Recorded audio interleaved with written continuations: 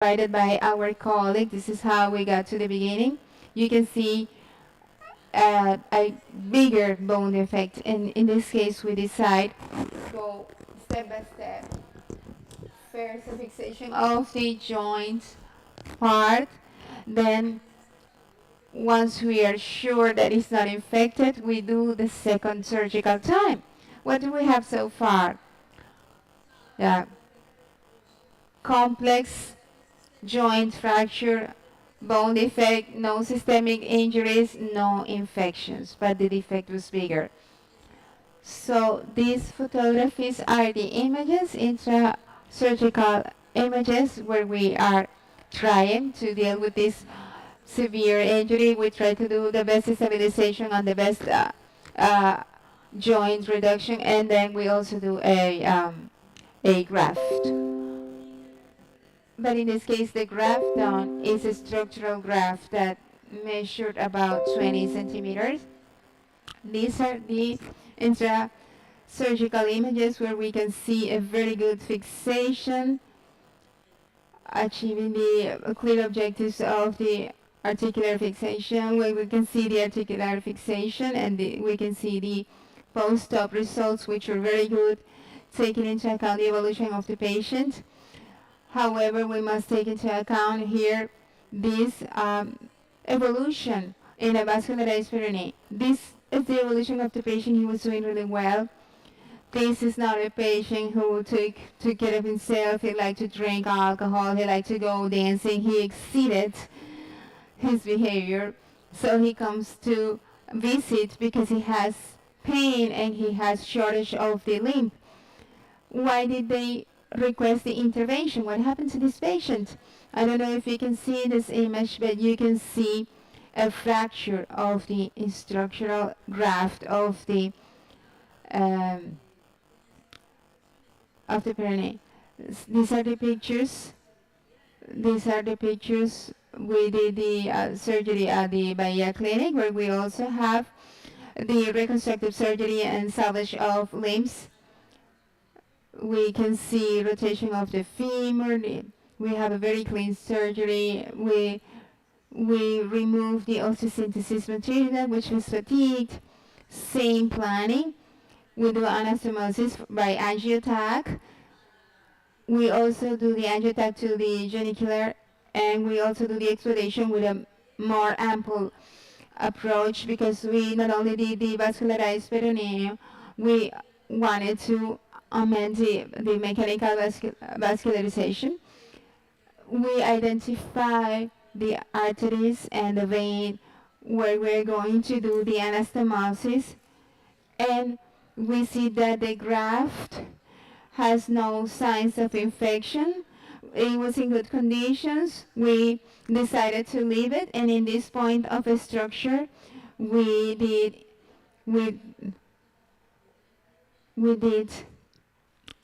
complete take of the peritoneum. In this case, we do the anastomosis to the arteria of the peritoneum. Here we see the arteria and the vein.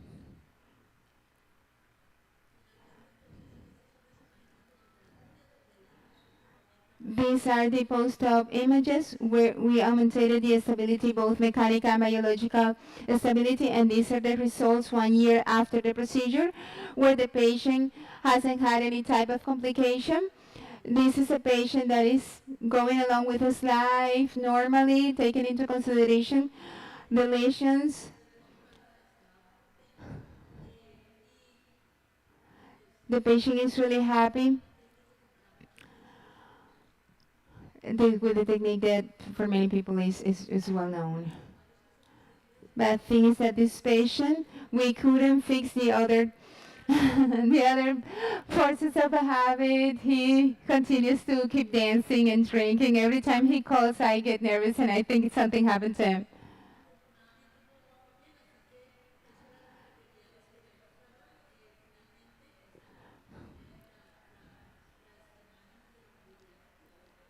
This is the images of the mobility after this severe lesion that he had.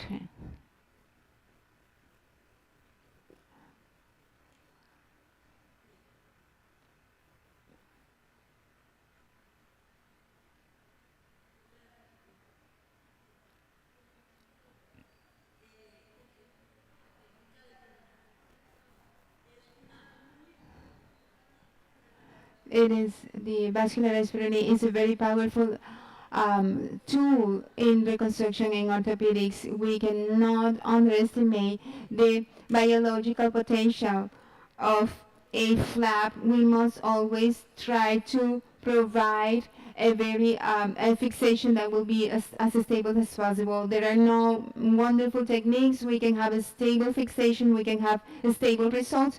We must never violate the principles of the bone biology. And then finally, choose the best for each case.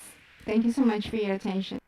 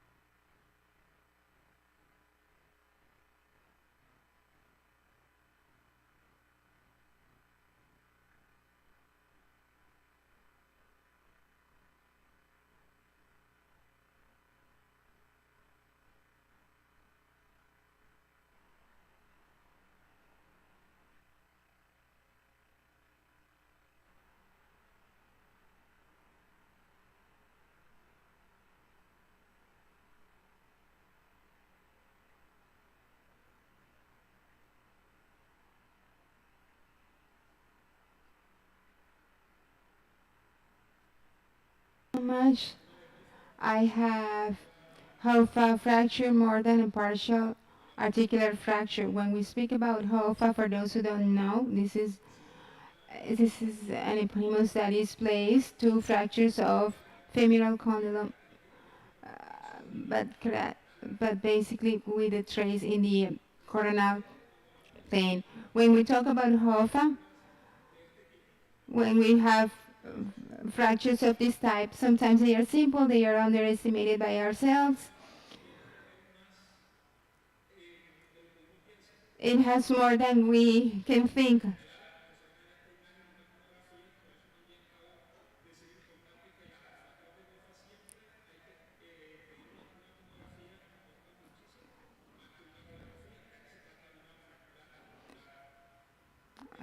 So, as we can see in this image, we can see intercalary traces with definition that are not considered in X-ray. What are the objectives of this speech? I wanted to bring these two main objectives. One of them is according to the type of fracture, what kind of approach we can have for this type of fracture. And the second one would be what would be the most appropriate fixation taking into consideration the latest studies. It is always important to be updated. And we must remember that the fracture, the whole happens in this coronal plane. And there are mechanical studies that have proven about 70 types of fracture.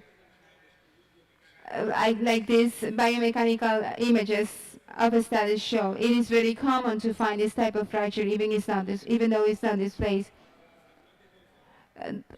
The classification that we have for HOFA fractures is the one that we have here. It is a very classic type of classification. The type 1 is the classic type, which starts from a posterior edge of the cortical of the femur and it extends longitudinally to the articular surface. The type 1 has a variant, which is the same type, but we add the intercalary fragment. The type 2 subdivides in A, B, and C, where the most frequent is type A, which is a more obliquous trace. The type B is 50%, and then in a minor proportion, type C.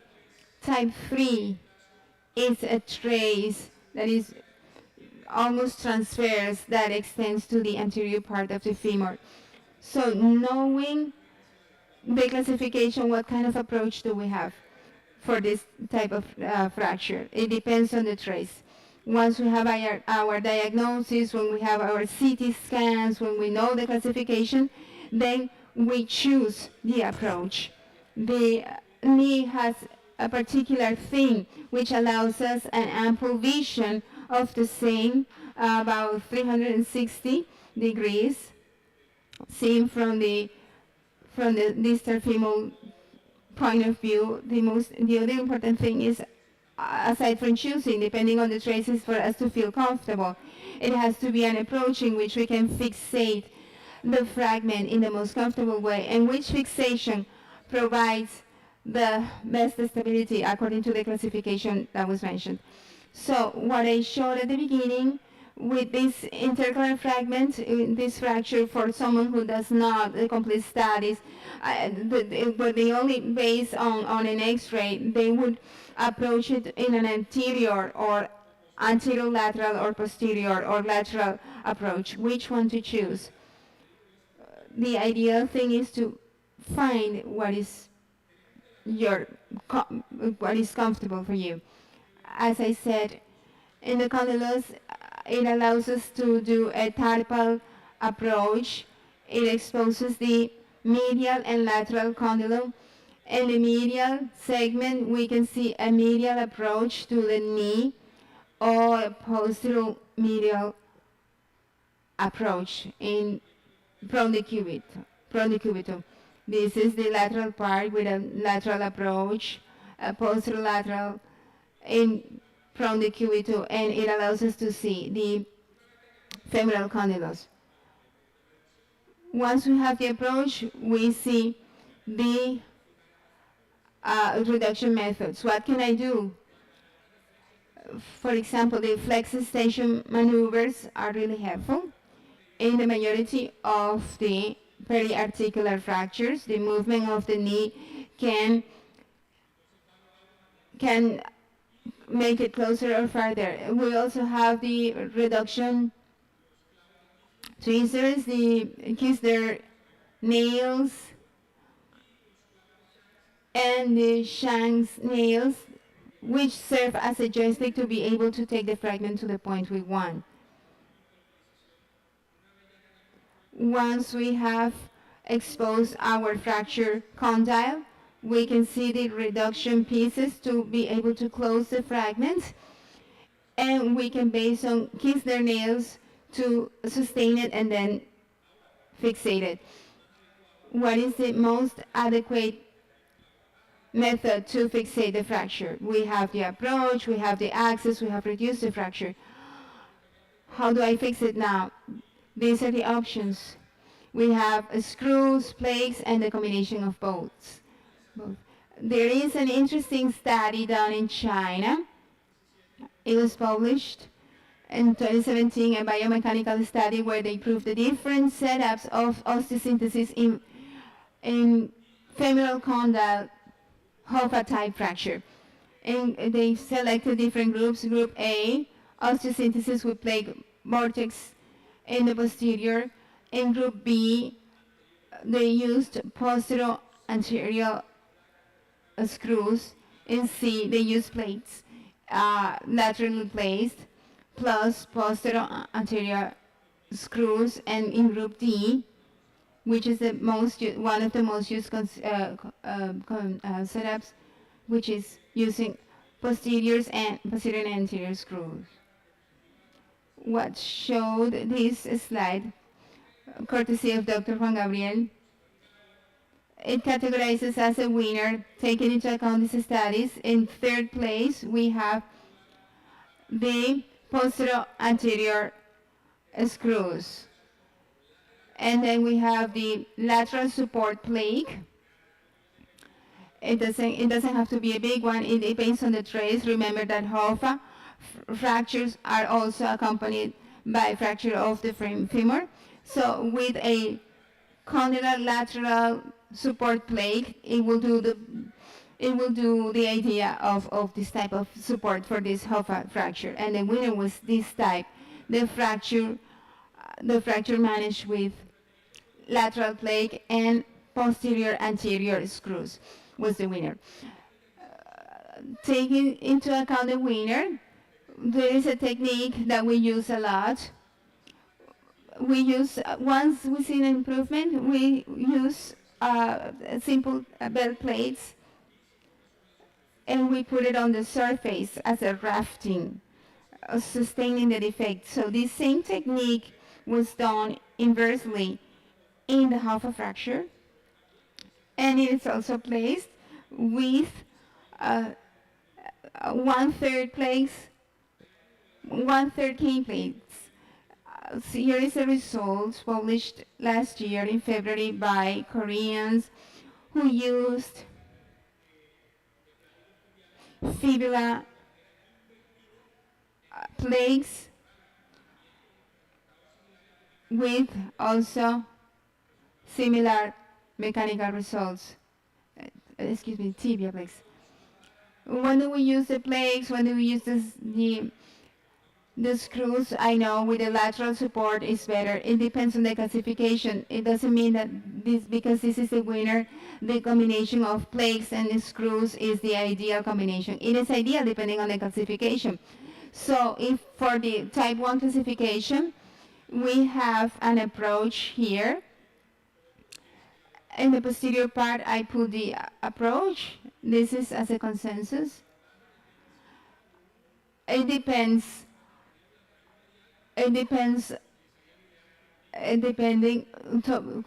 screws plus sustaining plates, posterolateral and posteromedial plus screws would be for this classification team.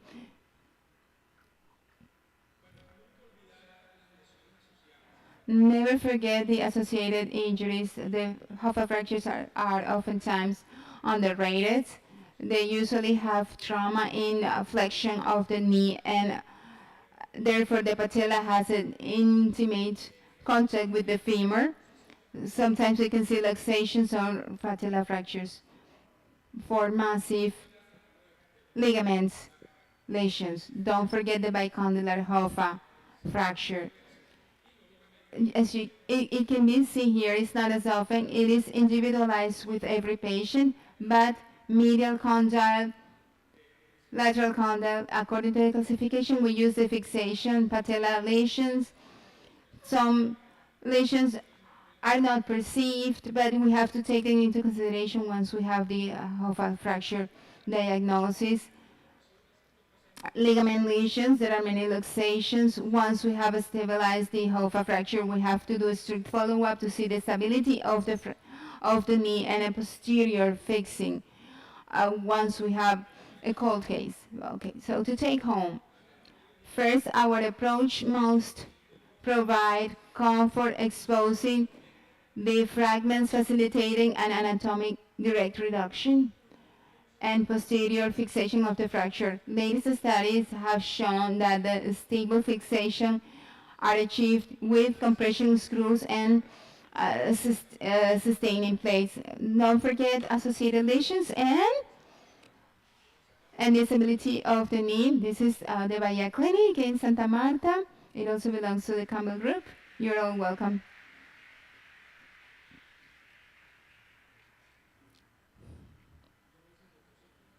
Thank you, Dr. Servan. It was a practical speech. To finish with the distal femur module, we invite Dr. Daniel Gonzalez. He's a knee, hip, and pelvis surgeon. He is a coordinator of the orthopedic services of the Hospital Senegal del Mar in Cartagena.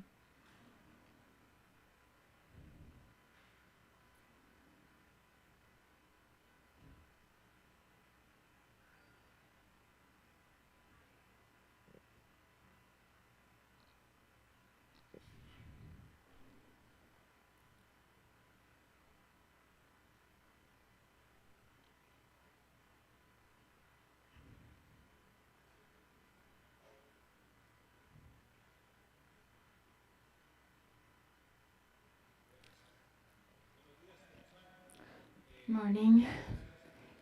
Thank you to the organization committee for the invitation. I see there is a big quorum. It is an honor to be here. I'm going to be speaking about the extensor mechanism lesions. It is a very common topic, and it is so often presented in patients with high energy lesions or low energy lesion injuries.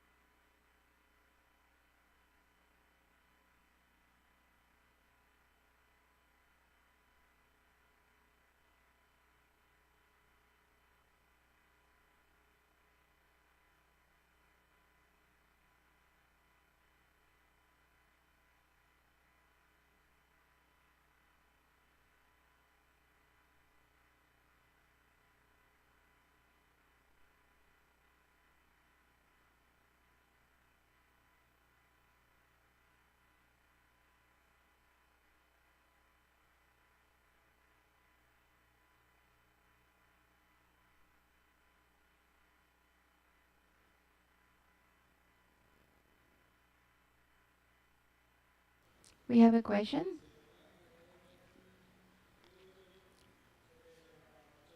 in the auditorium about the previous talk. This question is for Dr. Juan Carlos Serpa. Considering the best construct, which is screw plus plate, is it always necessary to use this combination?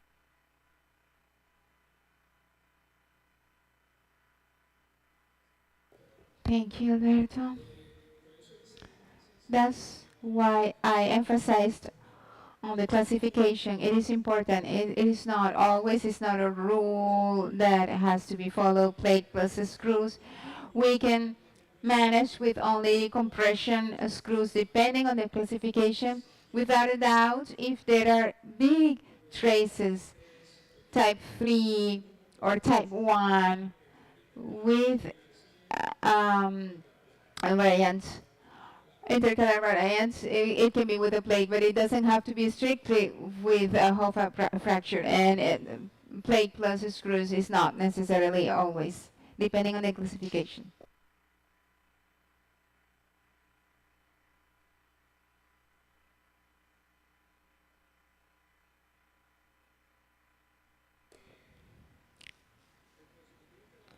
In the objectives of the talk, we are going to be speaking about the anatomy and the mechanics, a brief summary to understand the techniques for reparation and reconstruction. What is the anatomy and the biomechanics of the extensor mechanism, the risk factors, the classifications, the reparation techniques, rehabilitation, and some clinical cases that I would like to introduce. Within the general aspects, the most frequent scenario is for the patient that has a chronic tendinopathy, and rupture is the last event of this episode that the patient has had for a long time. The extensor mechanism is conformed by the quadriceps, by the rotula, the patella. All these structures compose the extensor mechanisms, including the reticulations. It has a width of 30 to 32 millimeters. The thickness is 5 to 7 millimeters. The thickness is one of the measurements that we have to take into consideration in patients with partial rupture. When the knee has lesions of 45 degrees, when we exceed the 45 degrees, the contact is in the superior part of the patella. This is important in the way we're going to do the reconstruction and the tunnels we're going to be using. How do we classify this? Some of the classifications, none of them has been good enough to make a decision in terms of the treatment of the patient. According to the time, they can be acute or chronic, according to the morphology, the if it's in U, if it's a Z shape of the rupture, the kneecap ruptures are very unequal, so it's very difficult to classify it according to the morphology. According to the lesion, it can be on the inferior pole of the kneecap, or it can be in the distal insertion of the rotular tendon and of the kneecap.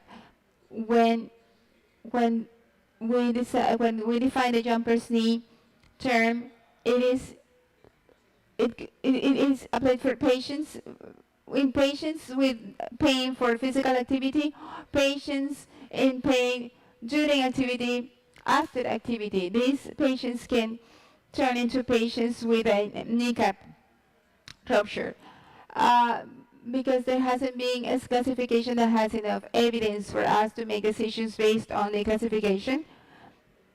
The group of Columbia University, they did a type 2 study where they compared students with tendinopathy, kneecap tendinopathy.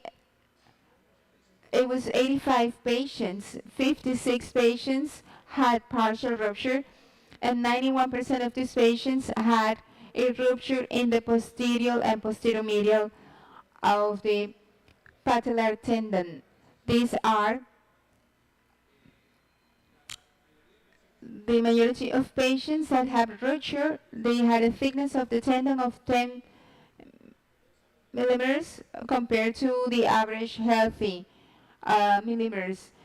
And when the tendon was bigger than 8.8, it was associated to a partial rupture. When we see the MRIs and we see the patient that has more than 11.5 millimeters, we're saying that the patient has indication of surgery because it has an imminent risk of having a rupture of the kneecap tendon. This is an indication on the right side. This is where we see the edema. This is the most frequent zone. The best way to see it is in the axial cut, where we can see the thickness of the tendon and the thickness of the rupture. In the image below, we can see the zone where we most frequently see these lesions. This is Popkin and Goldman classification in 4 degrees accordingly to the thickness of the tendon and the percentage of compromise of the rupture. They can go from 8.5 to 11.5 with a compromise of 50% in grade 4. They did the reconstruction in a three-dimensional model to confirm where the lesion is located. What are the risk factors for these lesions? Lupus patients, rheumatoid arthritis, mellitus diabetes, chronic renal disease, patients with infiltration, chronic use of steroids, and tendinopathy. They are associated to the use of quinolones in the kneecap tendon. It is also another risk factor to have fractures, and the medications, chronic use of medications for reducing cholesterol. I didn't want to leave behind these classifications because many of the patients that we have and that have had a tendinopathy process previously, what do we do when the tendon is broken? We are going to use anchoring, we're going to use sutures, we do augmentation when we use a support to have this. What kind of patients? When we do different studies, these are biomechanical studies, to compare the response to the tension of anchoring versus transocean tunnels,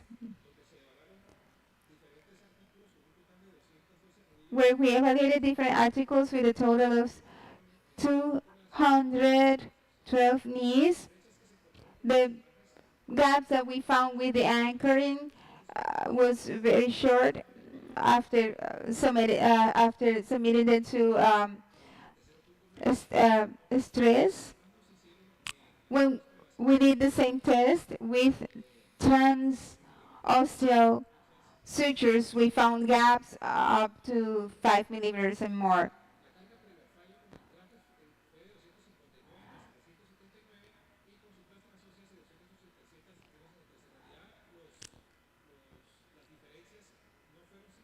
The differences weren't meaningful, but in the gap in patients with transosteal sutures was low.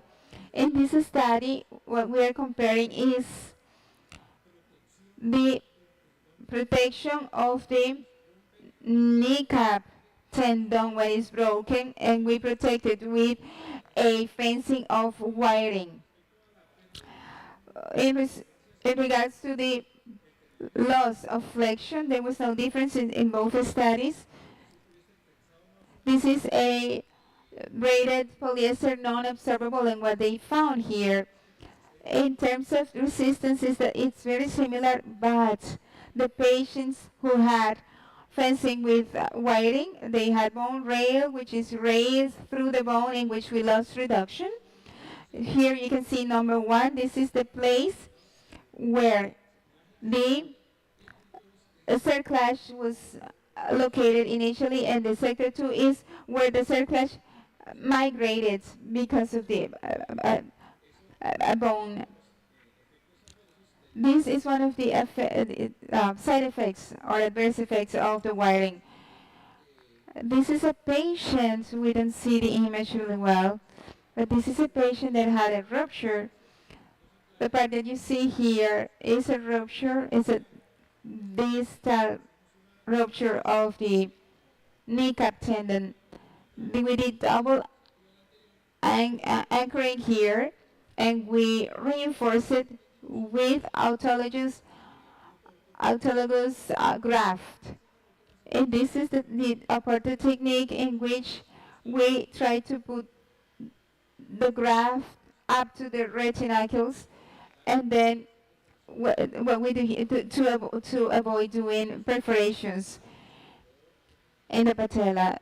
This is the result. We had a result of the patient. This is the follow-up after 2 months. The patient had already been operated because of the rupture of the kneecap tendon. I operated this type 8 years ago. This is the second knee with the second surgery that we did recently, doing a graft. And the diagnosis of the ruptures of the patella tendon, it is a clinic diagnosis. The patient loses strength. This is one of the radiological findings. As you can see, the patellar height is elevated.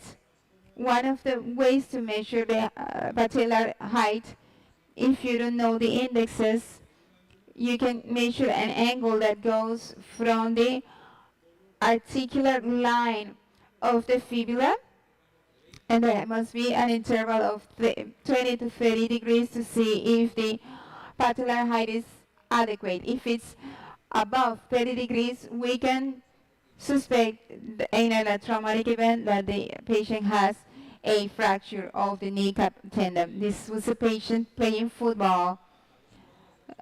The football court was 2 blocks away from the hospital. He had a trauma in the deceleration. He had rupture of both kneecap tendons. We did fixation with transosteal sutures and also with semitendinous graft. This technique given by Joao Estrella in Porto. This is the patient.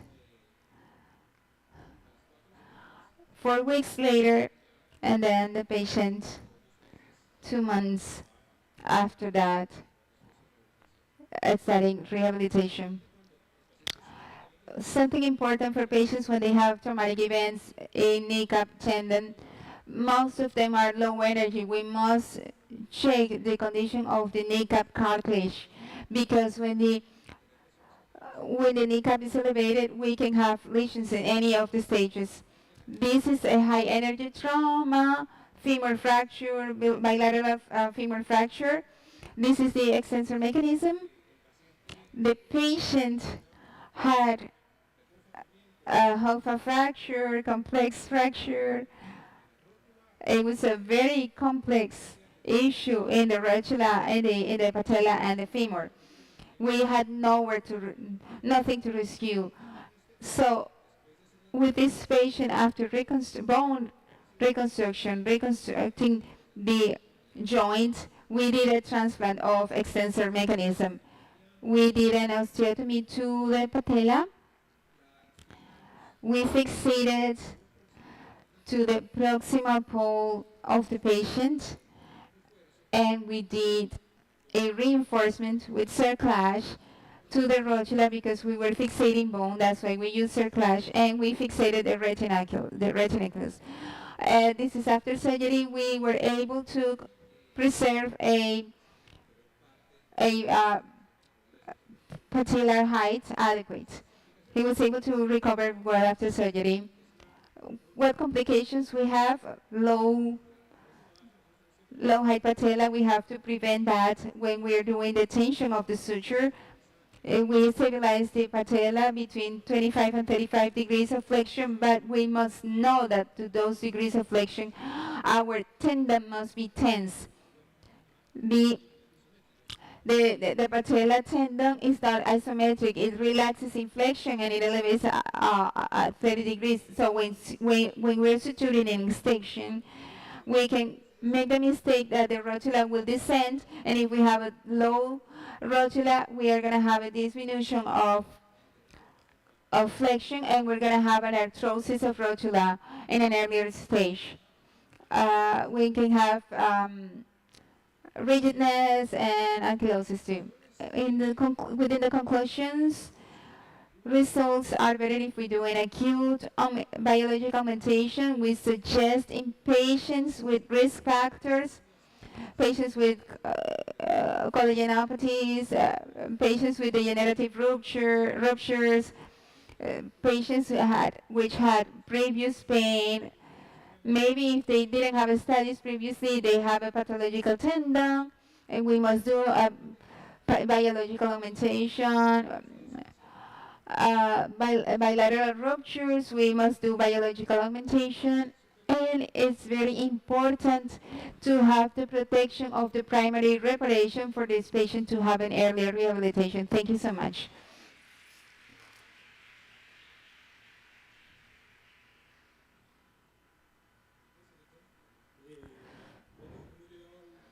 We have reached the end of the module. Is there anybody who has a question for our panelists?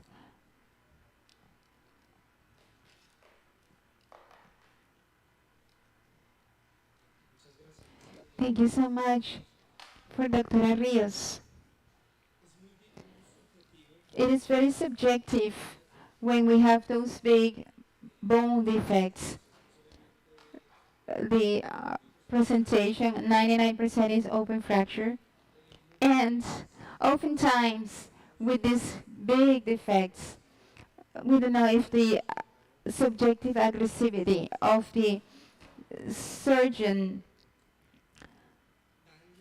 in surgery will damage the prognosis of rescuing the limb. Can you give us any advice on how to approach the patient? Do we have to be aggressive, or can we be more conservative? Do it in different times?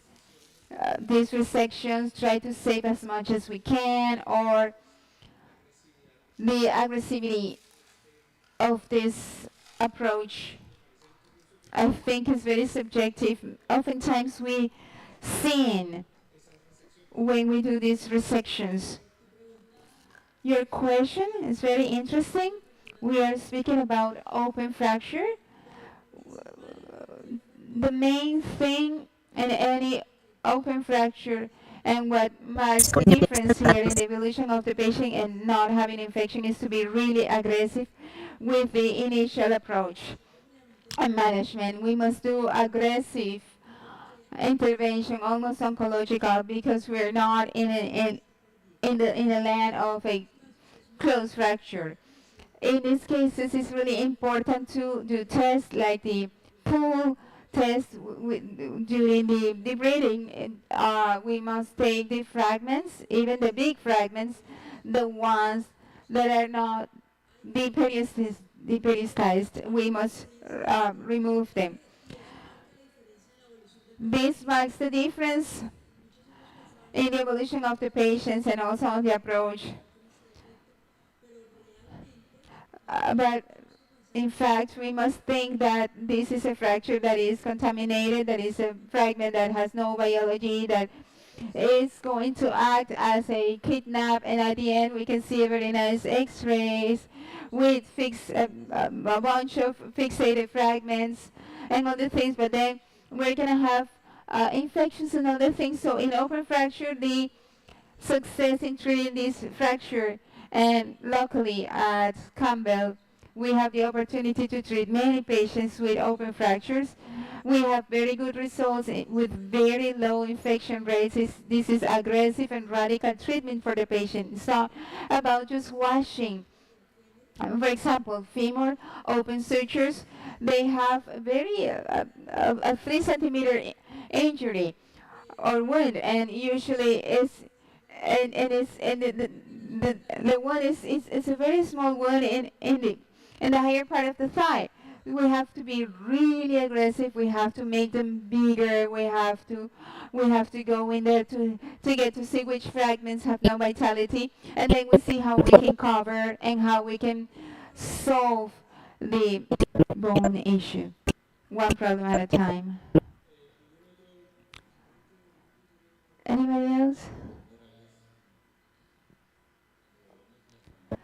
When we see the augmentations in patients with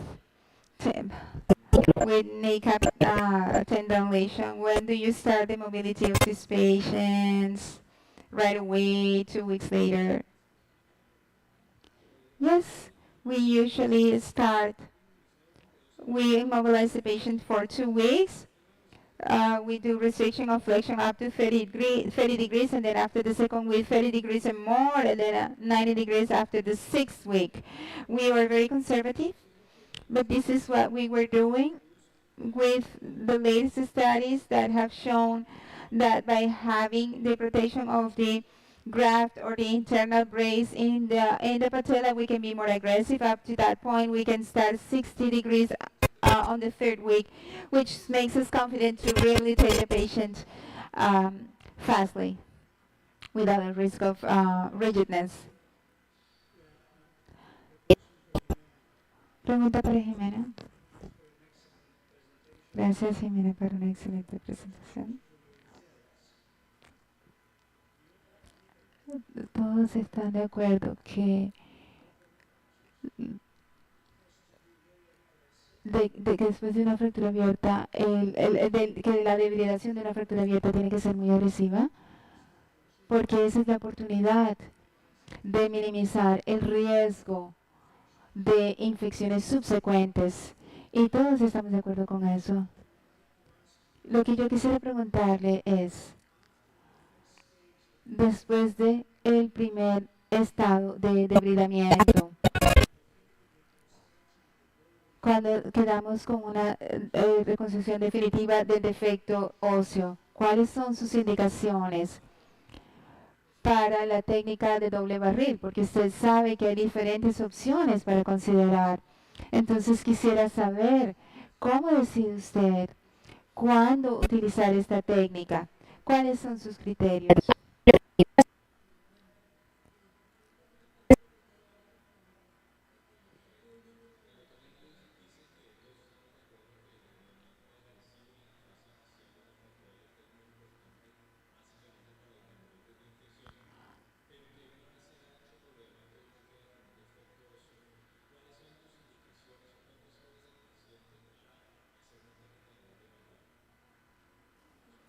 The technique, the double barrel technique, and as Dr. Genevieve said in his question, what are the indications that I can take into consideration in some patients to choose that technique?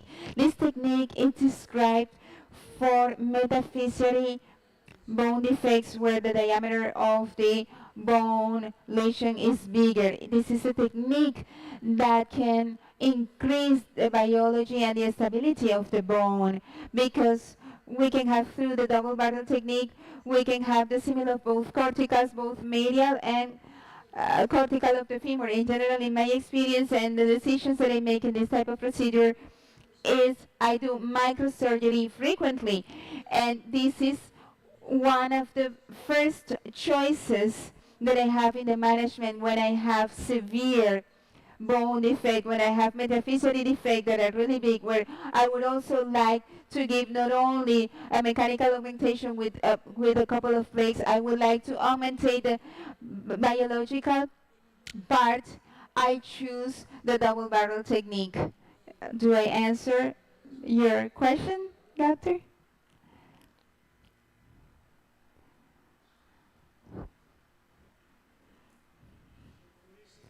Por ejemplo,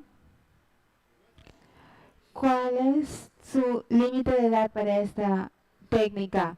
¿Qué tipo de comorbilidades no harías esta técnica? Tiene que haber unas indicaciones específicas. ¿Harías esto en un paciente mayor de 65 años, de 70 años? Y si tiene enfermedad periovascular, si es diabético, ¿cuáles son los criterios específicos que utilizaría si tienes alguno? What Dr. Genevieve said is, what are the indications? Would you do this in a 65-year-old patient or with a type of morbidities? What are the specific indications that are considered to make this decision? In terms of all the elderly patients, it's not a contraindication with a free flap, but in patients that have severe trauma in soft tissues or in an angiotac or during the surgical planning, I don't have a vessel or I don't have an arterial package where I can do an adequate anastomosis either by angiotomography or through a thermal camera where I can identify the preference that I can use. I wouldn't do that in that case. In one other case, I wouldn't do it in patients because of whose morbidities, but also not only because of the age, but all the other comorbidities. The risk is bigger to take them to longer surgeries because we know a free flap is a surgery that can take 6 or 7 hours, and the metabolic stage of the patient is important. So the age in a free flap, vascularized peritoneum or any other type of flap is not a contraindication. The most important thing is to have an adequate perfusion, to have a vessel and an arteria and a vein that are that can receive that will have all the biological availability for the flap. Anybody else who has another question? We have a question for Dr. Eduardo Carrillo. You mentioned the indications for AP where the patella is centered. All right, thank you. In the projection, lateral projection, we have to have the condylar external and internal, and if we have intercondylian fracture, we do the reduction and to make sure both lines are overlapped. and also have access to the x-rays to see the line when you're going to place a screw or a plate.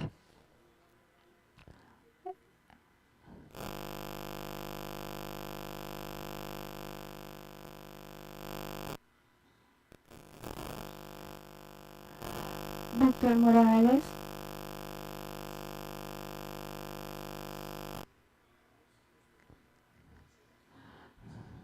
In places where we have to solve with the patients, with our patients, when we use anchoring sutures, is there any tip in the positioning of the anchoring? If it is a very good question, they suggest for the rotular tendon, when it's distal to place it uh, divergently because it will have more flexion. What I showed here, they don't make the difference. It depends on the quality of the bone, but I would suggest in distal fibula to do it divergently. And if you don't have anchorage, you can do transosteal sutures. There is no big difference. The problem with the transosteal suture is that when it comes with a waxing coverage, it debilitates progressively. Anybody else has a question?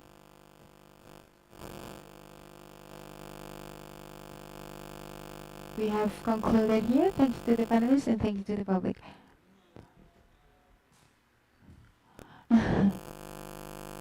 Lunchtime.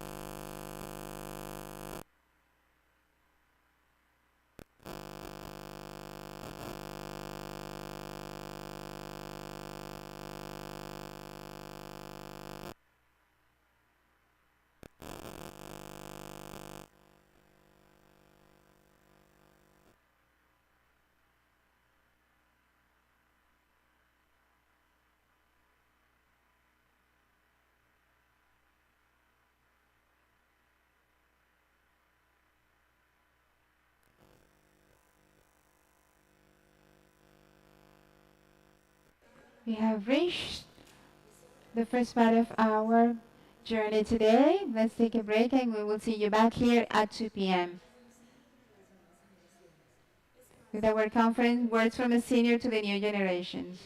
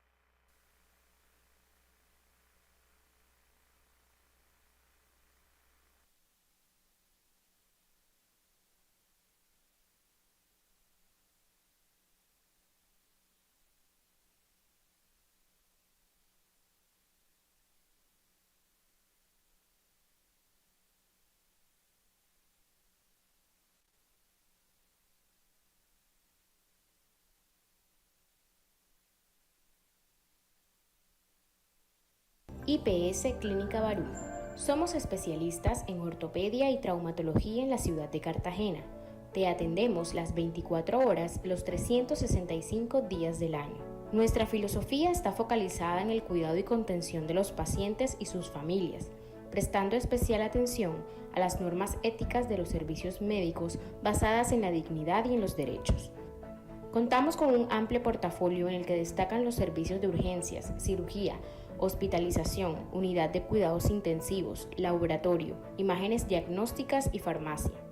Nuestro equipo está integrado por profesionales, técnicos y auxiliares altamente capacitados y que trabajan con compromiso, seguridad, compasión, honestidad y respeto para asegurar experiencias de primera calidad, basándose en los principios de oportunidad, eficiencia y eficacia. IPS Clínica Barú, tu salud primero.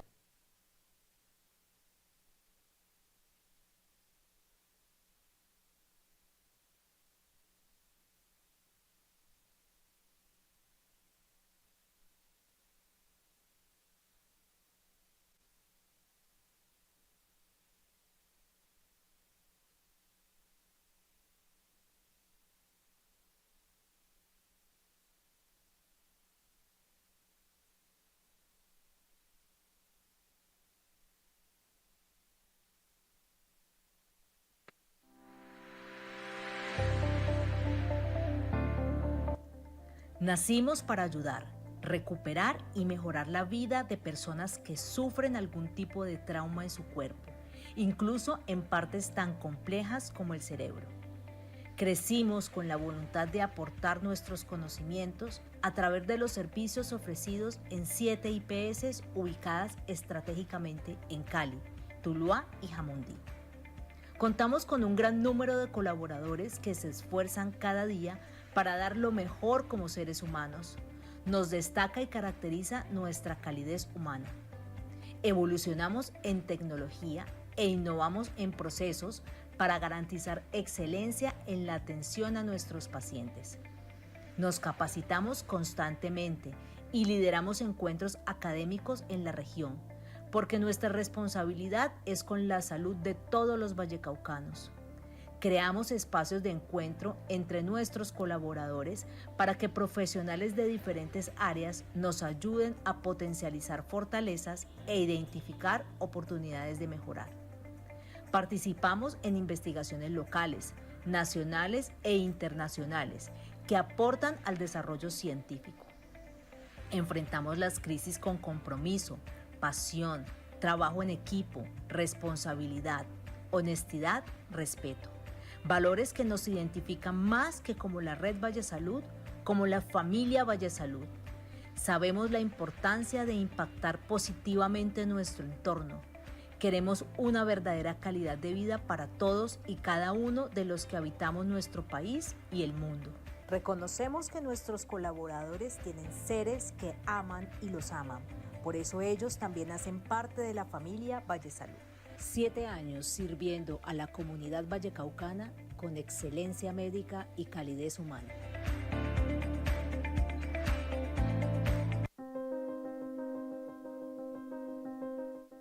Ubicada en la carrera 19 entre Avenida del Libertador y la del Río en la ciudad de Santa Marta, la Clínica Bahía es una entidad privada que abrió sus puertas en el año 2009, buscando brindar una oferta de calidad médico-hospitalaria a la población del Magdalena y comunidades circunvecinas en especialidades como traumatología y ortopedia, con excelentes recursos técnicos, científicos y humanos. Su principal objetivo es trabajar en pro de la comunidad de la región Caribe, generando credibilidad y confianza gracias al esfuerzo de profesionales de la salud y de otras áreas. La Clínica Bahía, localizada en la ciudad de Santa Marta, en el departamento del Magdalena, busca cumplir con los altos estándares de la salud y la atención prioritaria de diversas situaciones por las que pasa la población, para lo que se diseñaron esquemas de contingencia para abarcar todos los factores que influyen en la salud y la vida. Usted podrá encontrar urgencias, donde se brinda atención oportuna para cubrir las necesidades urgentes de los usuarios y de la población del área de influencia, apoyadas completamente de una planta física, equipo de profesionales especializados y tecnología de primera. Hospitalización, como un desarrollo de todas las actividades médicas y de enfermería que influyen en la recuperación del paciente hospitalizado en cómodas habitaciones dotadas de espacios de alta tecnología y camillas. UCI, Unidad de Cuidados Intensivos e Intermedios.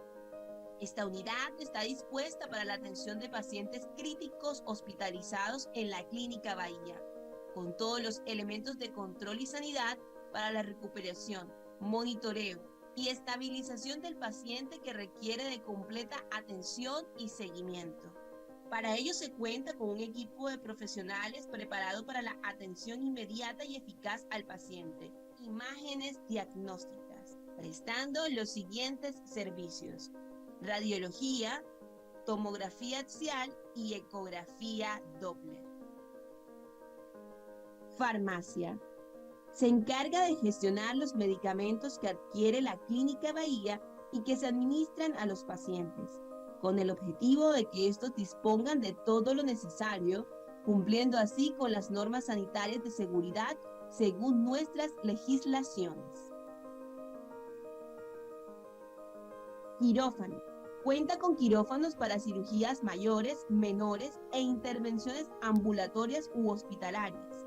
Cuenta a su vez con central de enfermeras, un equipo especializado y altamente calificado, con un área de recuperación dotada de elementos de última generación y tecnología avanzada. Unidad transfusional. Abastece de componentes sanguíneos a las unidades de la clínica que lo requieran. Con más de 10 años de experiencia, la Clínica Bahía cuenta con médicos especialistas y alta tecnología que brinda servicios integrales en salud, logrando los mejores resultados con la mayor seguridad. Somos una de las mejores opciones en salud del departamento del Magdalena. Clínica Bahía, tu mejor opción.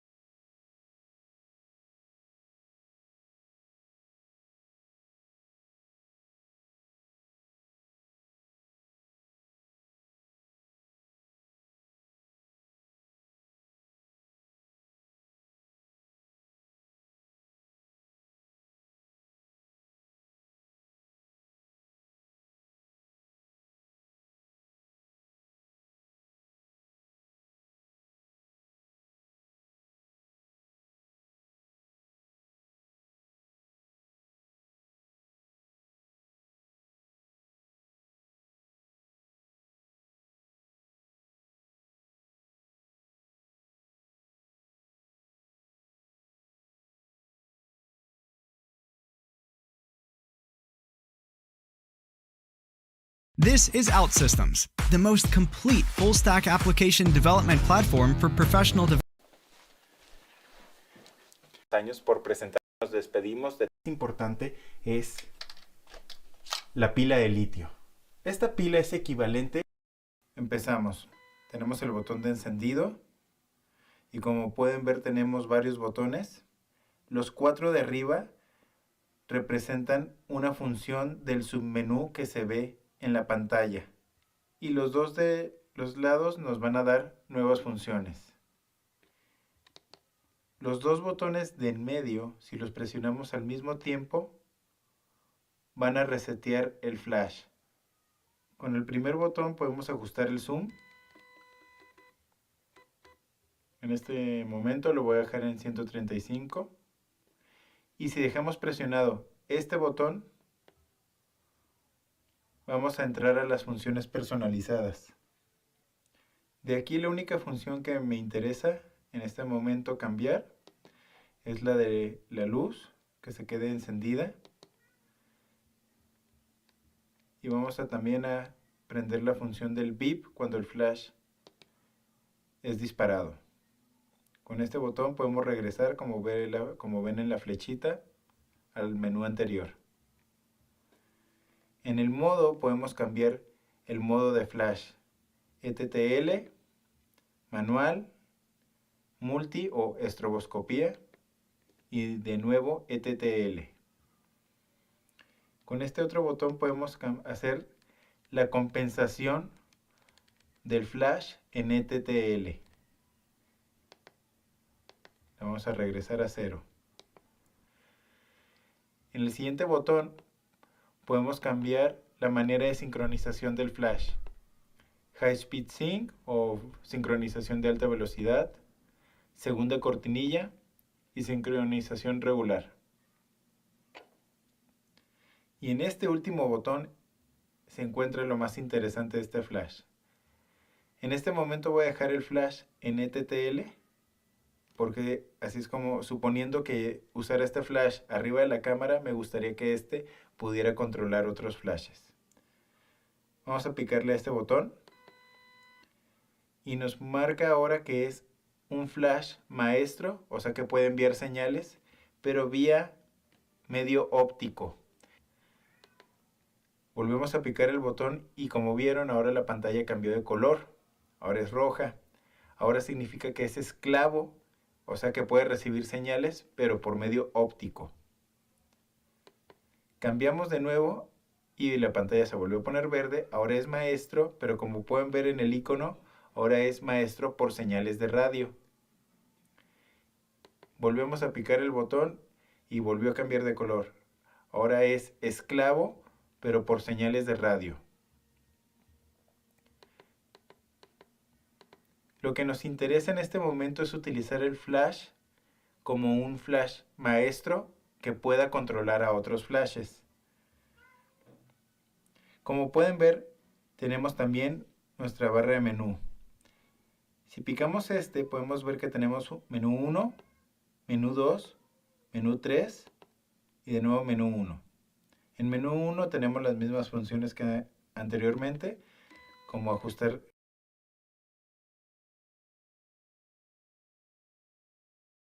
Ok, mis amigos de YouTube, este es un flash que tiene una batería de lithium ion y nos puede dar hasta 600 flashazos a máxima potencia. Muy bien, ahora sí, sin hablar más, vamos a pasar a las funciones. Ok, una vez que encienden su flash, una vez encendido, esto es lo que les va a aparecer. Ok, y vamos a ver qué función tiene cada uno de los botones. Primero tenemos el botón aquí para el test, que si le presionamos, dispara el flash para asegurarnos que está funcionando. Segundo, tenemos el botón de modo. Este botón es para cambiarle el modo, si lo quieren usar en manual en lugar de TTL. Le presionan una vez, cambia manual. Le presionan una vez más y cambia el modo multi. Una vez más y regresamos a la forma original. Siguiente botón, tenemos el botón de zoom. Esto es para controlar el zoom manual, que le pueden subir hasta 200 o dejarlo en automático, que es lo que yo hago si lo estoy usando en TTL, para que así agarre la información de la cámara, del lente que tenga puesto en mi cámara. Si le puchamos como por 3 segundos, llegamos al menú, que le podemos cambiar algunas cosillas.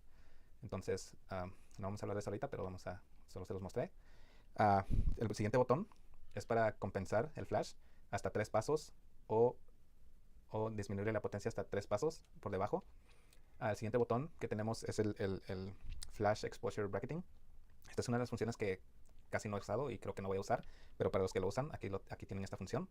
El siguiente botón es el botón del sync para el High Speed Sync o sincronización de velocidad alta. Le presionamos una vez y nos aparece que está encendido la sincronización de velocidad alta. Le presionamos una vez más y entonces tenemos la sincronización de segunda cortina o cortina trasera, como le digan. Le presionamos una vez más y se apagan. Yo en general lo dejo en High Speed Sync, en velocidad alta, sincronización de velocidad alta, para que así ya esté listo cuando lo use. Ok, luego pasamos a este último botón, que es uno de los más... sincronización de velocidad o cortina trasera. Como ves, y nos aparece que está en el Flash Exposure Bracketing.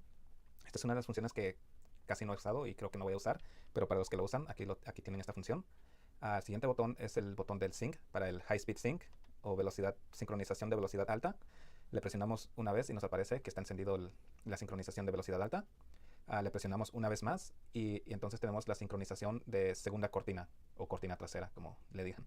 Le presionamos una vez más y se apagan. Yo en general lo dejo en High Speed Sync, en velocidad alta, sincronización de velocidad alta, para que así ya esté listo cuando lo use.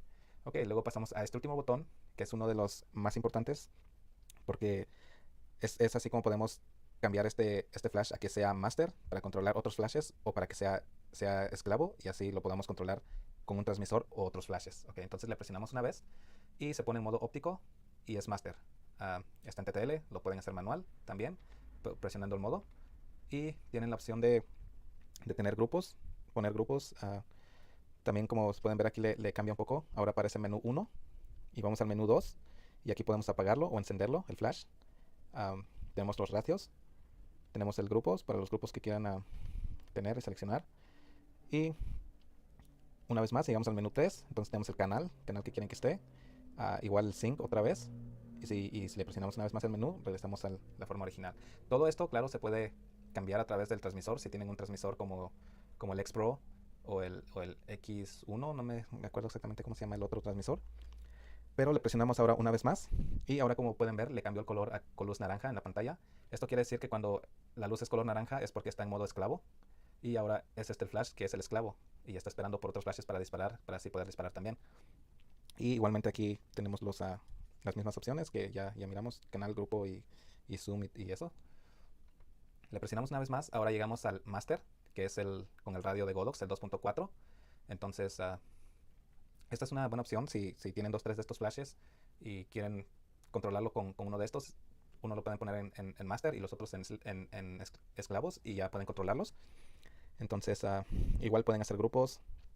Si le presionan aquí, entonces cambia a manual y aquí nos aparecen los grupos, multi, grupos, que es el que uso más yo, esta forma. Si estoy usando este como master, este es el que me gusta usar, porque aquí puedo combinar manuales con TTL y moverle, subirle, bajarlos, apagarlos.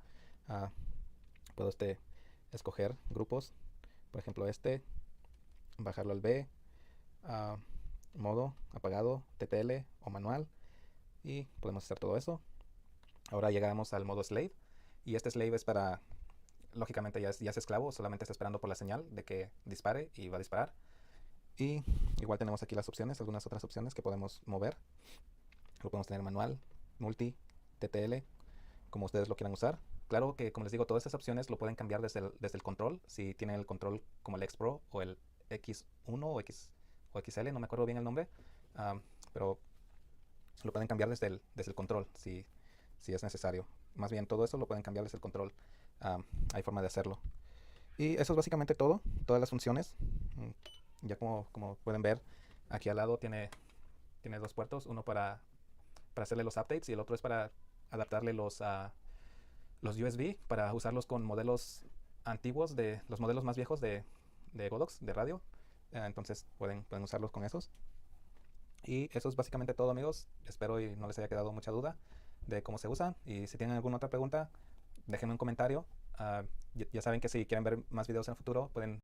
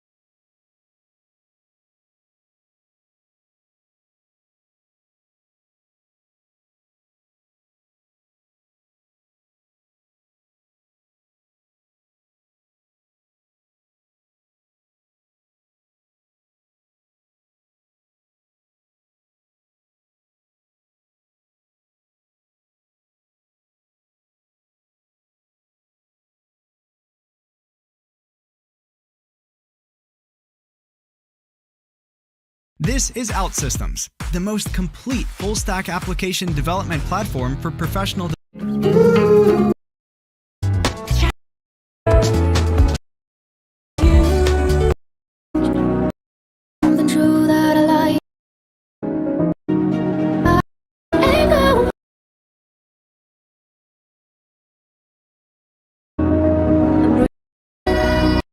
Lasciami un tuo parere, magari anche qualche domanda inerente a quello che hai visto, e se ti va lasciami anche un bel like, che per me è molto importante proprio per portare questo genere di contenuti. Fatta questa piccola premessa, allora nel video di oggi, come avrai intuito, parliamo del nuovo speedlight della Godos. Eccolo qua, questa è la confezione V863. In questo caso io l'ho preso per Sony, nel momento che non avevo ancora uno speedlight per questa fotocamera, ma ricordo che è disponibile per Canon, Nikon, Pentax e Olympus e Fuji, quindi i maggiori produttori di fotocamere. Allora, nel video che ho appena visto oggi l'ho utilizzato come backlight o rim light in alcuni casi. Potevo fare la cosa opposta, utilizzare la Digito Pro e lui come luce principale, dal momento che le differenze di potenza sono decisamente minime. Qui abbiamo 76 watt, invece nel Godos AD100 ne abbiamo proprio 100 watt, ok? Però sicuramente vi porterò altri contenuti con questo V860 dove magari lo utilizzeremo proprio come luce principale, quindi iscriviti al canale proprio per non perdere questi video, ok ragazzi? E attiva magari anche la campanellina. Quindi dal momento che abbiamo la scatola tra le mani vi faccio vedere anche il contenuto. Quindi il nostro speedlight con il classico trepiedino e la batteria che ho già ovviamente inserito, batteria da 3000 mAh. Alcuni accessori, la classica borsetta custodia, l'alimentatore per ricaricare la batteria con il cavo USB di tipo C che serve anche per fare l'update del flash. Dopo aver dimostrato il contenuto della confezione, vediamo alcune caratteristiche e nuove funzioni di questo Godos V860. Qui tra le mie mani ho anche il suo fratello il Godos V1, così vediamo le differenze. Allora partiamo dalle novità, la prima te la faccio vedere ed è proprio questa luce a LED che ovviamente puoi modificare da 1 a 10, non puoi modificare la temperatura a colore. Ricordo che questa luce ha una potenza di 2 watt. Questa luce ricordo che è anche nel Godos V1, la differenza è che qui è dentro la testa, qui l'abbiamo proprio nella parte frontale del Godos V860. Ok? L'altra novità sta nella batteria, quindi nel Godos V860 troviamo la stessa batteria che troviamo nel Godos 1. Tempi di ricarica alla massima potenza per entrambi è 1 secondo e mezzo. L'altra novità è questo switch qui, quando operiamo ovviamente con questo speedlight nel corpo macchina avremo un cambio da manuale a TTL decisamente molto più veloce. Quindi veniamo a noi, meglio il Godos V1, meglio il Godos V863, beh qui devi deciderlo te e adesso io ti faccio vedere la differenza principale e che la stai già vedendo che è nella testa. Allora qui abbiamo una testa tonda che abbiamo imparato a conoscere tutti, è magnetica, troviamo anche gli accessori, gli HPR1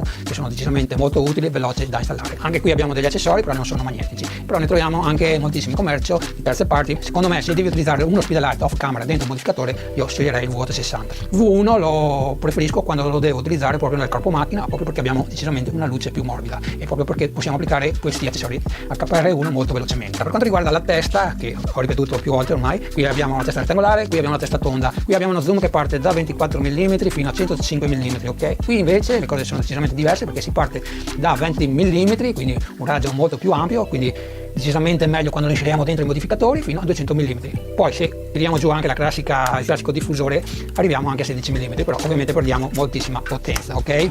Per quanto riguarda il menu non c'è nulla da aggiungere, praticamente è il medesimo, non cambia praticamente nulla. Se conosci il Godos V1 praticamente è la stessa cosa, la troverai proprio nel Godos V863. Quindi brevemente, adesso non te lo faccio vedere nei dettagli, praticamente abbiamo le classiche funzioni di DTL multimanuale, può funzionare da master, quindi con questo V860 puoi controllare altri flash della Godos, ad esempio potrei controllare il Godos V1, il Godos AD200, l'AD300, insomma tutti i prodotti della Godos. Per concludere questo video dedicato a questo V863, beh innanzitutto lasciami sempre un commento se vuoi vedere altri video con questo flash, scrivimelo qui sotto nei commenti. Ricorda ancora una volta che è disponibile per Sony, Canon, Nikon, Pentax, Olympus e Fuji. Altre novità che non vi ho ricordato, che poi non è una novità, però l'hanno implementata anche sul V863, questo attacco rapido qui per le lens che si attacca al contatto freddo della vostra fotocamera. Finalmente l'hanno introdotto. Quindi detto questo, per concludere, vale la pena passare dal V860 se possiedi il V862? Secondo me assolutamente no, dietro stretto, se funziona. Casomai quando un giorno si romperà il V862, beh facci un pensierino, se ti serve questa luce a LED e se ti serve questo switch per cambiare più velocemente la modalità manuale TTL, beh allora passa al V863. Sinceramente io ho preso questa versione 3 perché non possedevo, come ti ho detto, nessun speedlight per Sony, quindi ho deciso di passare direttamente alla 3. Ovviamente le differenze di prezzo dovrebbero essere un po' diverse dalla versione precedente, per me ti lascio il link in descrizione. Come al solito noi ci vediamo la prossima settimana con un nuovo video e grazie ancora per aver ascoltato e aver visto questo video.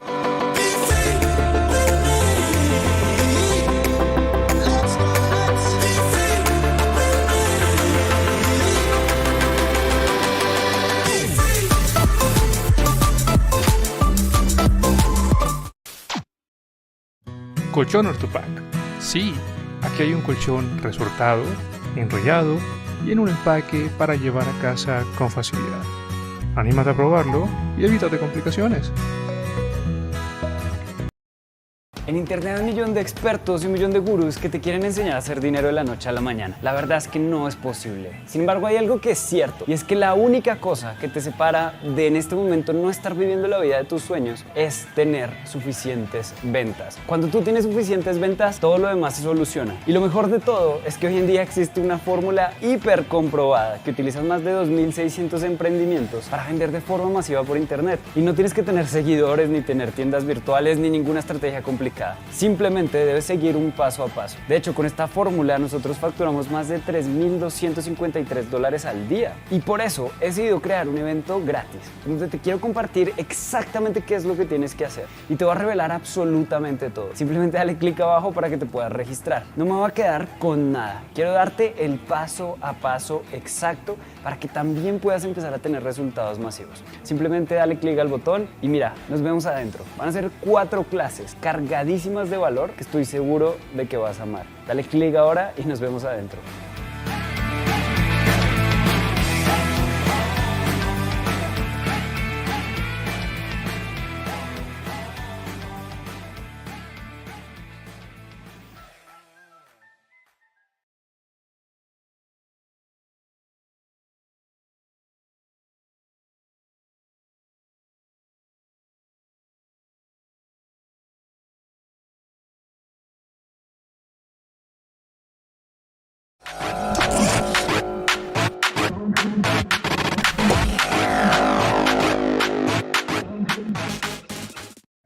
Hi, I'm Jesse at SuroPro.com, and today we're going to be taking a look at the Godox V860 version 3. This is the latest flash in the V series. Let's take a look what's inside the box. So no matter which version of this flash you decide to get, they all come with the same thing. So whether it's Canon, Nikon, Sony, Fuji, Pentax, or Olympus, everything in the box is identical. So let's open this Nikon box and see what we have inside. First off, you're going to have your manual, which we don't really need because we're going over everything here. Then we have the actual flash itself, which is included in this protective case. We have our flash foot. We've got our battery, and then we have our charging pieces. So there are 2 ways to charge this. You can take the cradle itself and the included cable, plug directly in here, and then into any USB port to charge it. If you don't want to do that, you can use the included wall adapter, go in here first, and then into the cradle, and just plug it directly into the wall. So 2 options there to charge your flash. So that's everything that's inside the box. Let's take a look at the physical features of the V860 version 3. So your included carrying case here is a little bit different than some of the other ones you might have seen. Before we had the pouch where we could put the flash foot, and it's just a little bit hidden here, so I just wanted to show you. This is kind of a belt strap, or you can strap this onto your camera bag if you want, but it is Velcroed at the bottom, so we can just undo that Velcro actually. And that exposes the flash pocket there, or the foot pocket I should say, and you can slide that in there. I like to keep it in there because I'm not using it all the time, and otherwise I'm going to lose that. So again, just drop it in the back, and then you can easily take out your flash, and we can insert the battery. So the very first thing you're going to notice about the new version 3 versus the version 2 is the battery. So this is the new battery, which is actually the same battery as the V1, so they are compatible. And this is the older version 2 battery. So you can see we've gone to a square to a rectangle. Unfortunately, they're not the same, but the capacity is increased in the new battery, and that is why it has been changed. So to install this battery, it's really easy. You'll also notice on the actual flash, it shoots kind of right through here. You can see that that's hollow, just like on the V1. And really, you just want to make sure that you line up the pins. You're going to see on the inside where the pins are there. So you don't want to try to ram it in the wrong way, and it won't actually fit that way if you do. So just line it in, slide it, it's going to lock. And then on the other side here is our release. So if you push that button, you just need to push it out the other side to release it. So that's how you install the new battery. The next new feature you're going to notice is the front. I've grabbed the version 2 here just so you can see. And on the version 3, we now have an LED light that will project out of here, which is awesome. It's going to help in low light situations, see where you're aiming, see where the shadows are falling a little bit. It's not a video light or anything, but it is very helpful when we're using the speed light. From there, you're going to notice the new lock as well. So this is very similar to Canon users. It's basically the same thing. It's a flip lever lock that you would just slide over, and there's a little release there you push in to lock and unlock that. That's a big improvement because a lot of people found this little wheel dial difficult to reach when it was installed on your camera because the space wasn't very good. So you're trying to get your fingers in there, figure out which way you're twisting it. So a really nice improvement on this. Another new feature that's not apparent immediately is the tilt feature. So on the version 2, we could tilt forward like that, but on the back tilt, we were basically limited to vertical there. We could get around that by twisting it, but it's kind of annoying when you're walking around. You just need to do a quick tilt and bounce that off the ceiling or off a wall or something. With the new version, it's really nice. So we can go from our -7 degrees and we can bounce all the way back to 120 degrees. So that's really nice. We don't have to twist it around anymore. And you can see there just what a difference that is. So you may not use that, but for a lot of shooters, that's a very invaluable feature. Another new feature that you're going to see is this little switch here. You might initially think that's for the battery, but it's not actually. This is a quick switch to change from manual to TTL mode. So you can still do it through the menu, but this is just really quick. If you're on the fly, you don't want to go through the menu system, you need to get the shot quick, flip it to TTL, flip it to manual, and that's going to change the menu system automatically for you. Now down the side, just below that, we have our ports, and you just need to basically use your fingernail. There's kind of a weather sealing rubber there. So you just need to gently pull that out because it is attached. So it can be a little tricky to get out there if you don't have long fingernails. Okay, so pull that out, and under there we have our USB port. So that is going to be used for updating firmware. And then just below that, or actually above that, we have our 2.5mm PC sync port. So if you're still using a legacy trigger, you want to connect that to your camera directly, you can still do it. But the best thing about this flash is that it is completely wireless if you pick up the optional controller, which we're going to explain in a few minutes. On the exterior of the flash, we still have our bounce card, and that is taken out. Just get your fingernail under that little lip there, pull that out, and you want to pull this out gently. We have a lot of people that just rip those in a rush because they're trying to get a shot or something. Pull it out gently and you won't have any issue. So you've got two options if I let that go.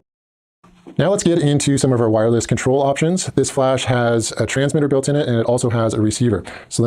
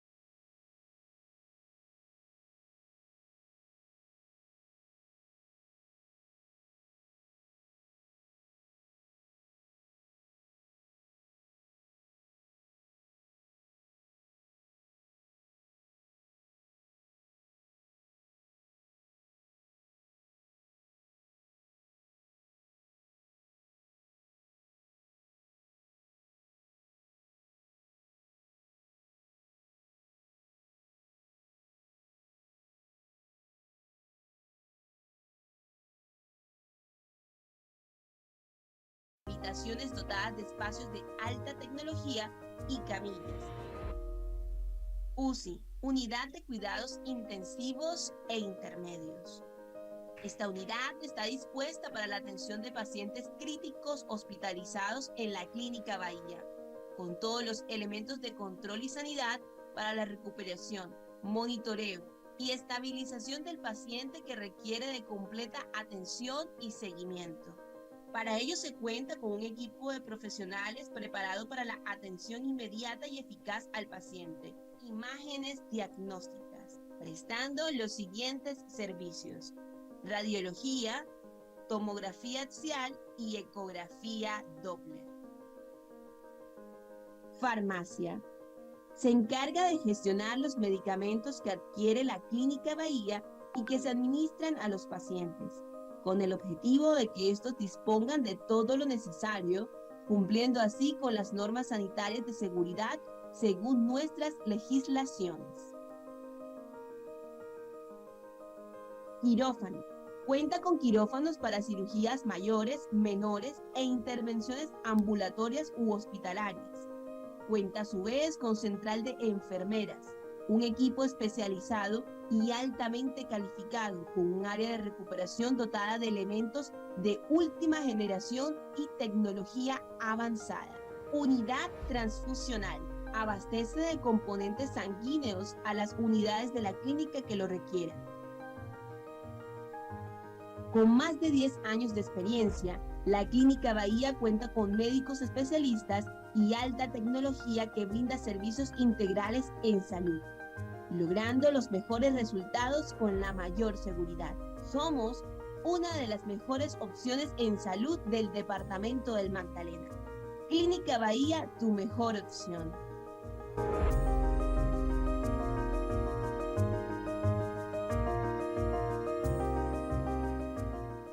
Más de 20 años brindando calidad en el servicio.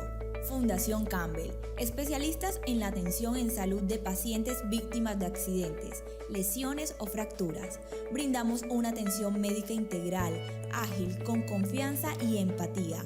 Contamos con un equipo idóneo que está dispuesto a brindarte la mejor atención. Nuestra filosofía radica en el respeto por la vida y la dignidad humana.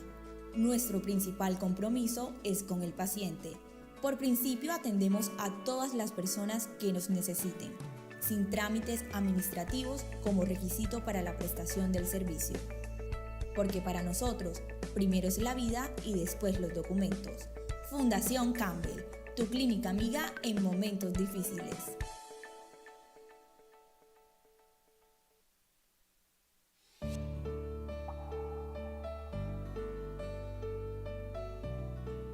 Bienvenidos a Fundación María Reina. Somos una empresa altamente destacada en la prestación de servicios de salud, ubicada estratégicamente en la ciudad de Sincelejo. Reconocidos por nuestra experiencia en atención de traumas y fracturas, ofrecemos especialidades las 24 horas del día y rigurosos protocolos de bioseguridad, basados en todos los lineamientos exigidos por las autoridades en salud, con instalaciones altamente calificadas para atender pacientes de accidentes de tránsito. En Fundación María Reina, priorizamos la vida ante cualquier emergencia, sin discriminación alguna y por principio, atendemos las urgencias sin exigir anticipos económicos o documentos como requisito para la prestación del servicio, a fin de no vulnerar el bienestar del usuario. Desde nuestra habilitación en el año 2012, Fundación María Reina ha forjado una notable trayectoria, especializada en traumatología y ortopedia, cirugía general, neurocirugía y cirugía maxilofacial. El portafolio que ofrecemos incluye una amplia gama de áreas como el servicio de urgencias, disponible las 24 horas, acondicionado con sala de reanimación y sala de procedimientos menores, que garantizan una atención oportuna e inmediata. Asimismo, contamos con un área de cirugía dotados de modernos quirófanos, diseñados para evitar contaminación cruzada, disponiendo de un equipo de profesionales calificados en cirugía, anestesiología, instrumentación quirúrgica y enfermería, Además, posee una central de esterilización que cumple con todas las normas de asepsia. En el área de internación se ubica la unidad de cuidados intensivos e intermedios de adultos y hospitalización. Encontramos habitaciones unipersonales, bipersonales o compartidas, con todas las comodidades para que su estadía sea totalmente favorable. En todo momento, contará con el acompañamiento de personal médico y paramédico preparado para atender sus requerimientos en salud. De la misma manera, brindamos servicios de apoyo diagnóstico en radiología e imagenología, laboratorio clínico, transfusión sanguínea, toma de muestras y bacteriología presencial 24 horas, farmacia y un eficiente transporte asistencial básico de tiempo completo. Instalamos una sede ambulatoria para atención en consulta externa y medicina general, así como diversas especialidades en absoluta disposición, con personal experto en brindar un servicio de calidad. Adoptamos tecnología de integración mediante un software de gestión hospitalaria que nos posibilita realizar seguimiento al estado de nuestros pacientes.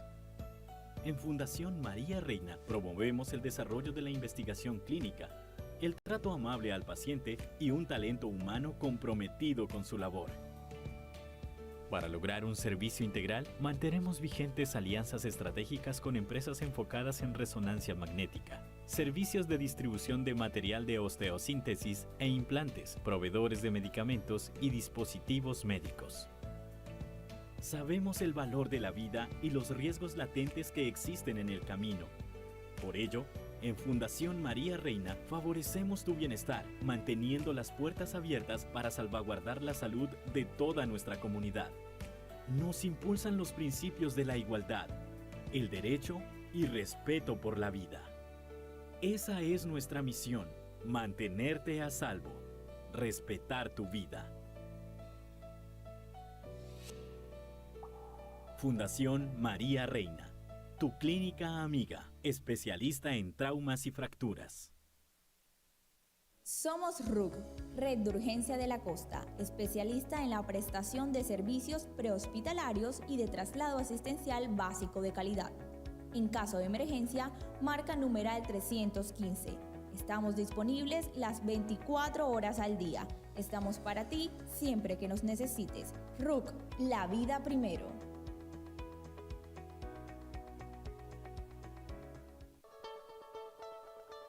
Somos Anixgel IPS, una organización dedicada a la salud que brinda sus servicios en seguridad ocupacional, medicina general y de bioseguridad.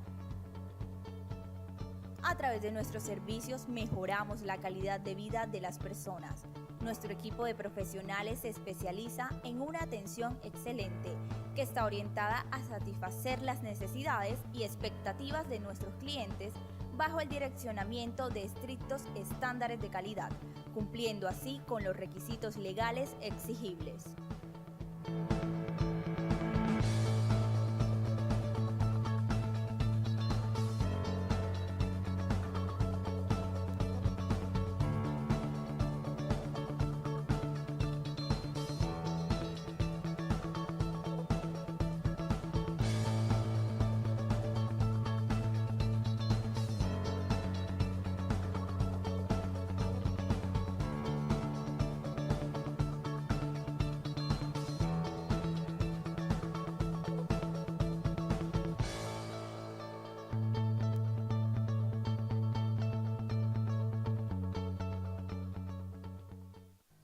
En un mundo tan competitivo, la pluralidad siempre será una opción, pero la calidad es esencial y no tiene discusión.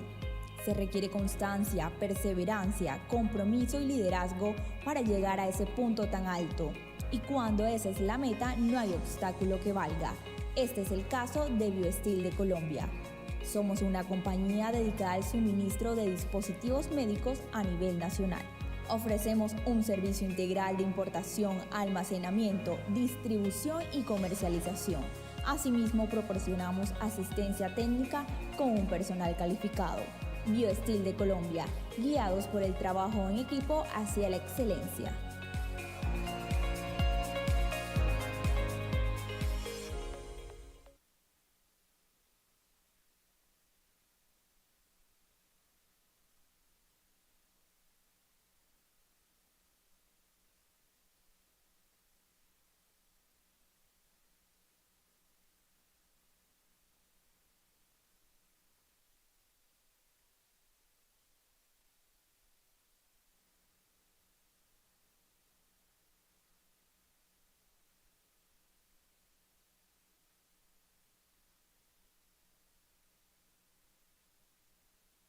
IPS Clínica Barú.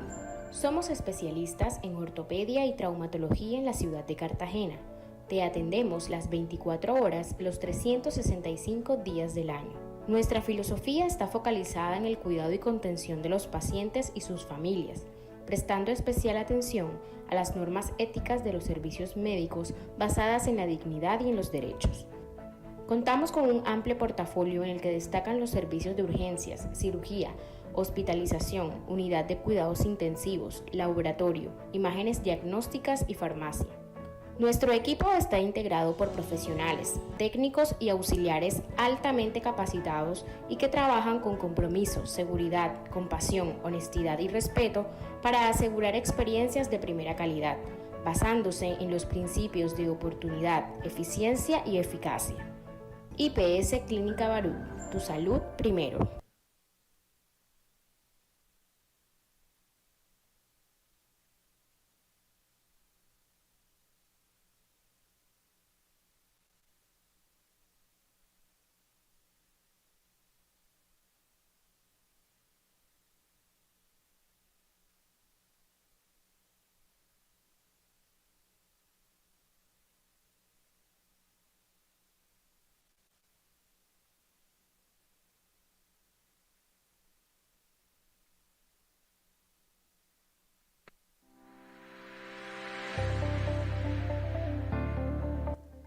Nacimos para ayudar, recuperar y mejorar la vida de personas que sufren algún tipo de trauma en su cuerpo, incluso en partes tan complejas como el cerebro. Crecimos con la voluntad de aportar nuestros conocimientos a través de los servicios ofrecidos en 7 IPS ubicadas estratégicamente en Cali, Tuluá y Jamundí. Contamos con un gran número de colaboradores que se esfuerzan cada día para dar lo mejor como seres humanos. Nos destaca y caracteriza nuestra calidez humana. Evolucionamos en tecnología e innovamos en procesos para garantizar excelencia en la atención a nuestros pacientes. Nos capacitamos constantemente y lideramos encuentros académicos en la región, porque nuestra responsabilidad es con la salud de todos los vallecaucanos. Creamos espacios de encuentro entre nuestros colaboradores para que profesionales de diferentes áreas nos ayuden a potencializar fortalezas e identificar oportunidades de mejorar. Participamos en investigaciones locales, nacionales e internacionales que aportan al desarrollo científico. Enfrentamos las crisis con compromiso, pasión, trabajo en equipo, responsabilidad, honestidad, respeto. Valores que nos identifican más que como la Red Vallesalud, como la familia Vallesalud. Sabemos la importancia de impactar positivamente nuestro entorno. Queremos una verdadera calidad de vida para todos y cada uno de los que habitamos nuestro país y el mundo. Reconocemos que nuestros colaboradores tienen seres que aman y los aman. Por eso ellos también hacen parte de la familia Vallesalud. 7 años sirviendo a la comunidad vallecaucana con excelencia médica y calidez humana.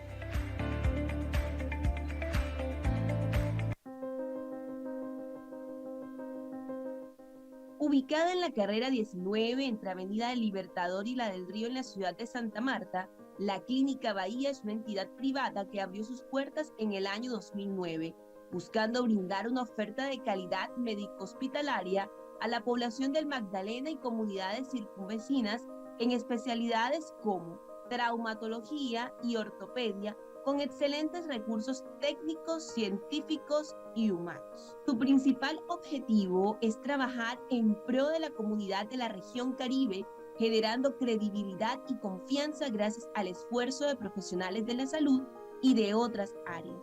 La Clínica Bahía, localizada en la ciudad de Santa Marta en el departamento del Magdalena, busca cumplir con los altos estándares de la salud y la atención prioritaria de diversas situaciones por las que pasa la población, para lo que se diseñaron esquemas de contingencia para abarcar todos los factores que influyen en la salud y la vida.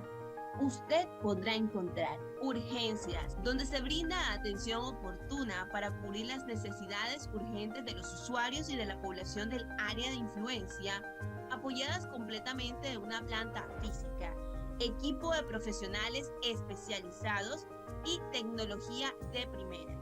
Hospitalización, como un desarrollo de todas las actividades médicas y de enfermería que influyen en la recuperación del paciente hospitalizado en cómodas habitaciones dotadas de espacios de alta tecnología y camillas. UCI, Unidad de Cuidados Intensivos e Intermedios. Esta unidad está dispuesta para Ayúdame la atención de mientras pacientes salgo. críticos hospitalizados Ves en tomándole la las fotos Clínica mientras Bahía, salgo, porfa. con todos los elementos de control y sanidad para la recuperación, monitoreo y estabilización del paciente que requiere de completa atención y seguimiento. Para ello se cuenta con un equipo de profesionales preparado para la atención inmediata y eficaz al paciente. Imágenes diagnósticas, prestando los siguientes servicios: radiología, tomografía axial y ecografía Doppler. Farmacia. Se encarga de gestionar los medicamentos que adquiere la Clínica Bahía y que se administran a los pacientes, con el objetivo de que estos dispongan de todo lo necesario, cumpliendo así con las normas sanitarias de seguridad según nuestras legislaciones. Quirófano. Cuenta con quirófanos para cirugías mayores, menores e intervenciones ambulatorias u hospitalarias. Cuenta a su vez con central de enfermeras, un equipo especializado y altamente calificado con un área de recuperación dotada de elementos de última generación y tecnología avanzada. Unidad transfusional. Abastece de componentes sanguíneos a las unidades de la clínica que lo requieran. Con más de 10 años de experiencia, la Clínica Bahía cuenta con médicos especialistas y alta tecnología que brinda servicios integrales en salud, logrando los mejores resultados con la mayor seguridad. Somos una de las mejores opciones en salud del departamento del Magdalena. Clínica Bahía, tu mejor opción.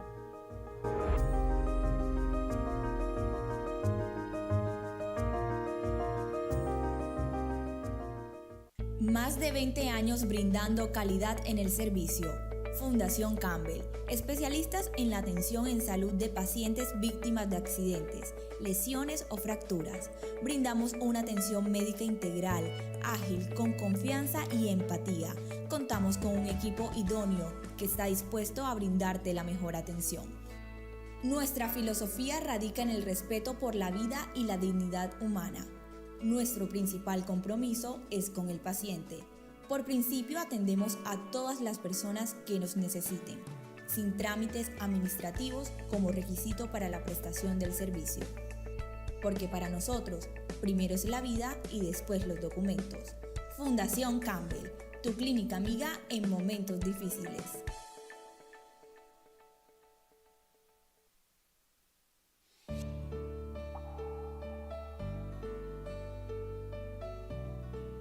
Bienvenidos a Fundación María Reina.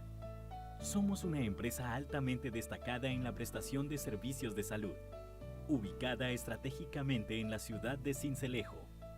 Reconocidos por nuestra experiencia en atención de traumas y fracturas, ofrecemos especialidades las 24 horas del día y rigurosos protocolos de bioseguridad, basados en todos los lineamientos exigidos por las autoridades en salud, con instalaciones altamente calificadas para atender pacientes de accidentes de tránsito. En Fundación María Reina, priorizamos la vida ante cualquier emergencia, sin discriminación alguna y por principio, atendemos las urgencias sin exigir anticipos económicos o documentos como requisito para la prestación del servicio, a fin de no vulnerar el bienestar del usuario.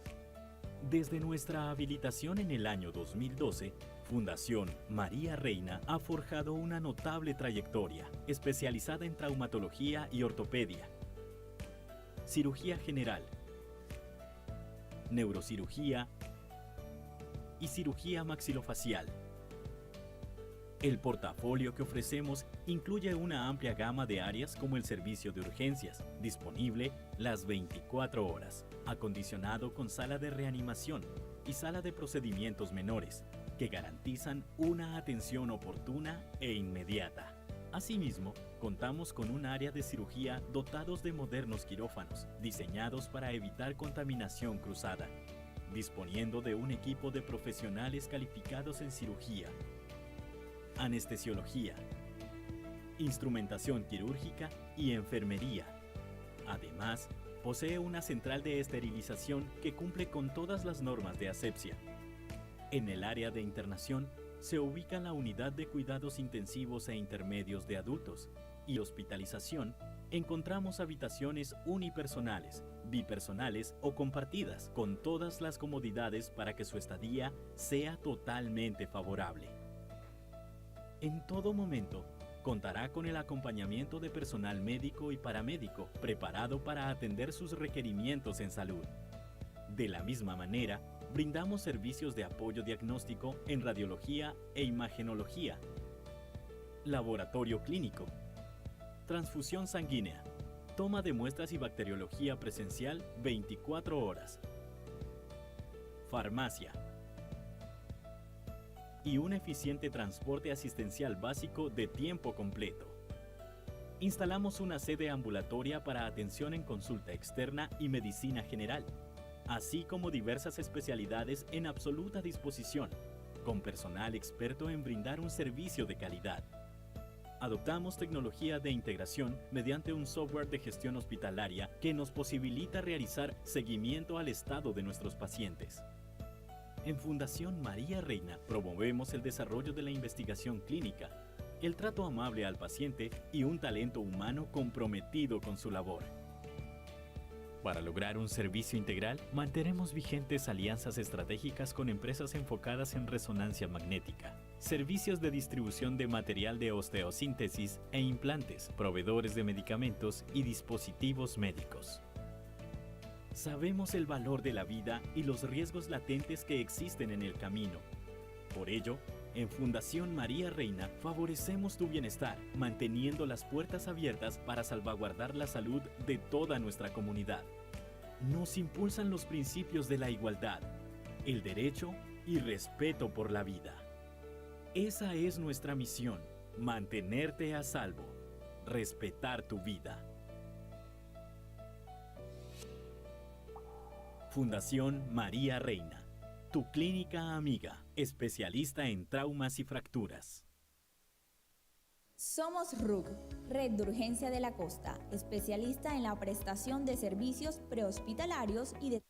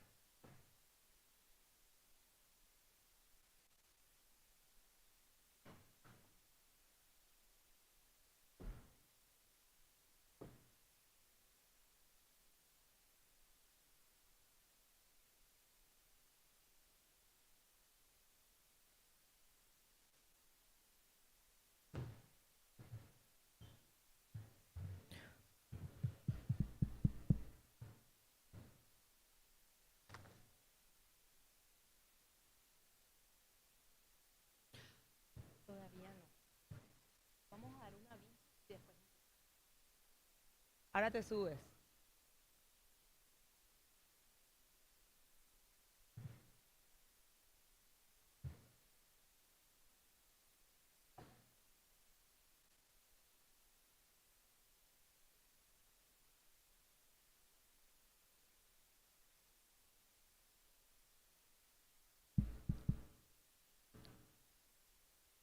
Siendo las 2:18 de la tarde, damos inicio a nuestra jornada. Invitamos a los asistentes a tomar asiento para continuar con nuestra programación.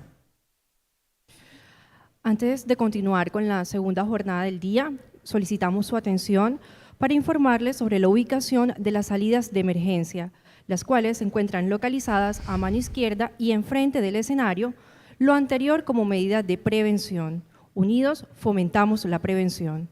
Asimismo, solicitamos atentamente que a partir de este momento programe su celular en modo silencio o vibración. Muchas gracias por su colaboración.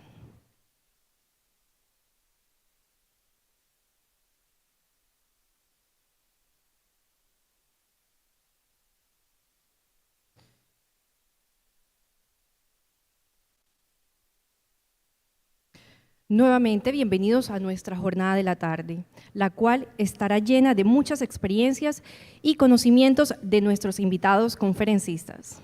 Claro que sí, Elsa. Este espacio académico fomenta la investigación y actualización de métodos en ortopedia y traumatología dentro del territorio nacional a través del intercambio de experiencias entre médicos, especialistas y residentes. Y es que la experiencia, sin duda alguna, marca la academia.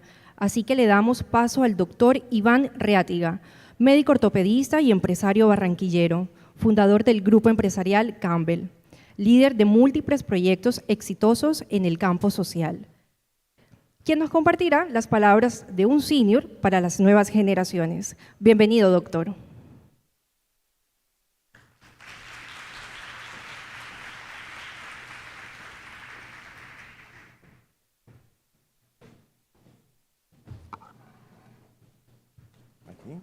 Este micrófono no puedo hablar. Buenas tardes. La verdad es que los organizadores del evento me pidieron el favor de dirigir unas palabras de consejo, de asesoría, de orientación, de guía a los ortopedistas jóvenes. Yo la verdad es que pienso que... I really think that I don't have much to say, but they insisted that I have a lot of things to do. So I accepted the challenge that they asked me to do, and then to be, come to get out of my activities, which Juan Gabriel asked me, and come again to auditorium with a lot of science together. But if we are going to talk about a council, and we are going to do a keynote for some minutes, like a human note, the truth is that I cannot start saying anything without, from everyone here, a round of applause to two persons, for Dr. Becerra and Dr. Ribey, who I ask you to stand up. Ask them to stand up.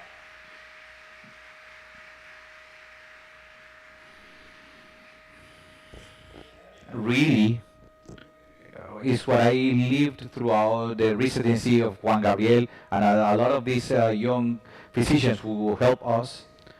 It is the value that you have for them, and that envy of the good one, that we call is really an admiration for two people who dedicated all their lives to develop academy teaching, and has to do a lot of what I will going to talk about, successful and recommendations to youth physicians to reach to receive this teacher category. To Dr. Becerra, Dr. Rebeis, thank you for the time you dedicated to many of the youth physicians who are here. Colombia is grateful with you and will pay you some time later. Okay, let me see here. I wrote these words for you. It's only 10 minutes that you will have to put up with me. I have not thought about have merit to address a special group of colleagues. I have to express my gratitude for this noteworthy honor. More than a recognition, I think there is opportunity to trust for that my experience could provide or be useful for young colleagues who are next to or they're already starting their careers. To start with, we have to remember the teachers who taught us to develop professionally, who also, in addition to education, academic education, they help us with our spirits, especially for a special activity to educate conscious and adjust criticism as a fundamental tool for professional development. Everything, we all want to have success when we start a project. First, it is important to define what's the word success. It could be the economic power, the social power, or the institutional power. Definitely something very relative. Each person has his own values and criteria. According to that, success is not the same for everyone. When we evaluate a success for a person, we have to take into account not only the quantifiable success, but also the qualitative successes. We have to consider that the criteria is similar because we are before a group of academic, scientific, and social profile.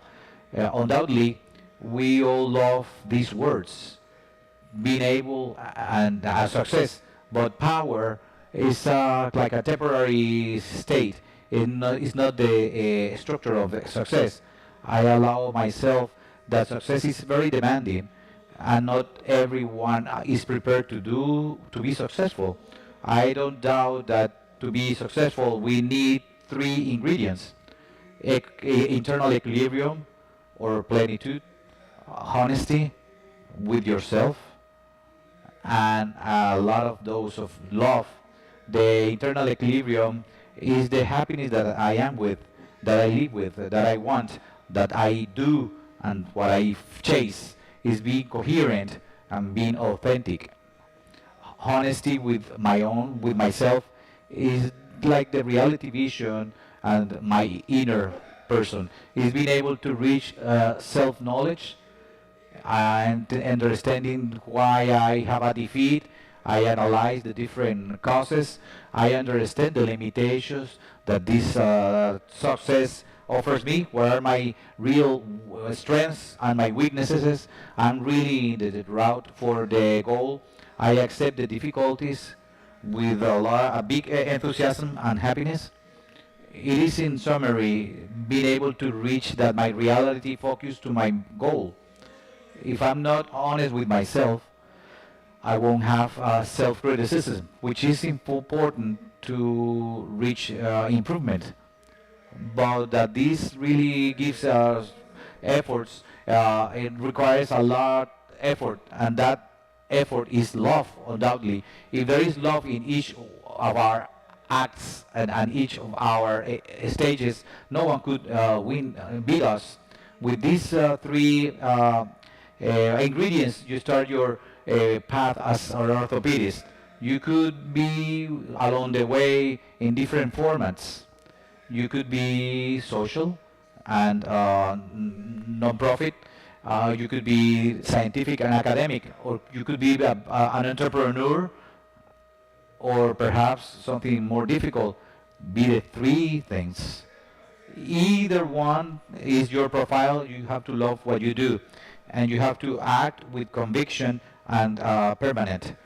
You have to be perseverant before any challenge. I invite you to follow this counseling as a person, and as a professional. Work a lot, doing the best from you, with some self-criticism to improve every day. To be successful, it is not important to be good. You have to be the best. Don't choose like stand out, or be prudent and humble. Do what you are sure that it would be bad. Learn from your mistakes. Never blame anyone from those.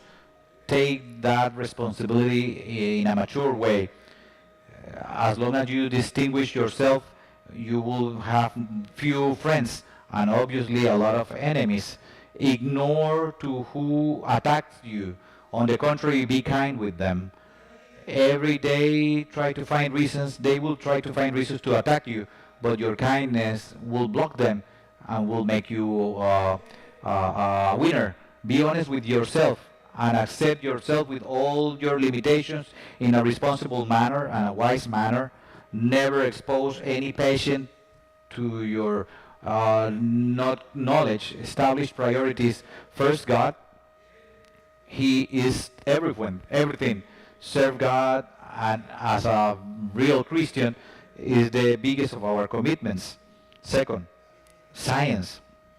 It is very important, but not more than our Christian principles. Third, your compensation, because if you respect God and you carry out your profession, you have the right to receive an economic compensation, which will never have. You have to prioritize that over the science and academy, and even less over the Christian principles. Never ridiculize your colleague when has a problem. Sometimes you will go through that too.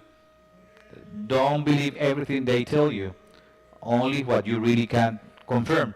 Validate your reasons and respect different reasons, other opinions. People are biased, and people who announce the truth according to our perspective. If you are good with something, share it with humbleness. Every time you do it, you will flourish and you will enrich your spirit. Each patient is an opportunity to serve God. Don't waste it. When a patient comes back to an emergency service, don't be mad. It is another opportunity that the life gives you, that when you didn't see it the first time. Be tolerant and peaceful. Remember that patients are everything except patients. Never attend a patient alone. It is healthier to be accompanied with a nurse or someone with your work team. Please never look your watch when a patient is talking to you. When you finish attending a patient, thank him or her, because she was trusting you. Please, let's not play to be God. For each person, their relatives are the most important thing. So with the hospital services, both the minor patient and severe patient have the same importance. With this criteria, I had the idea to build a trauma emergency service 4 years ago, and we started 3 people with this. 2 great teachers, very special, Dr. Julio Cesar Lora Gomez and Dr. Pedro Muscus Gracia. Our idea was not to have to wait the certification to attend a trauma. It is absurd taking into account when taking data from a patient takes 50 minutes, and we were able to reach this. I remember when the first time a patient with a skull tummy, we didn't have an idea who was, but we spared his life. So that way we made a slogan: first life, and then the documentation. We were able to generate a very important process, and every time someone who had a trauma was taken to our emergency service with the security to be attended with independent with the social stratus. We also generated resentful and attacks from our opponents, which we also ignored with a lot of dose of faith, tolerance, and patience. We were also invited to develop our model in other cities. In a short time, we had 5 emergency services in other cities in Colombia. We were chased by the media, by the insurance companies, because they were surprised with our development, our performance, and never found any bad or procedures. That was when my son, Juan Gabriel Reatiga Aguilar, as an orthopedist, with a fellow in hip surgery reconstruction, he took the academic flag in our organization, and today he is an academic referral with more than with a lot of journals and papers, with an annual congress that we are enjoying today, without any sponsorship that bias the scientific process from each one of you. We've been leaders in presentations, academic work for the Congress in our scientific society. The numbers are impressive. In a normal day in Colombia, we carry out 600 consultations, 500 emergency consultations, 700 trauma patients, 300 surgeries, trauma surgeries. A group of epidemiologists follow our indicators. I could continue citing numbers and achievements, but that's not where success is. If where is our success, this will be my answer. Is being able to reach the equilibrium between the social, academic, and economic. It is in the thousands of people that we have saved their lives or improved their lives. It is in the number of general physicians who were physicians in our organization, and today they are brilliant orthopedists. It is in the smile of all our patients when we run across at every place. It is about the respect gained from our colleagues and obviously from the insurance companies throughout the years.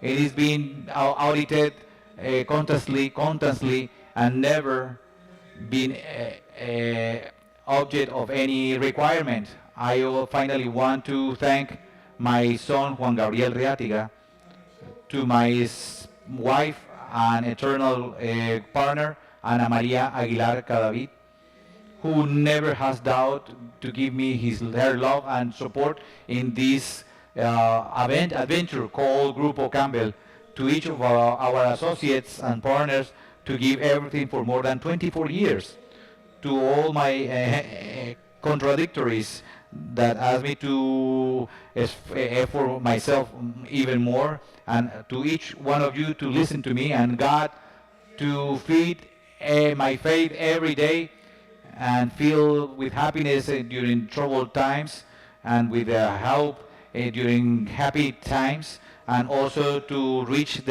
my 61 years being surrounded with a lot of love and plenitude. Thank you.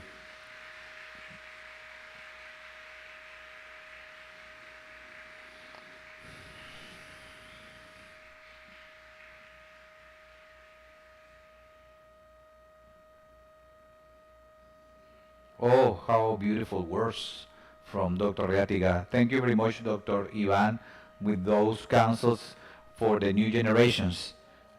Your labor and teachings have marked many generations in Barranquilla.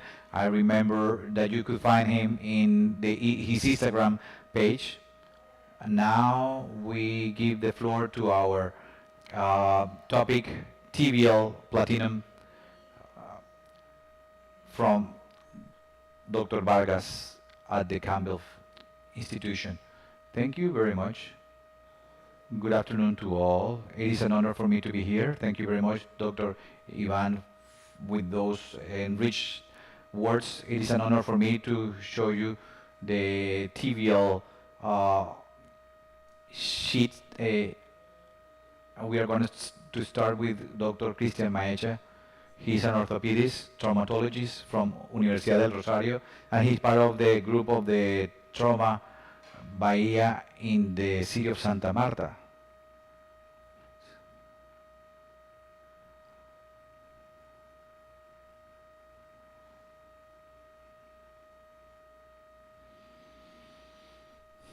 Can you listen to me? Yes. Okay, thank you, Gerardo.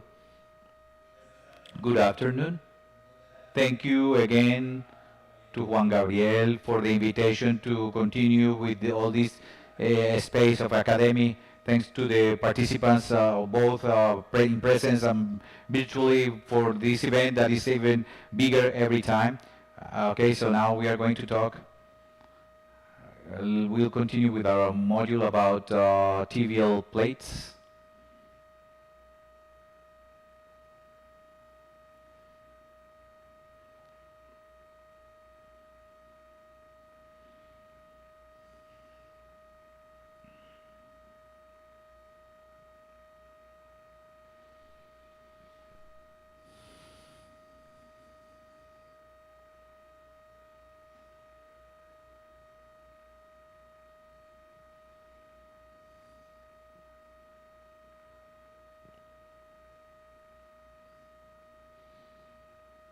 Okay. Okay, this talk is about chasket 4 as injury more than a fracture. What are the objectives of this talk? You have to identify several reduction techniques for chasket 4 tibial plates. You have to identify the spectrum of fractures and the common mistakes when you handle them. So these sector 4 tibial plates are high energy. They have a high spectrum of presentation. They could come back from a displacement, minimum displacement as this, increasing their displacement and go to complex fractures that pose challenges to us. Hi, I have a fragment, how I'm going to fix it? Or this one, which could also have vascular problems. So it is important to start with this, that usually they are associated with a knee subluxation process. And why is important to talk about this? Because we know that this is an important injury. Here we have a graphic from an article here in the foundation, in which we see that we reach a 12% of shafted 4 fractures. It is a very important number that the Albuquerque group presented. And then keeping into account these are injuries, high energy, 4, 5, and 6. And most likely we are not going to find injuries that only include the bones. They will also have associated a compromise with soft tissues, because the literature supports us that these soft tissues, they affect the fixation, and the success of the treatment go more in the hand with a patient with an unstable knee than even with a bad reduction of the bone part. In general, we know that these shafted 4 plates depends on a volume, extreme volume. With that, we have collateral ligaments injuries, where there was an analysis for shafted 4 with MRIs, 63% of lateral ligament injury, and having this forced valgo, many of the lateral condylum would have generate a cross ligament injury. And what we find, ligament injuries and meniscus injuries, 63%. So when we were thinking about what type of speech we were going to give at the Congress, why is important this chart because we find these type of images in consultation, pre-operative, that the patient, this is what takes you to post-operative. What will happen in this type of in the surgery? They have a bad development, they didn't understand the surgery, a bad plate fixation, or it could have an insufficient fixation with a reduction. The idea that you don't feel this when you finish osteophysitis, what are you going to do is that we understand the fracture very well, and we do an adequate treatment. As all orthopedic injuries, we have to have an accurate diagnosis, and first is the X-ray. When you have the lateral X-ray, as the Carrillo doctor mentioned, it is important to have a computerized tomography. It is a complex joint, and we have to identify what we're going to do later on with our the verdicts of the fracture, where you have to enter the fracture. Second, there are problems with the tibial spine. And 3, even though it is not strictly a shafted 4 tibial plate fracture, they will have some lateral pressure, so we cannot have a lateral fracture without being treated. And not least important, as I've been insisting, the adequate management of the soft tissues.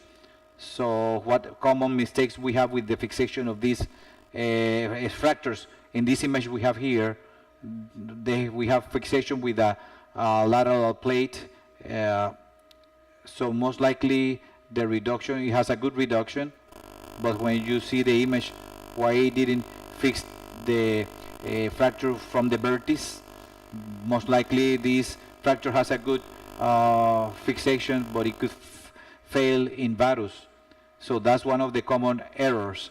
Another error is not to do adequate preoperative plan, as I mentioned in the tomography, not raising the spines in the preoperative process, and be careful, we don't have to take into account these type of injuries. We have to take into account if the patient has a luxofracture, we have to take it to a fixed reduction and lateral. We have to take into account that luxations will have some vascular relations, and not be afraid to manage or handle the soft tissues. You have to wait until you have adequate soft tissues so we don't have problems later on.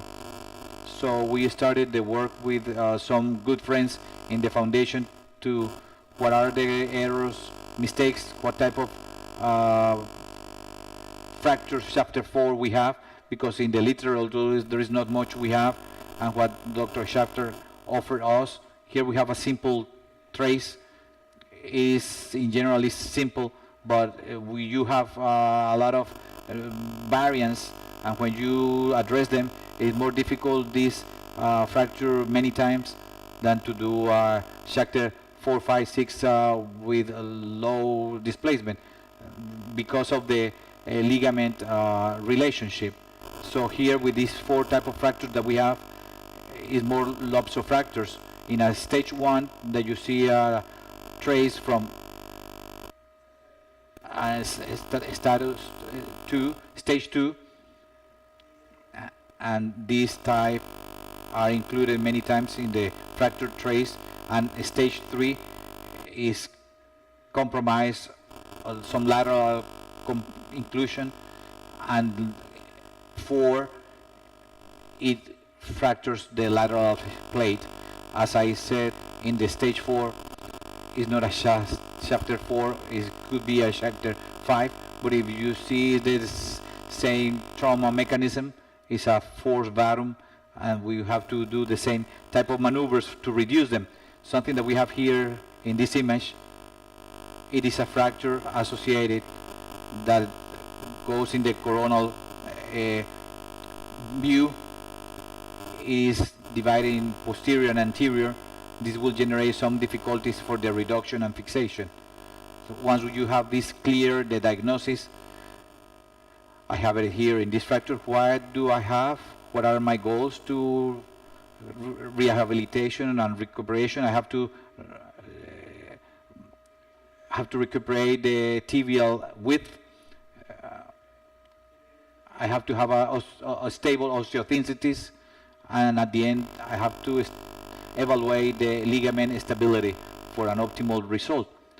So at the stage 1, what type of common errors we have? Number 1 is when you start the reduction, I'm going to take the small fragment to the lateral, and then I'm going to reduce it. No, if you check the joint image is conserved, is preserved, you have to take the lateral component to the medium. That's one of the mistakes. Remember the part of the tomography to do your preoperative plan, and depending on the vertex of the fracture, plan where you will start. That way this will take us to an article, to a paper, which says that take your plate where you think are going to put your finger and reduce there, and that's where you have the main vertex of the fracture. That's when you're going to have the plate. With your tomograph, the computerized tomography, you know how it is. Then you plan the type of address. If it's posterior, you could have offer us a lot of exposure, and also you could have it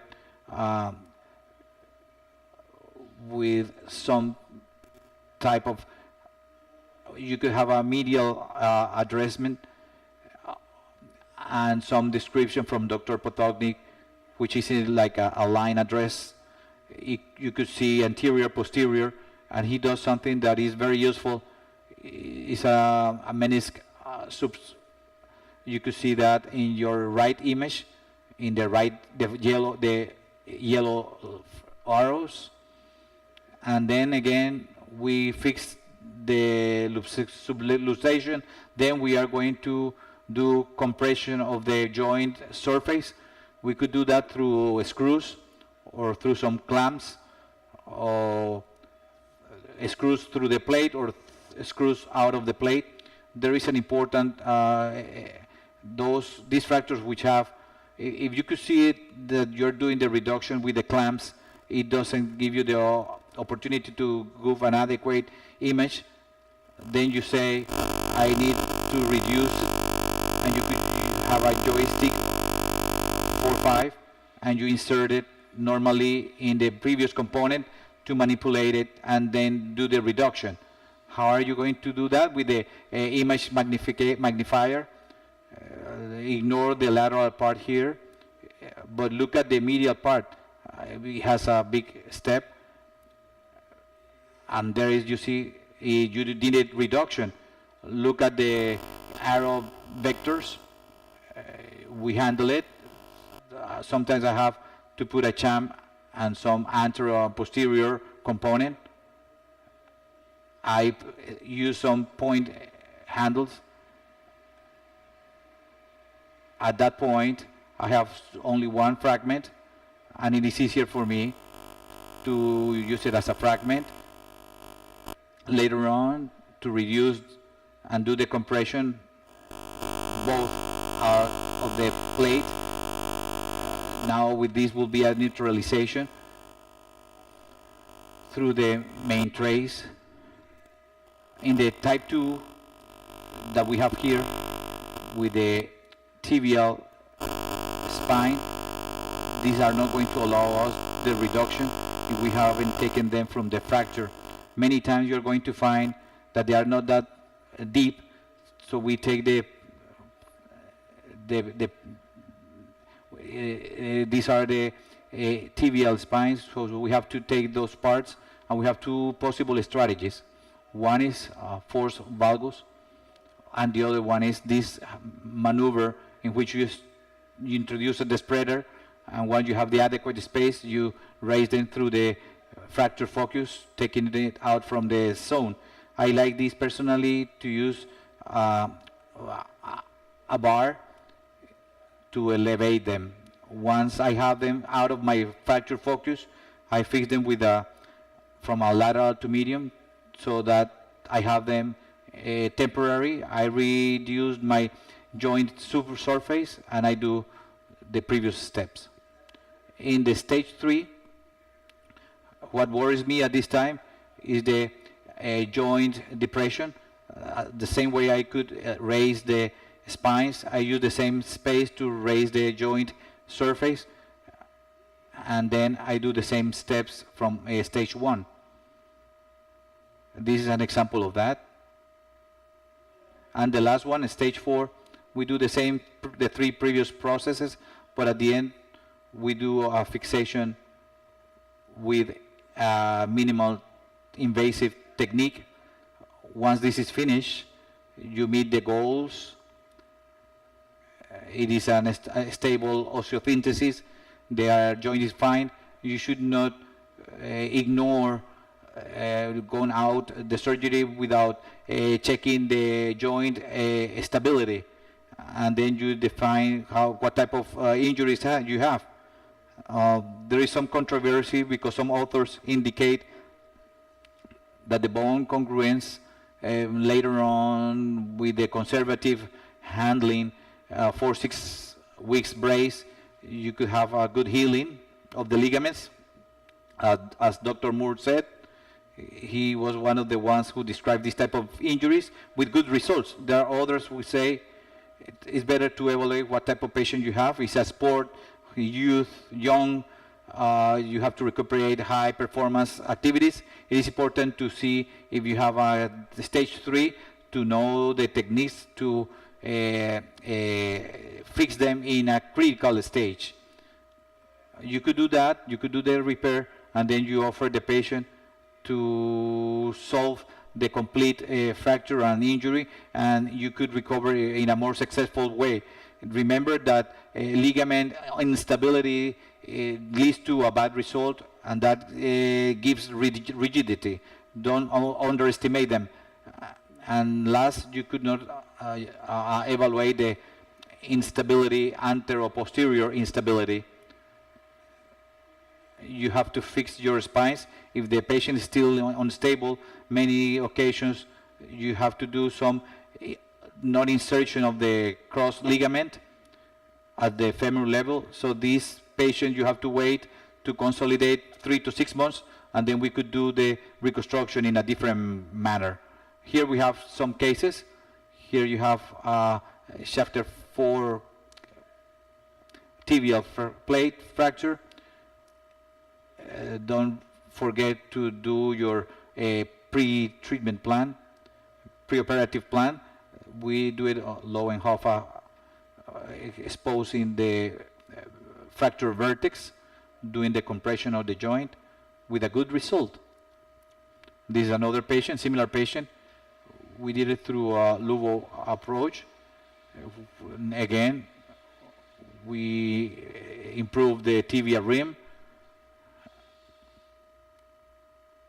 This is a more complex injury, most likely have a ligament injury. We did some compression through an outer screw. This is a similar case to the first ones. This was managed by stages. When I do the soft tissues control, you take it to surgery, you do the reduction and fixation with compression and screws and neutralization plate. And this, the last case, it is a variant 4 grade, and here most likely they did the fixation posteromedial and they evaluated the instability anteroposterior. They decided the fixation of the tibial spines to control the knee instability. What conclusions we reach? Very important, and in all of our lesion in our is a adequate preoperative treatment and management, and choose the approach of the surgery from the correct vertex. Don't approach through the lateral wall. Remove all the fragments in the interior, and don't forget the intraoperative instability. This is the QR bibliography. Thank you very much.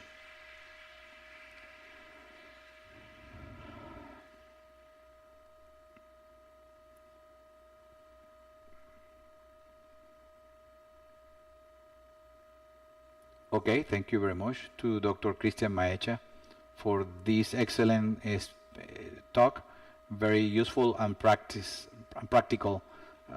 Following, we go with Dr. Eduardo Gonzalez. He's orthopedist from Universidad del Rosario.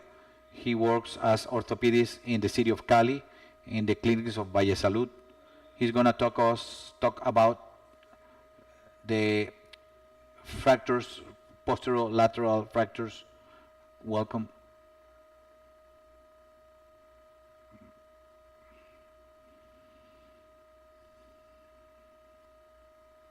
Okay, good morning to all of you. My name is Eduardo Gonzalez. I'm an orthopedist and traumatologist from Universidad del Rosario. I work at the Valle Salud Clinic in Cali. It is an honor and privilege to be here to share this talk with you. It is very passionate. The fractures from the tibial, posterolateral tibial plate. The objectives of this talk is to share the techniques that we have to the posterolateral tibial plate fixation, and at the end of this talk you'll be able to choose the type of approach that you will decide depending on the type of fracture that you'll have at your posterolateral plate. I'm going to start with Farooq Shafter classification. They divide the types in 4 types. They could have, depending on the posterior ligament and the anterior border, you also draw a line from the anterior to the posterior surface, and this way you could have 4 quadrants, the 4 quadrants, and finally this one, the posterolateral quadrant that we are going to talk about today. And there is a study that shows that these fractures by themselves are not frequent. They only are 15% of the total fractures. However, when you do that comparison with bicondylar fractures, you see that 1 out of 2 patients will have the posterolateral condition. These are very frequent in high energy traumas, and we should take care of them. What type of approach that we have with these fractures? When you see the joint surface, that plate, posterolateral plate, is only 14% of the joint surface. And why is only 14% of the total surface? Why you have to dedicate a whole speech for this? When you measure the sagittal angle, and then you find that this fragment goes in 77 degrees. And what this talks about, it gives you an instability component, because the tibia will tend to subluxate, and then plates, and stability leads to arthrosis. In addition to this, the height is 29 millimeters, and then the displacement is about, in average, 10 millimeters. And I asked you this question to all who do surgeries for this type of fractures. If we know that the if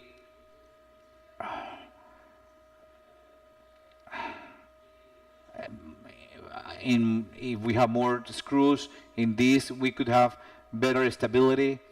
The surgeons many times continue fixing these posterolateral plates through the anterior way. First is anatomical. When we do posterolateral, the tibial artery would go, and then we have the peroneal head. We will have a narrow fixation window due to all the dangers that we have. And this is our, we are afraid about this, that after the surgery and fixation, to do some movements and they cannot do it. Oh, and then you're going to start thinking, oh my God, what am I going to do? What am I going to do with this patient that is doing this to me? And the second problem with this type of fractures is that any of the approaches allows us to see the whole posterolateral surface. They only give us a small piece, and you have to choose the approach very well so we don't have problems later on with the fixation. What type of approaches we have is 4 approaches. The posteromedial approach, which allows the posteromedial part and the posterolateral, direct posterolateral, and then the modified anterolateral, and then a portion of the part, and last, the pure posterolateral approach, because it involves a lot of soft tissues. So as I was telling you, this reverse posterolateral medial approach, when we have all the whole posterior spine, as you can see in this image, you could see the posterolateral part, and then you could apply a plate. So this is a good option when you have the posterolateral portion. When we have direct posterolateral approach, here I have 3 of the most common known. First one is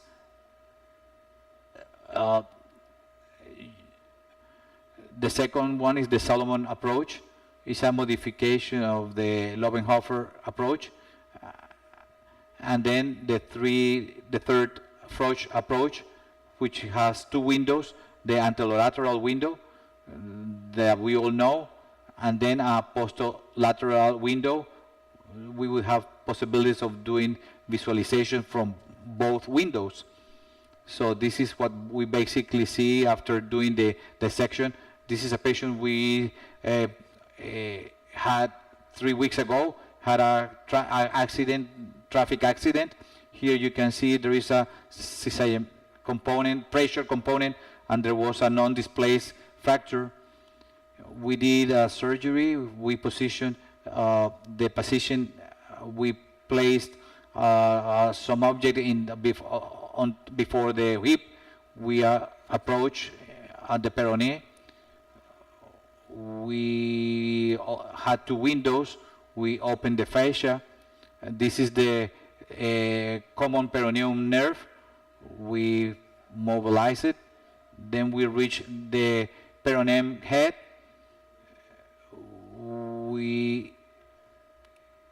Then we can see this is the fixation window. As you can see, this is a small fixation window. In addition to the post-lateral window, we have this another window because that's the way we can approach the lateral plate. We reach the capsule. We take up the menisc, and then we can see the lateral surface. There we use a stomotus. We raised the joint surface. We look at that joint. You can see what you are seeing. We do a temporary fixation, and then we put that plate. Here I'm showing you the initial part of the fixation, the little plate that is helping this, the screws. Then we do the fixation with the rest of the screws. And here the window is very nice. Look how we see the nerve, the head of the peroné, and this is the window, fixation window. It's a very small window, but for this 2.7 is a good place. Remember, I also have another fracture. We reach the fascia. We have some screws, and this is the final result of this fracture. What other options we have? The modified anterolateral approach. This is an approach called modified anterolateral approach. It is based on this space. The space, how you reach this space. Basically, you do an anterolateral approach, as we all know. But once the approach is done, you bend the knee 90 degrees. That relaxes the ligament and then allows us to reach the post-lateral plate and being able to reach the part. This is a patient we had with an isolated trace, and what we did is to do an fixation with mini plates with the joint surface. We kept it with some nails, and as you can see here, there were some lateral movement. So we used a lateral plate. This is the result. This is the visualization. See the commands that allows us to see the post-lateral part. This was the final result of the fracture, and this is the patient 1 month after. We use this minimum approach with almost 100% mobility. This is the follow-up 1 year after, and the other option we have is the extended anterolateral approach. It's common or similar to the previous ones. It has some modifications. You extend, you do some dissection at the time of, you do an osteotomy, you raise the whole ligament with that bone fragment. Be careful and this all shows opens the region. This was the final fixation with screws, and this is the postoperative X-ray. If you see the femur screws, this is the osteotomy that we have to do at the end. To summarize what you see in terms of visibility, the reverse post-medial allows us to see the post part, and the direct post-lateral allows us to see the post-lateral part in front of you, and then the extended anterolateral allows us to see the anterolateral area. So now you ask me how I choose the approach. This is kind of my approach. Again, if you have an isolated approach, my recommendation is to go with a direct post-lateral approach. When you do that, depending on the trace you have or a combination of them, then you choose the type of fixation. With the fractures, what you have, the post-lateral plate, then you have to approach that allows you to see the whole area. Then you do a fixation with any type of plate. When you have the back spine, the best thing is to do the Lugos, reverse Lugos approach. And lastly, the ones that have double column, but in addition you have anterolateral plate, you could do it through an extended anterolateral approach, and you fix according to the type of trace. Remember the principles. Okay, now biomechanically, are there differences in this type of fractures? Okay, it is clear, same as in the anterolateral plate fractures. This is no difference here. What the mechanical studies say, the most effective are the Botrex. If you have, don't fix that with an anterolateral plate with one screw. You have to put a buttress to have improved stability. So then the only option is to go post-lateral. So I leave this speech. If you don't have technological advantages, that's what you do. But then the industry is doing offering options with all what I explained before. Now you have plates to avoid that approach. We don't have that in all centers. This is what we have here. This is a common plate. It has a hook that braces the anterolateral part, and it goes and it blocks with the hook in the posterior part. This type of plates have same stability with a buttress type of plate. If you don't have this type of technology, then you have to do an approach to check your trace. There are other type of plates. This is another type of plate that braces from the anterior part, and this helps to press the joint. If you don't have that, then you have to use the tibial plates principles. In conclusion, first, before you go to surgery, always you have to do a preoperative planning. The fracture pattern and the location of the approach determine the type of approach for your fracture. Second, once you do the planning and you go to surgery, first you have to know the anatomy.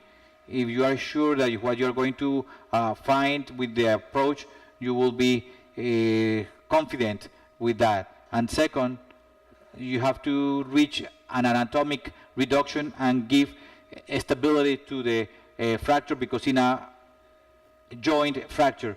And third, you have to handle the three approaches. You have to handle all the three approaches, and you have to handle the extended, the three approaches I just mentioned. This is the QR of the bibliography, and I hope you enjoy the speech. Thank you very much, Eduardo. Thank you. Excellent presentation. Now we're going to pass the floor to Dr. Eduardo Carrillo Piraquive.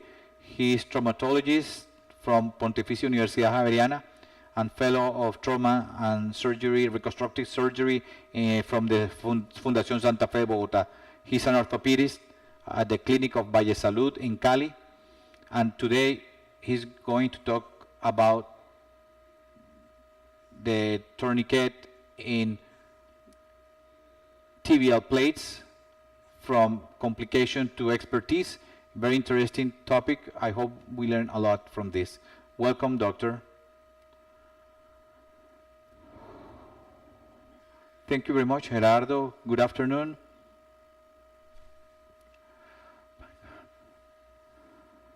All right. I start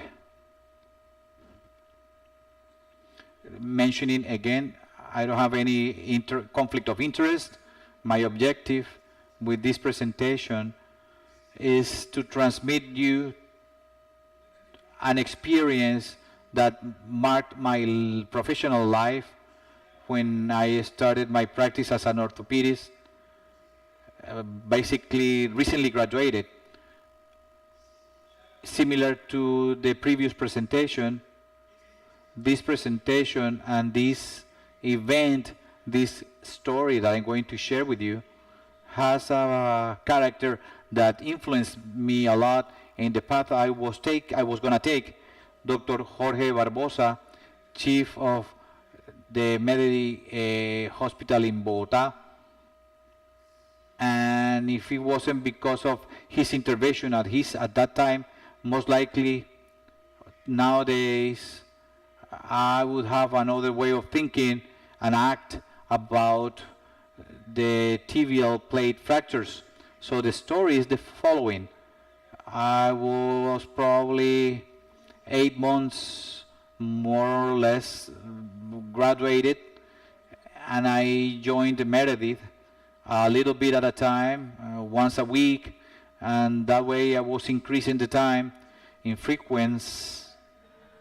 I was probably 6 months there in the hospital when they scheduled this surgery for me, high energy fracture, chapter 4. Is a young patient, 28, 30 years old, with the characteristic that he's a very tall person, very white, and very heavy.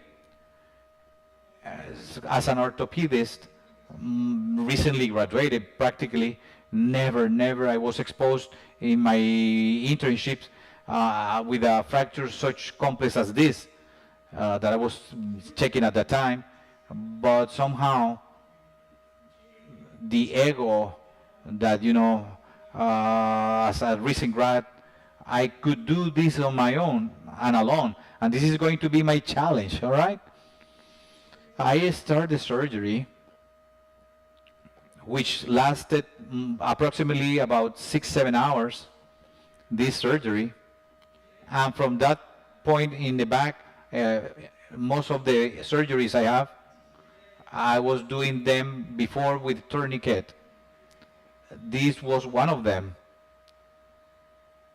But I had one of the complications that I would never think of. This was the radiological result. I think at the time, acceptable relatively, at least recuperated the medial plate. But what happened, everything that you learned in the internship and what you do in practice, the tourniquet no more than 1 and 2 hours, that lower it, and if you want to put it again at the 30 minutes, etc., I apply everything.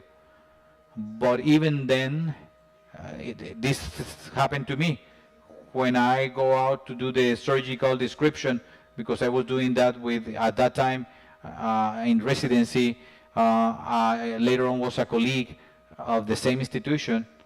While I was doing the description, the surgical description, she left, doctor, the tourniquet is still up 6-7 hours after. How come it is still up? I go to this room and sure, the tourniquet was up. We tried to lower it slowly, flitenas around the muscle. I was kind of foreseeing what was going to happen in the following hours, and surely we finished surgery 11 midnight, about 4-5 in the morning. After checking, we were going to, if what was going to happen was going to happen, most likely we had a syndrome of the whole leg. So then we had to do the fasciotomies, and from that point on, all the complications for a compartment syndrome, kidney failure to ICU, one of the fasciotomies got infected, so surgery that could be gone out 2-3 days after, it took 45 days later on with the risk of dying. The first part that you face or that happens or you feel when you face a complication as this, some days later on, is to analyze where I was wrong, because I had the concepts clear, but something happened there where I didn't have control.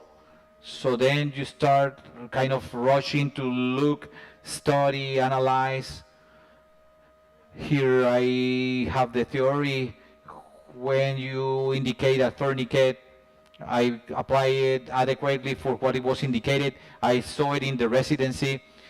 From that point in backwards, now one had complications, at least I had know of. 3 important things that I have at the time of the surgery, but I lost the control at what time you had to lower the tourniquet, because they lowered it, the machine was failing it somehow. I didn't notice that. The recommendations, how much you have to raise it, I follow everything, but I was so frustrated why that happened, why I had a complication like this. So I'm going to share with you. You start a phase where you don't want to know anything else about this type of surgeries. And the first thing that you think about is if you fail something that was so simple, and having seen this complication from other friends in such a magnitude, most likely I dedicate myself to something else or I operate other things. But this, that lasts several months, continues and then becomes this. So we are going to schedule some plates. Please don't, not thanks, please give it to someone else who has more experience, because the bad experience I had, which suddenly happened, I don't want to have it again. And that way, a year passed, 2 years passed, until after multiple moments in my life, talking with my boss, he gave me the motivation. Do it again. Look what you were wrong and try to do it again. A little bit at a time, he started scheduling me for this type of fractures with a lot of fear. And now, yes, the behavior that I modified was I won't use tourniquet again. Now, be careful what I'm saying, especially surgeons. I'm not putting in a bad position the tourniquet. Each one of you handle your surgeries as you please. But what I'm going to propose myself, I'm going to propose myself being more meticulous. If I'm talking about tibial plates, to have to control the bleeding. So try to refine the technique a little bit better, where I don't have to trust in a machine that I won't have a complication in 20 years, but I really was very respectful with the machine to operate, but let me tell you that operating with tourniquet is not even better or worse, but you have to have the controlled environment. That's what I want to tell you. No enter a surgery room, a procedure, trusted.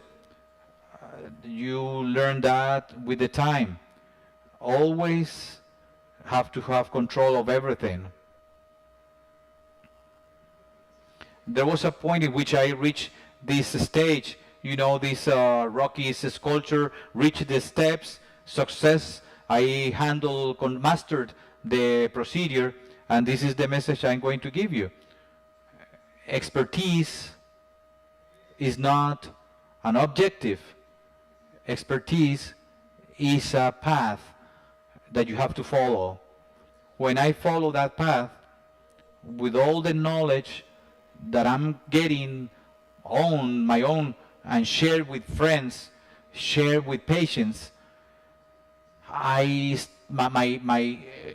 path enlightens, and that way I do it even better every time. And I don't compare myself with my friend, my colleague. I compare myself from the previous day. That way you are reaching each step up, and then you lose the fear. And here's the thing, is the fear that you have after a complication such as this, and I don't want to have it again. But if you control the environment, then you can reach or achieve a surgical procedure, most likely with a lot of success and safety. This book was great for me. I recommended you, Dr. Peterson. It's a census map where he does, perhaps it doesn't have a direct relation with this, but he does a recopilation, a very interesting recopilation of stories from different cultures, different times, and finds a common pattern. He starts talking about the methodology, the Babylonian mythology, the Enuma Elish is an interesting story. I show you this image, the Marduk warrior fighting against the Tiamat dragon. He takes those concepts and he's finding from different stories, even the movies that we know, Marvel, Disney movies, they all have a common pattern. And it's this. He talks about a white space, which is like the big mother, the unknown, the nature. Within that, the great father, the culture, the norms, the regulations, and in the center, the explorer who goes from the culture and nature. We are the explorers. I want to translate that to this story that I'm telling you. Nature will tell you that is that pathology that you as physician face. New, not all fractures are the same. And as we are taught in the residencies, each fracture is different. So pathology is that type of unknown nature. The great father, the culture is everything that we were taught from our teachers, colleagues, friends, patients. Is that knowledge that we have, the known. We are the explorers.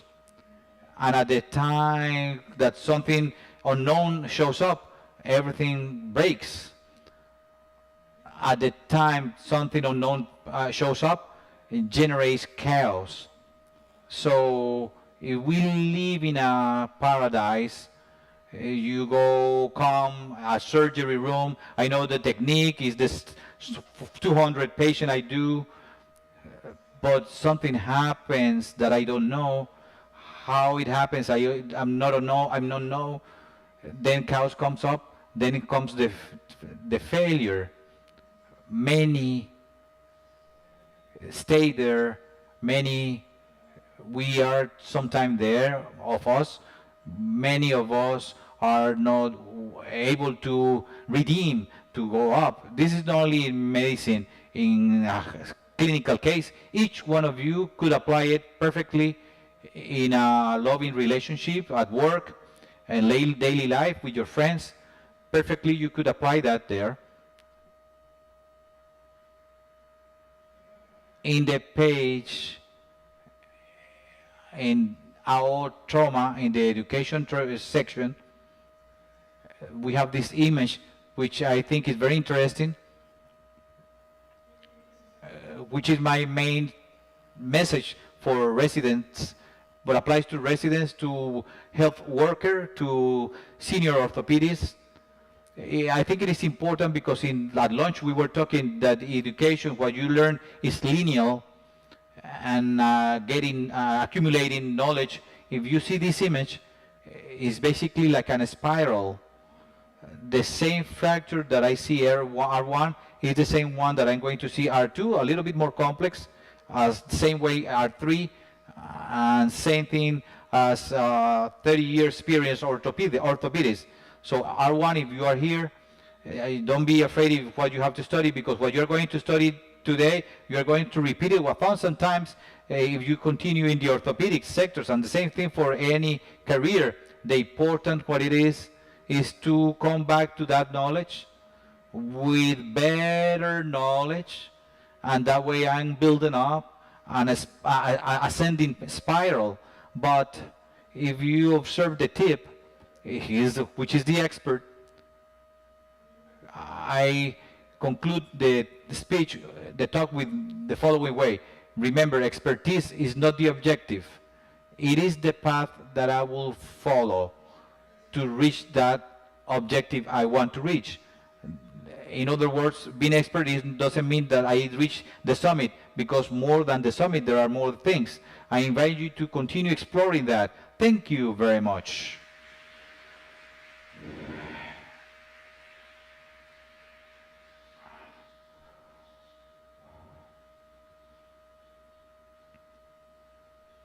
Okay, thank you very much. I want to thank Dr. Carrillo for allowing us and share with us all that experiences and all that learning, as well as his courage to tell us those stories and contribute with his wisdom to our professional exercise. Thank you very much, Doctor. Following, I introduce you Dr. Juan Gabriel Reatiga Aguilar. He is orthopedist, traumatologist from Universidad del Rosario. He has hip, knee reconstructive surgery. He is scientific director of Campbell Clinic. He's going to talk, he's going to show us everything, the path in terms of tibial plate fractures, and all this has generated to the scientific society. Hello. Okay. Once again, I want to say hello to all of you and thank you for being here. For those who don't know me, my name is Juan Reatiga. I'm orthopedist and traumatologist with a fellow in hip and knee surgery and scientific director at Campbell Foundation. The speech, the talk, what we have learned about 20,000 tibial plates. For all those who know us, you know the great effort that we've done through institutional register of tibial plates at the institution level, and what we have done about registering and having experience from all the group, not only me, but the whole group, with 2,000 plates. The first surprise I have is not 2,000. The question, what we have learned about 3,700 tibial plates. So following, I'm going to tell you not only the results, but what's the whole process been and how we got this interesting number. Everything started some years ago with Jimena, the interest of joining the society. Our biggest surprise is that when we received the program and we noticed that after our conference, we had a conference with Dr. Chasker. We were very nervous. Remember, we were going to go to a tibial place and then we are going to be followed by Dr. Chasker. So we were kind of calmer. we reached the room, we knew that the doctor was in first line, and then we were nervous again. So we did the talk, and we were good. And it was this talk that we were able to be in contact with the Dr. Schachter, and he was attentive and open to the conference. We are able to connect to him. So we did the first paper, and we published it, and it was accepted in an international magazine.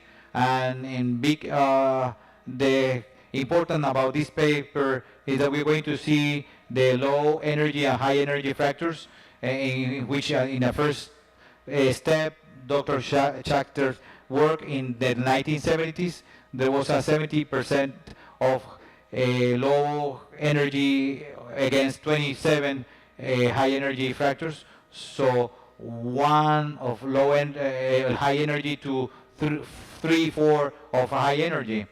So now we are 40-60%.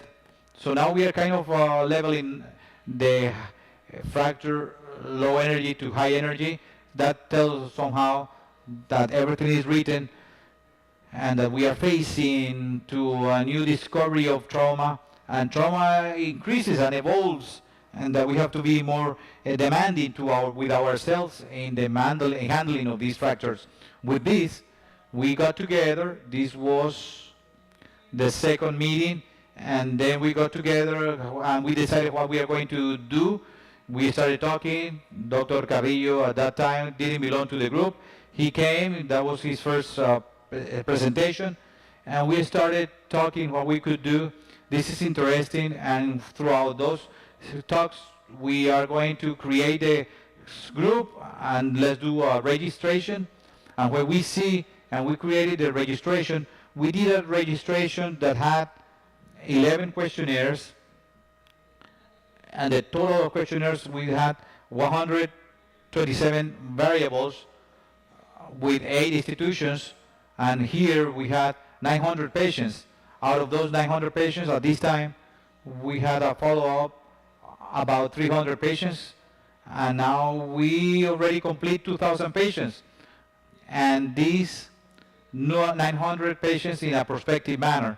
What we saw, and what was the first thing about our first analysis, the surgical time, we saw that how the non-infected patients, the surgeries lasted around 73 minutes, whereas those who had the infected, the surgeries lasted 123 minutes. So the increase of surgical time had a direct relationship with the infection, and then those patients that required more than 2-3 approaches had a relative risk 4.7, obesity 3.2, and smoke 1.8.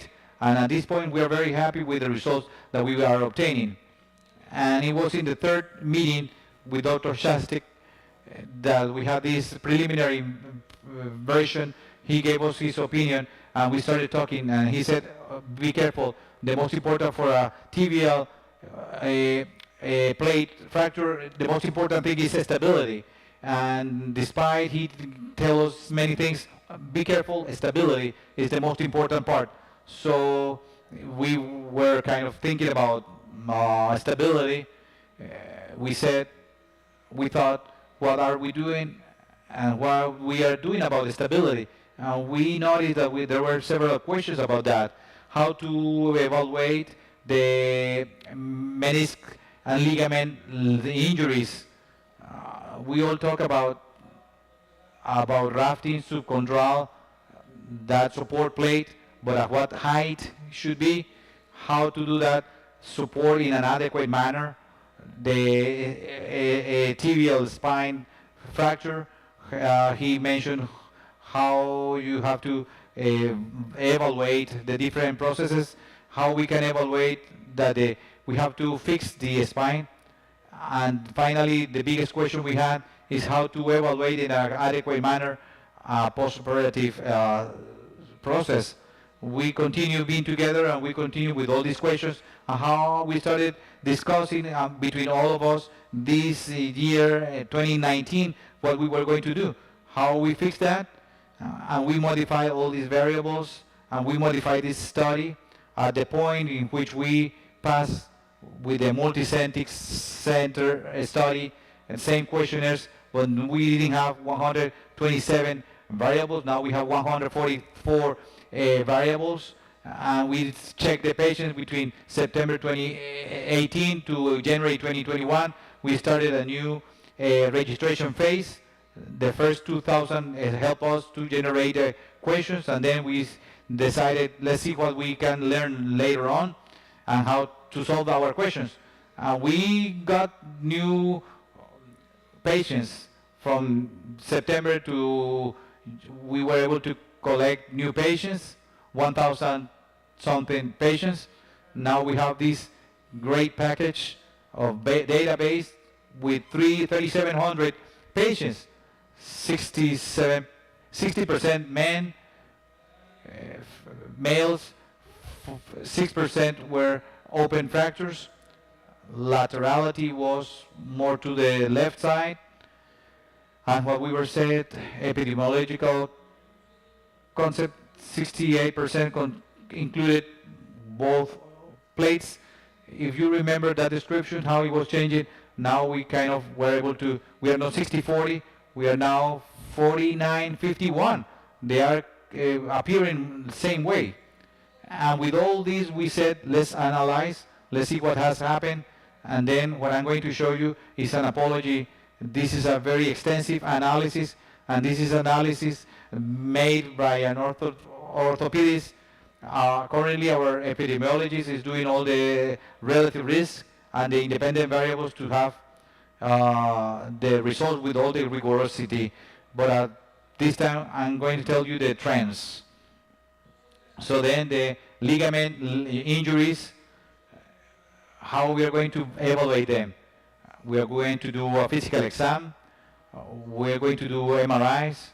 And that discussion that we did, we consider that the best thing is that the orthopedist do the physical exam, check the instability, the soft tissues, and when doing the lateral approach, check if there was a medial or lateral menisc injury. And what we found, the most common were the lateral menisc injuries, that's the lateral plate injuries, and in that valgus we have the collateral lateral ligament injuries. So we are checking the trauma mechanisms, and the most common trauma is the valgus trauma. But it doesn't have to do that all were fixed at the time when we have to fix and decide what to fix. The key is the physical exam, the persistence or presence of an instability and sufficient fixation. We continue associated injuries. What are the rates for bone injuries? What we found, 1 out of 3 patients had some fracture in another leg. 1 out of 3 had some problem with the tibial spine, anterior and posterior. 1 out of 6 have some anterior spine, tibial spine problem. And we continue with the question, how we know if the spine, if the tibial spine, anterior tibial spine, we have to fix it? What could predict this? And in this big effort that Christian may mention, the answer is very elementary. We have to differentiate impacted fractures from ablusive fractures. It's not the same this patient where the tibial plate chokes frictions the condyle to the patient that due to the displacement the tibia evolves or displaces. When you do the fixation, this spine has to be fixed. On the contrary, patients with ablusive fractures, even though with the osteocystosis, then you have to do a direct fixation. Here we see this case. Look at this spine, how it's crossed, and let's see the height. where the spine, the injury is, it's most likely that the rafting we do the same rafting screws at the time of closing the plate. This same ring is not going to stabilize them. So then we have to differentiate ablusive fractures and compressor fractures. And this is very interesting. And as they say, when we analyze what happened with the joint stability, every patient that had knee instability, the Oxford average after 1 year was 21. 398 patients with joint stability, whereas patients with knee with joint stability was 38. So look at the big difference, how we go from excellent to poor result due to stability. And let's be honest ourselves, how many times after finishing the osteophysiology we do an adequate physical exam checking their knee? But okay, we have this, and now how we are going to fix them. And we were discussing at the time of analyzing, we took the effort of checking all these fractures, which were fixed with an anatomical plate, different ways. What was the most important that we found? One anatomical plate accompanied with conventional plates. They didn't have any impact, not in functional quality. One anatomical plate versus 2 or 3, there was no difference, keeping the reduction or in the functional status of the patient. When there was a difference, it was in the cost. Using 2 plates increased the cost 36%. So the question of this is really justified. When we use one anatomical plate, we want to do a support. If we analyze this, the support is done by the highest plate. The support is being done by one of the plates. The one that the higher is the one doing the support. And since our rafting is very important, and we talk about rafting, how we could do that rafting. Here we have an example of a patient with a fracture of 4 quadrants, how with an anatomical plate and 2 conventional plates we are able to do rafting that support the whole joint surface. And this is an invitation for all of you. Be careful.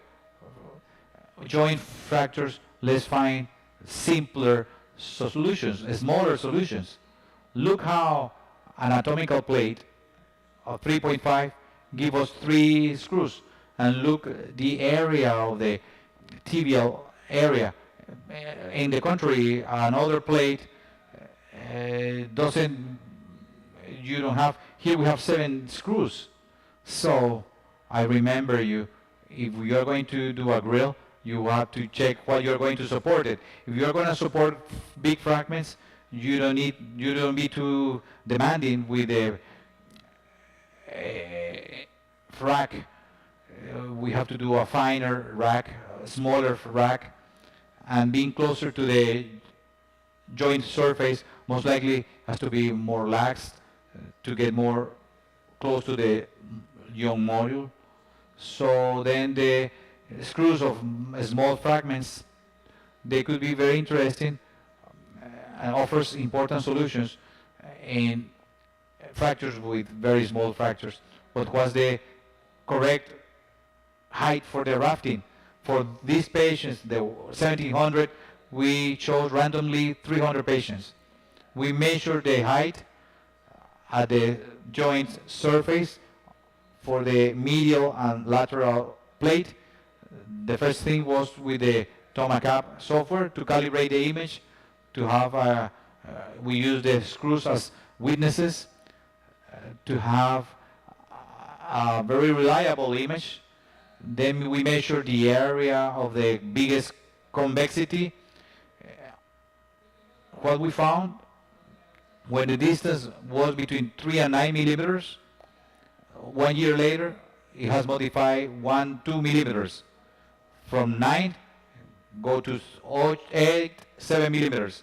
When the distance was between 9 and 12 millimeters, it could change to 4 or 5 millimeters. But in every patient that there was at least subchondral rafting distance higher than 12 millimeters, we found that the depression was at least 5 millimeters.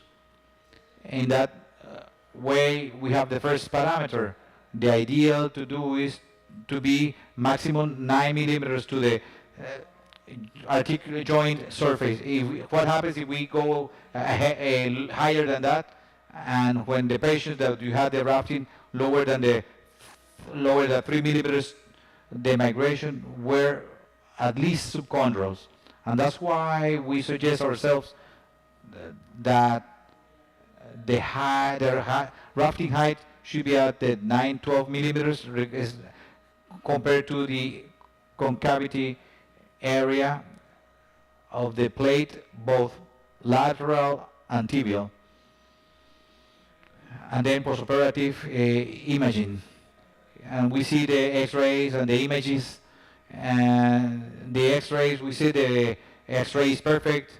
And we have cases such as this that we encounter many times, where we see our x-ray like this with a joint surface reduced, very stable, very interesting. When we saw the CAT, the surface, and this asks us if we do so much emphasis in the importance of tomography for the pre-surgical to define, to plan, to be able to commit with the problem,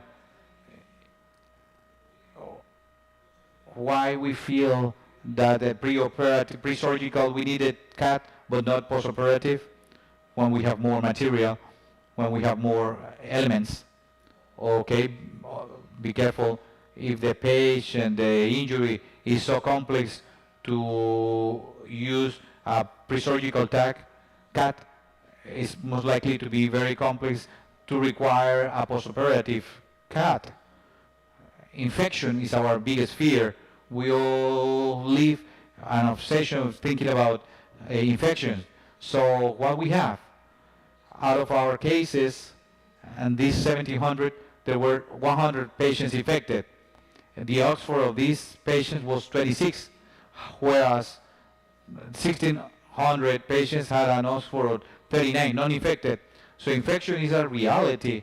In 6% of the patients we had an infection, and that displeasing 4% closed fracture and the other open structures. So infection affects, is a risk. Here we have 6%. And yesterday, talking with the Janubri doctor, he told us, and what happens with the open fractures, that's another animal, it's another story. Let's differentiate closed fractures to open fractures. So based on this, after we started analyzing the open fractures, and we have cases such as this, a patient with an open fracture where the lateral plate is not seen, is lost. There is a problem with soft tissues, and then you say this patient, the infection risk is high, is very prone to infections. What we found with open fractures, first degree, we had 107 patients. First degree, 12 cases. Degree 2, 48.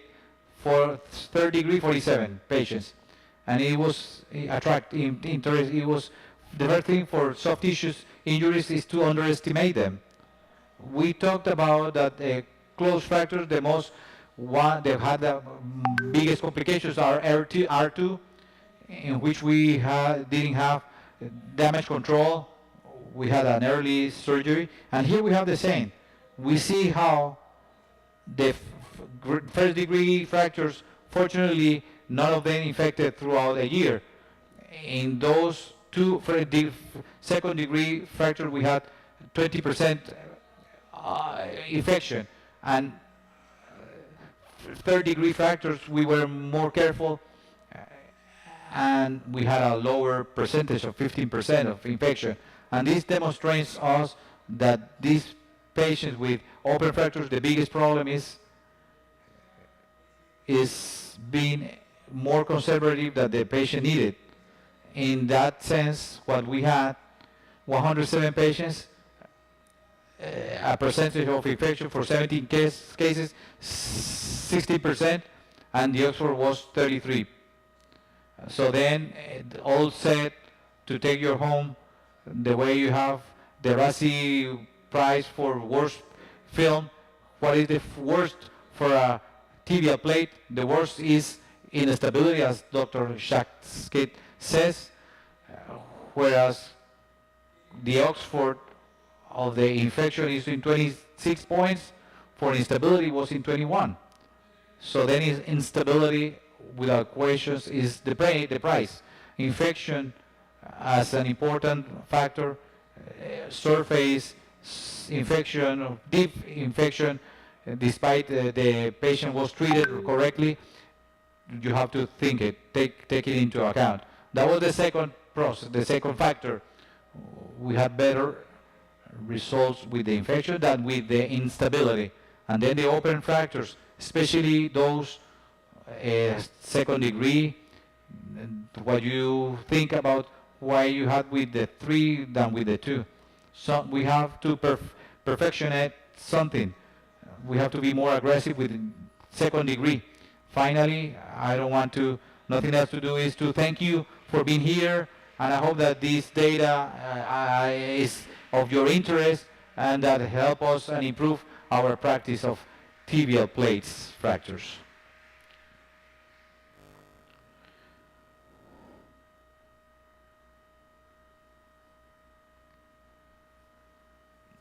Thank you very much, Dr. Juan Gabriel Reatiga. We are very proud of checking all these results about the handling of the team. I invite the speakers for the Q&A session from the participants. In first place, Christian.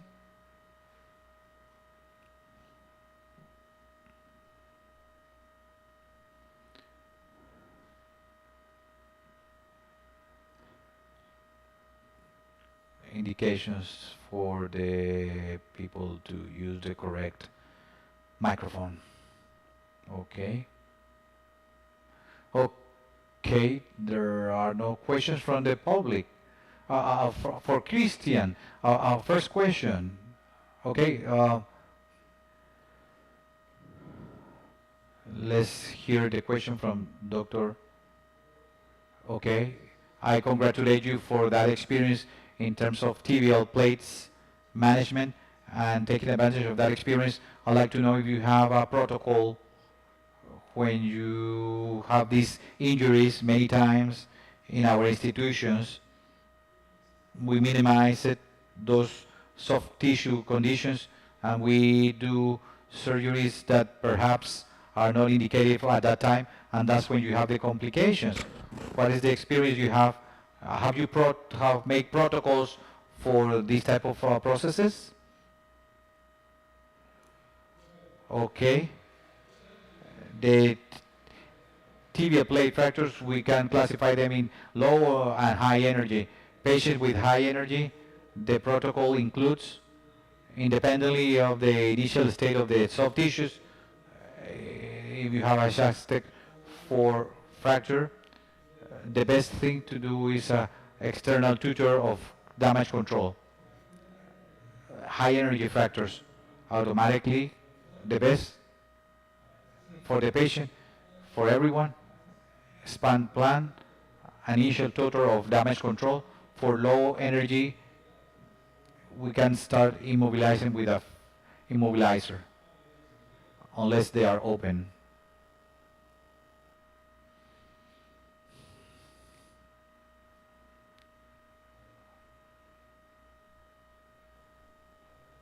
Alberto. Eduardo, you showed us the different approaches about posterolateral plate fractures, the menisc reinsertion. It is very important how you do that. Thank you for the question, Arturo. Yes, it is very important to be careful with the injuries, not only the ligaments, the menisc, but also the ligaments. Take advantage that you have the approach already done. I do it with Prolemen. I do menisc reinsertion with the capsule. I'm very careful with that. And when there is a capsule injury, I use tunnels for the reinsertion. Okay, my friends, with so much science, you are kind of confused. But I'd like to make a question, or I'd like to know your opinion, because the slides don't bleed.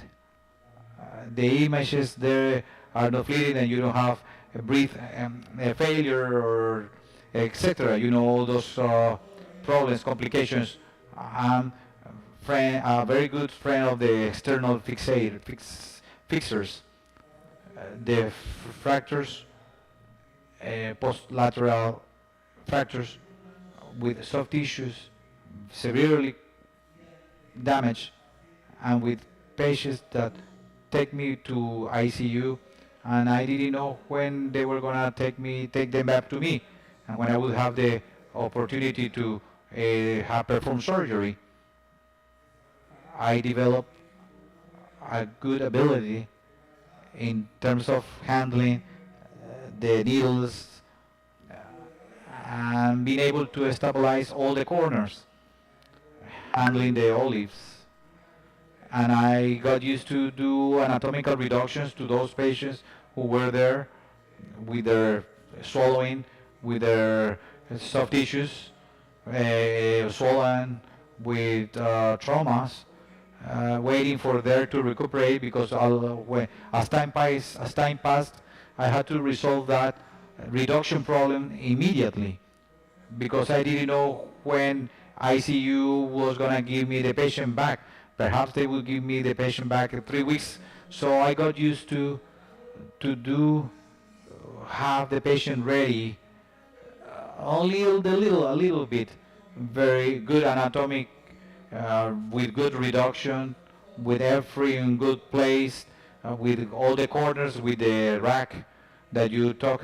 My rack was with the rings, and if the patient was gonna be for a long time, I will only release them at the 30 days, all right? And I would finish doing an adequate and definite stabilization with the fixer. How do you feel that before that invasion of plates that nowadays, since I've been kind of away 2 years from the surgical rooms, but those plates, that's one that these young physicians invented. What do you think about it? The first is that one thing is the patient context. Another thing is the patient with a joint complex fracture with polytrauma. When the patient has polytrauma at ICU, the priorities are other and the context changes. With all, you have to first think that you have to have or indicate that this patient doesn't have any problems. So we follow then. It is described that a patient with a severe trauma, when you're doing damage control, you could think about a joint fixing and reducing with minimum invasion methods, non-stable methods, to be able to stabilize and reduce the fracture. With soft tissue problems, severe soft tissue problems, but with patients, as the case that Eduardo was saying, with post-lateral problems, to go through a pin or a guideline without a nerve visualization is a risk. I would like to add on that idea. There is the concept, as the doctor says, Ivan Reatic adequately, the joint damage control. They have to have that concept very clear and very orthopedics.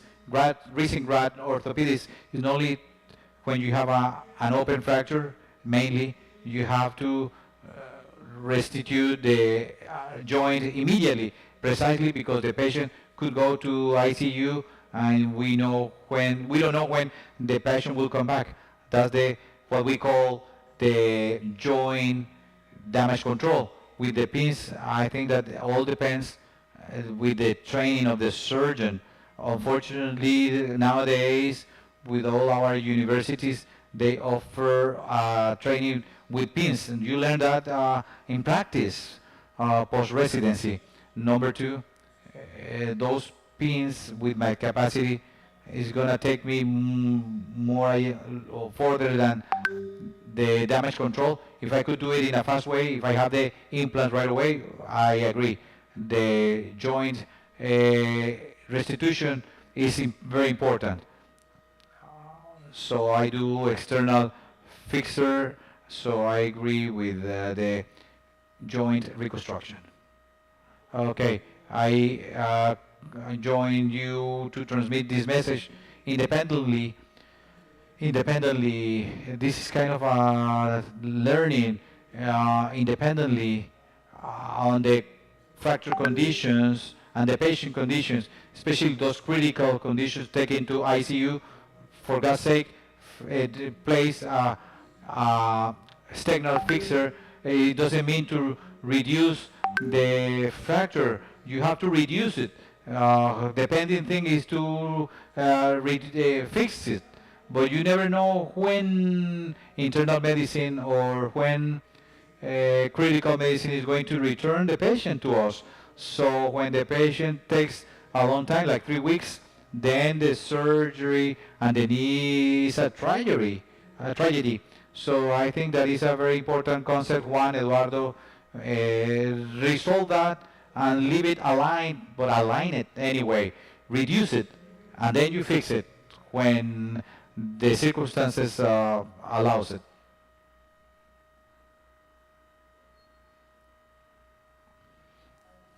Me gustaría también hacer unos comentarios.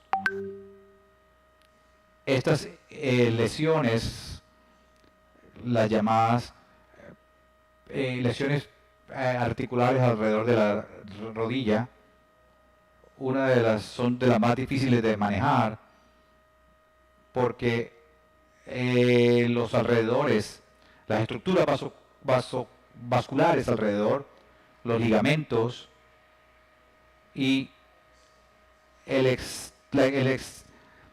daño de los tejidos blandos.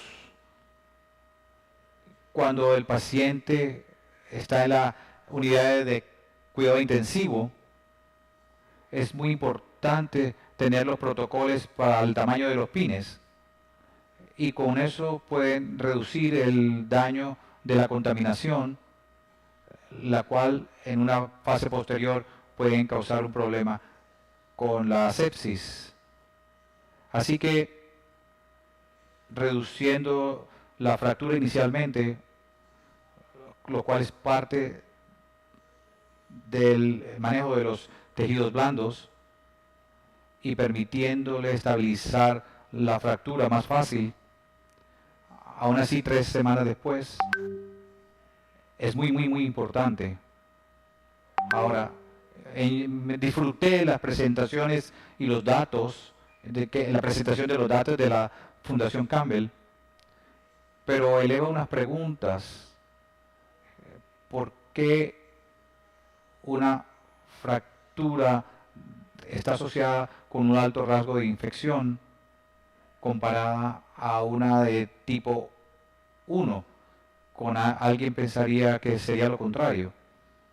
Así que es esto debido a que la tipo 3 o grado 3 nos permite darle más atención también nos permite reconstruir los tejidos blandos mejor y mejorar la vascularidad, o si es debido a que nuestras limitaciones no son tan buenas. Eso es importante que lo investiguen.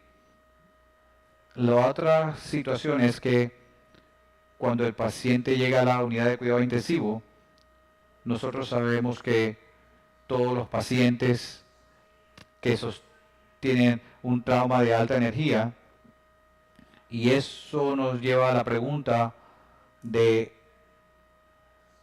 el síndrome de impedimento del compartimiento que puede perderse cuando el paciente está en la unidad de cuidado intensivo, que no se puede evaluar clínicamente la evolución del síndrome del compartimiento. Así que muchos de estos pacientes pueden desarrollar estos compartimientos cuando vamos de nuevo 2 semanas después. Los tejidos ya están comprometidos en un proceso necrótico y eso puede llevarnos al desarrollo de infección posterior. ¿Y cómo evalúan ustedes el síndrome de compartimiento en las unidades de cuidado intensivo? ¿Cuántos de ellos han desarrollado compartimientos? ¿Y cuántos de ellos han perdido o han faltado en la forma de mirar a esto? Es por closing toes que no estaban ahí. Esos son mis pensamientos para que ustedes lo consideren cuando analicen información adicional. Muchas gracias.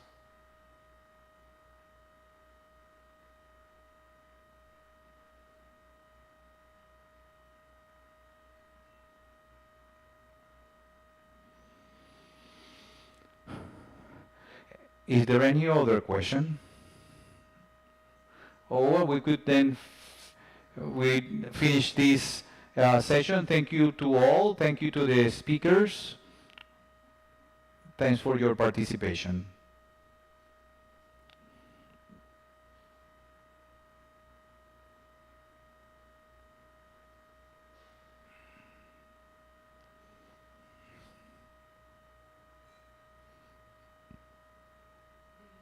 Okay, in a special manner, we'd like to thank the participation from the speakers to share their knowledge and experiences.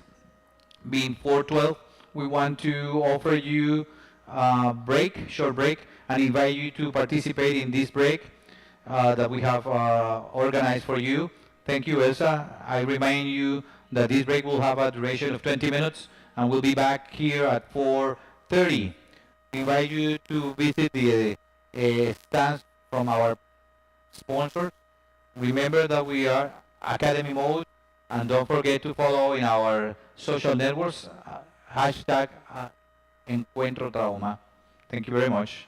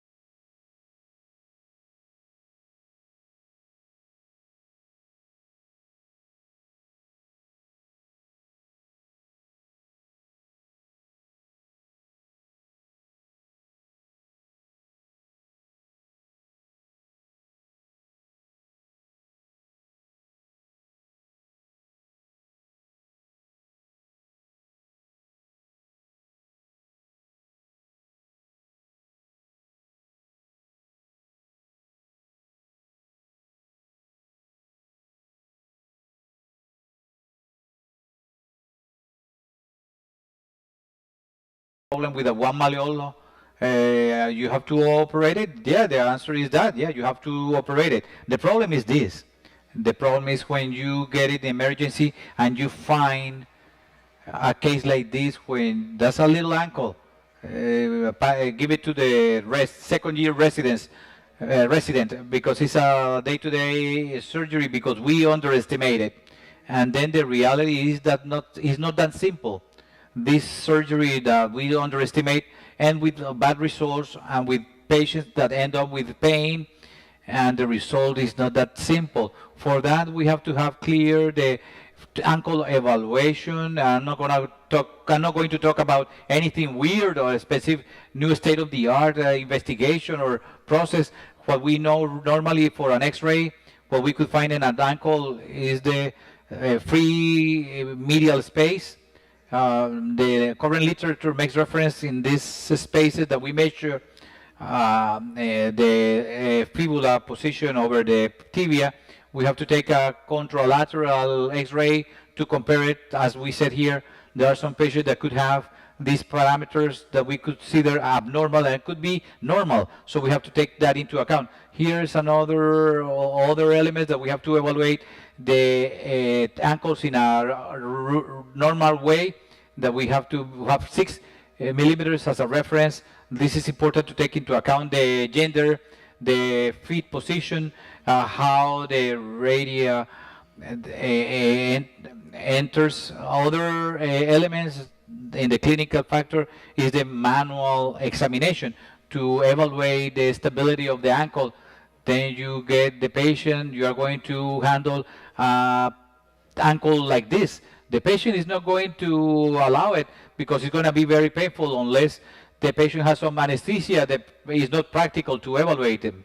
So there are some options that we have as the stress under gravity. You have to have some standard about the, and now, not that new, it has some logic and it has the evaluation under load, because some patients will not tolerate this, but that's a very valid option in terms of X-ray for ankle stability.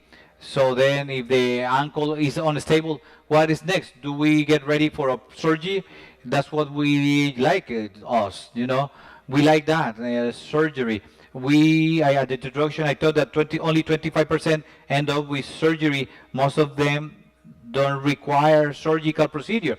And the reasoning is because of this concept, the concept of columns. This is a new concept, but we have been, these 3 papers are kind of recent, where they talk about the new functions, new role about the medial spine as an ankle stabilizer.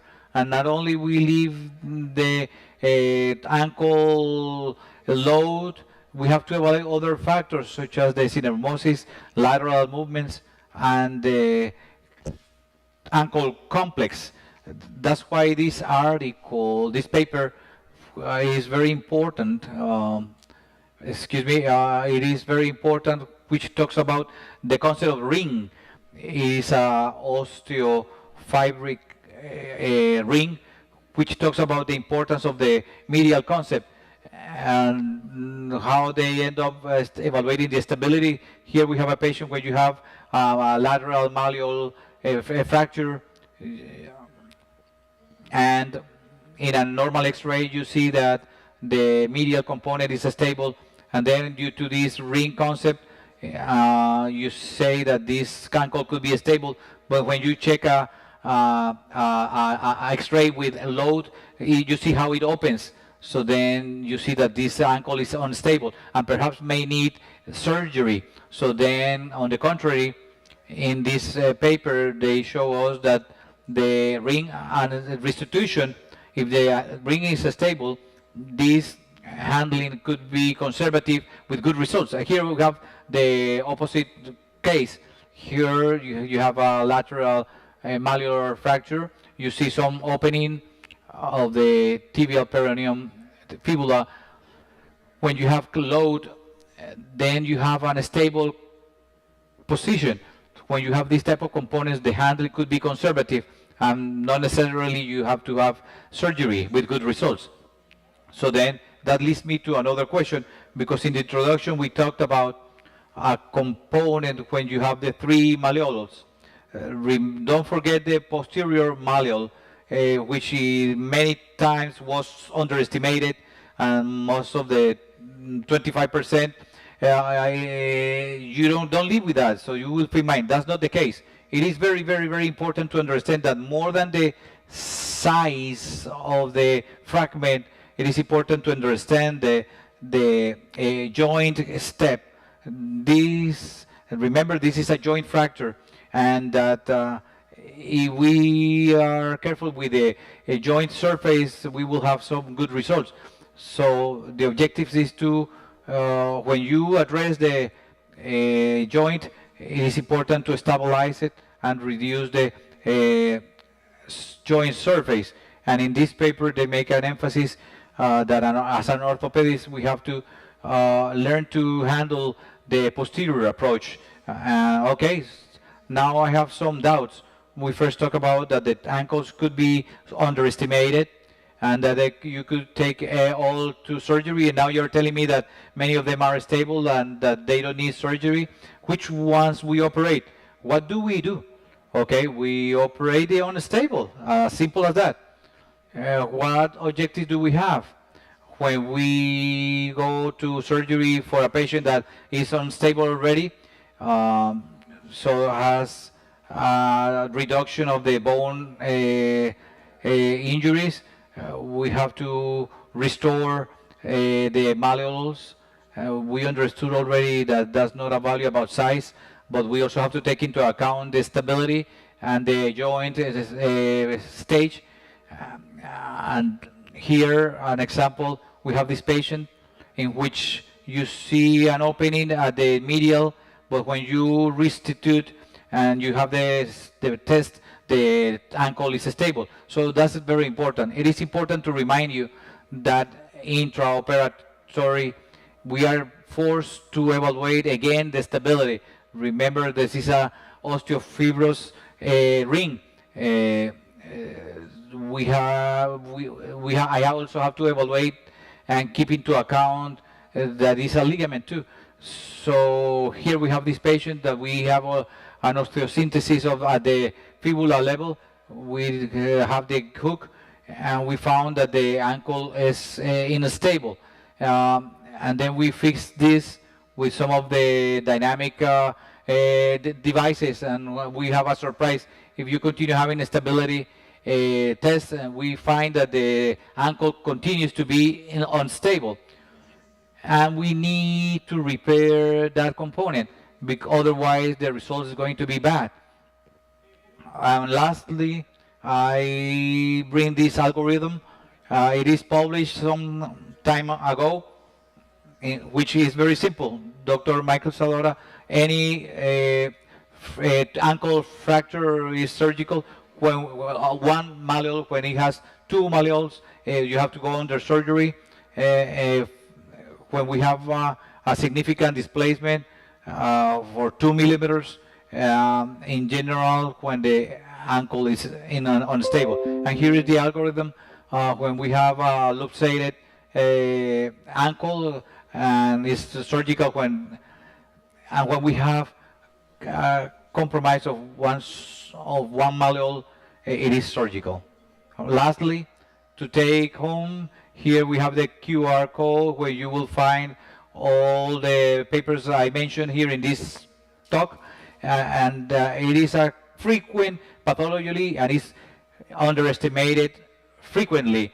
We have to be trained for this pathology because we are going to see it frequently. We have to be trained to do it right, and the objective is that we have good results to evaluate the stability. I already mentioned not only before through surgery. It is a joint fracture, so one of the important components is an anatomical reduction. And thank you very much.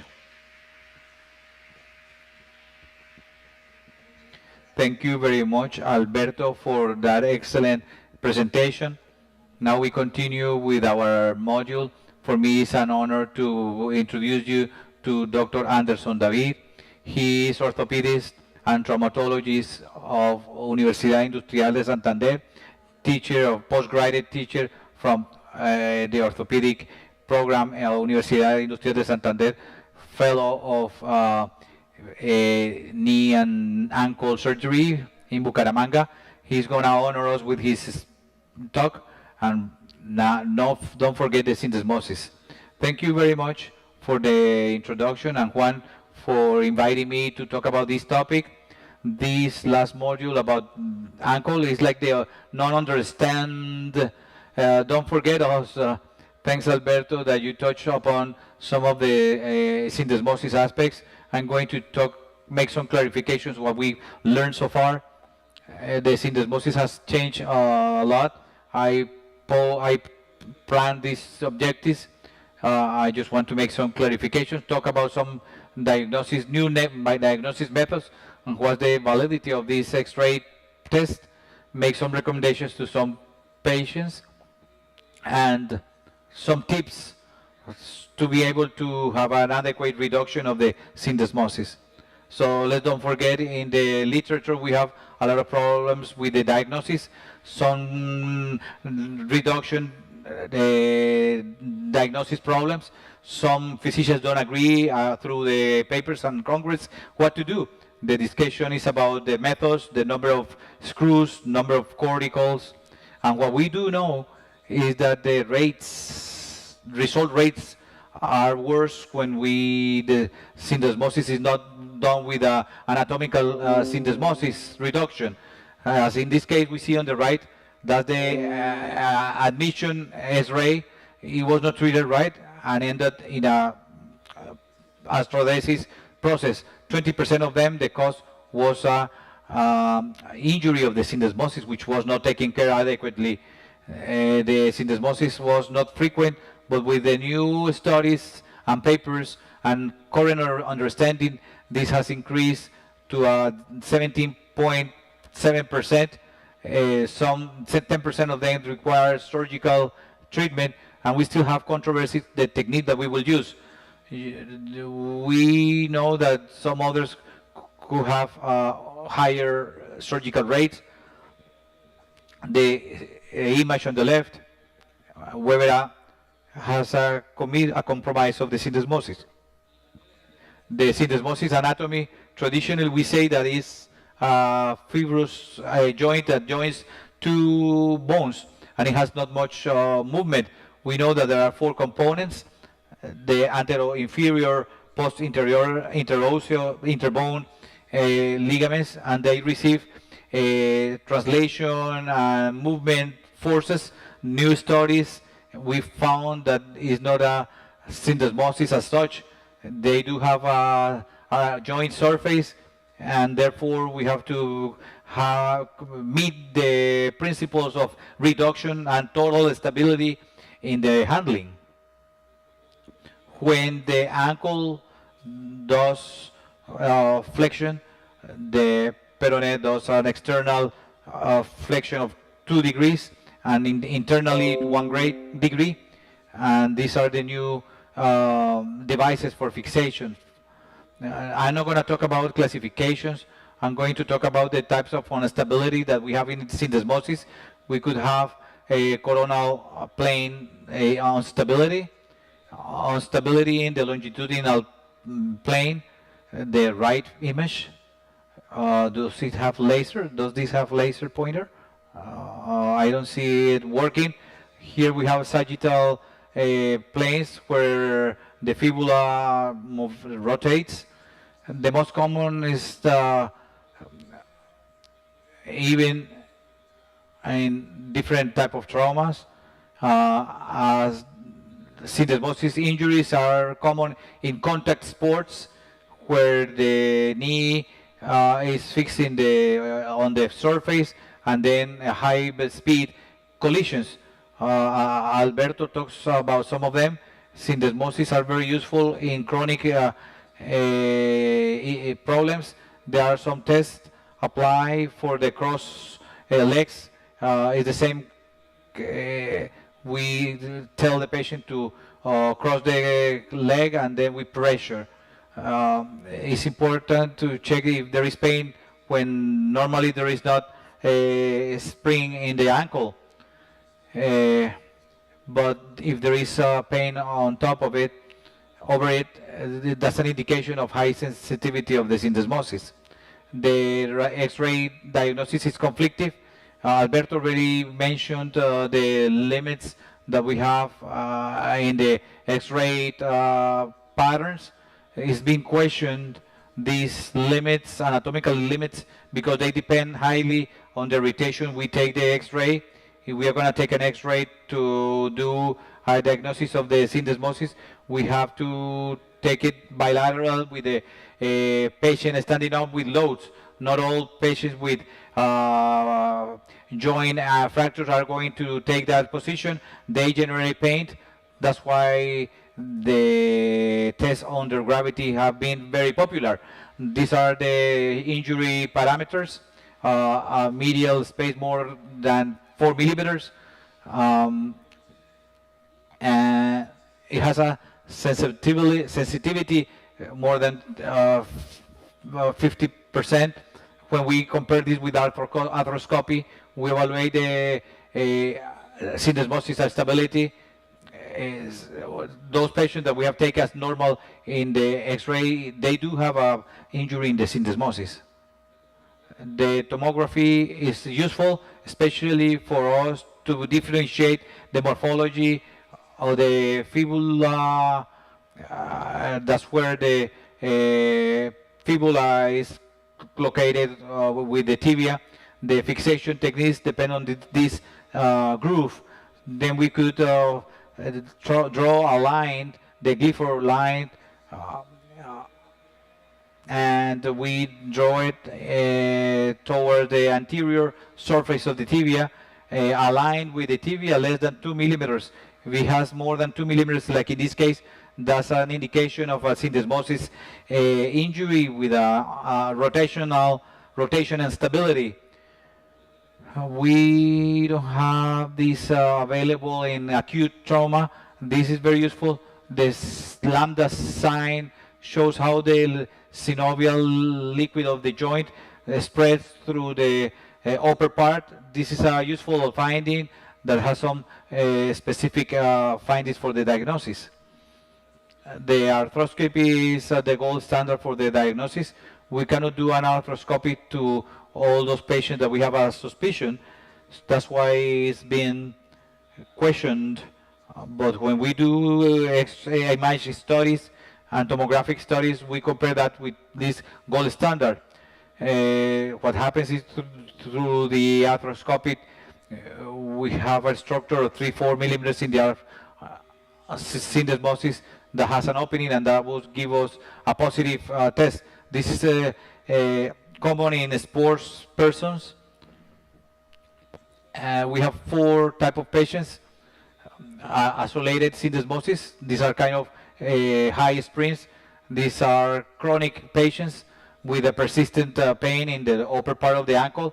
We have patients with the whole injury of the syndesmosis with the fractures, 3 malleol fractures.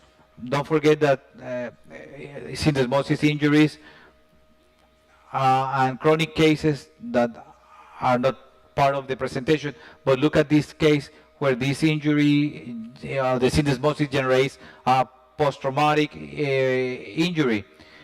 These are the recommendations that we could have for a proper fixation. You don't find these recommendations in a paper. You have to collect all the tips from all the experts and that you have seen from the experience to give them. First is that we have to recuperate the length of the fibula and the rotation. We focus in a lot of anatomic reduction. We forget the rotation. That maneuver in the center, we see that how we could use those two mechanisms to rotate the fibula. Once you reach the adequate length of the fibula and doing the fixation or the fixing, then we could follow the next step. When we have fibula fractures, we could use distractors with spreader mechanisms, using a screw out of the plate and pushing the plate downward. As in this case, look at the center image, how the fibula is at the same level of the malleolo, and look how the space takes the shape, conventional shape. Intraoperative, intrasurgical, we could do the second step. The second step is do the intraoperative diagnosis. How we do it? With the stress rotation test, the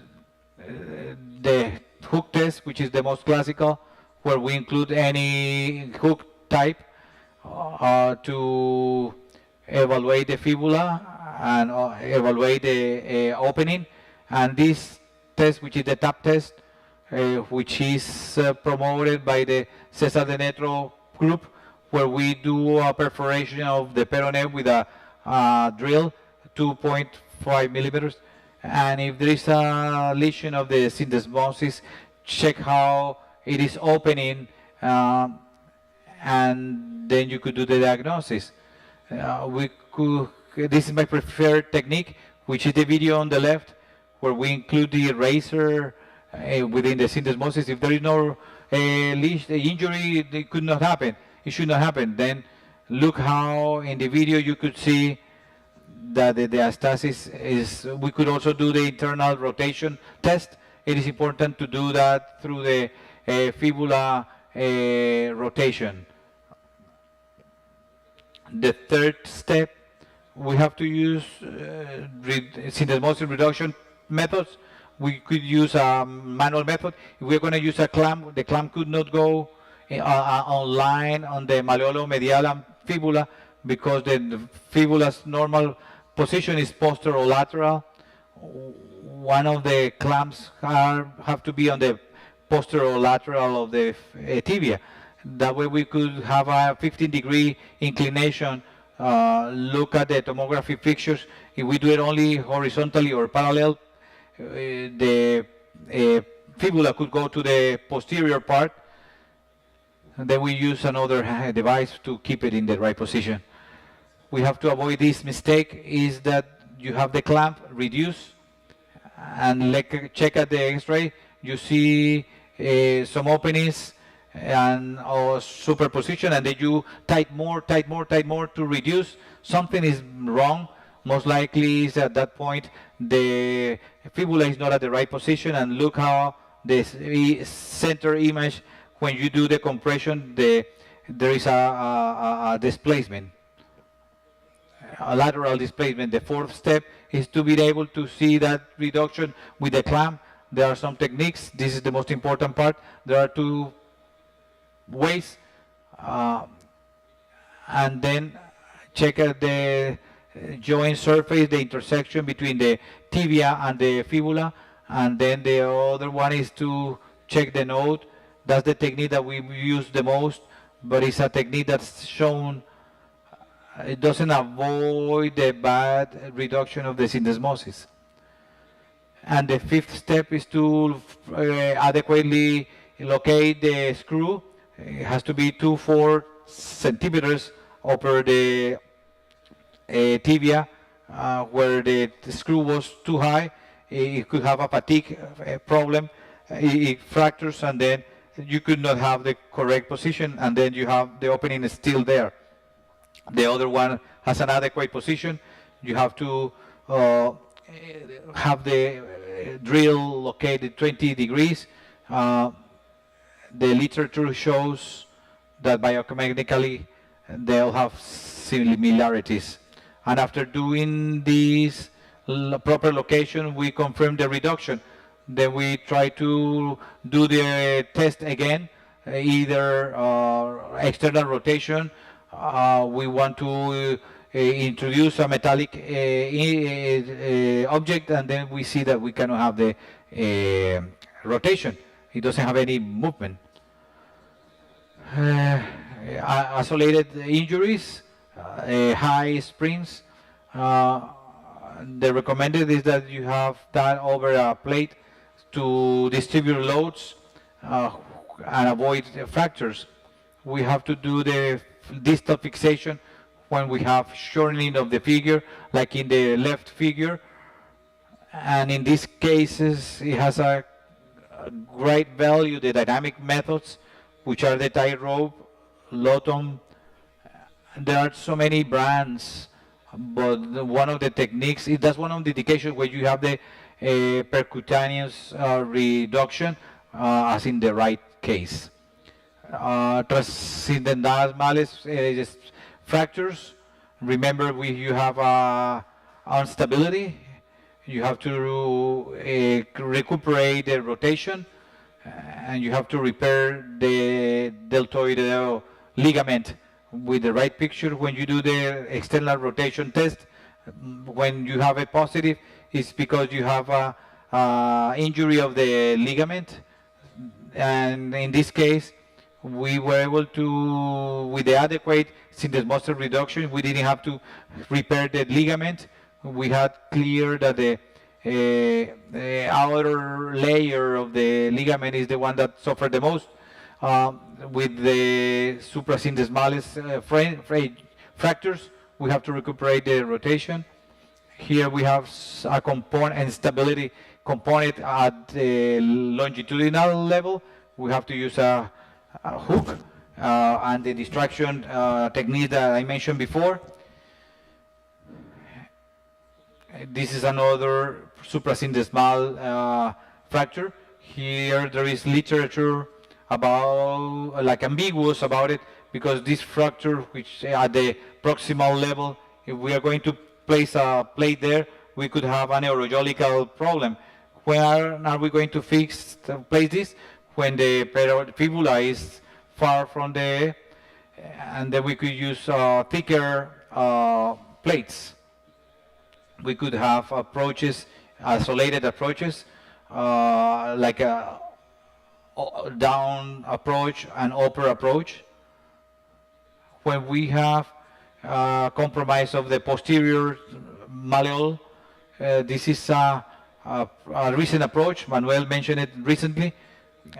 The posterior malleole is part of the syndesmosis. If you have a problem of that syndesmosis, the reduction of that syndesmosis is fixing the fibula, and the posterior malleole is tackling the problem where it's being generated.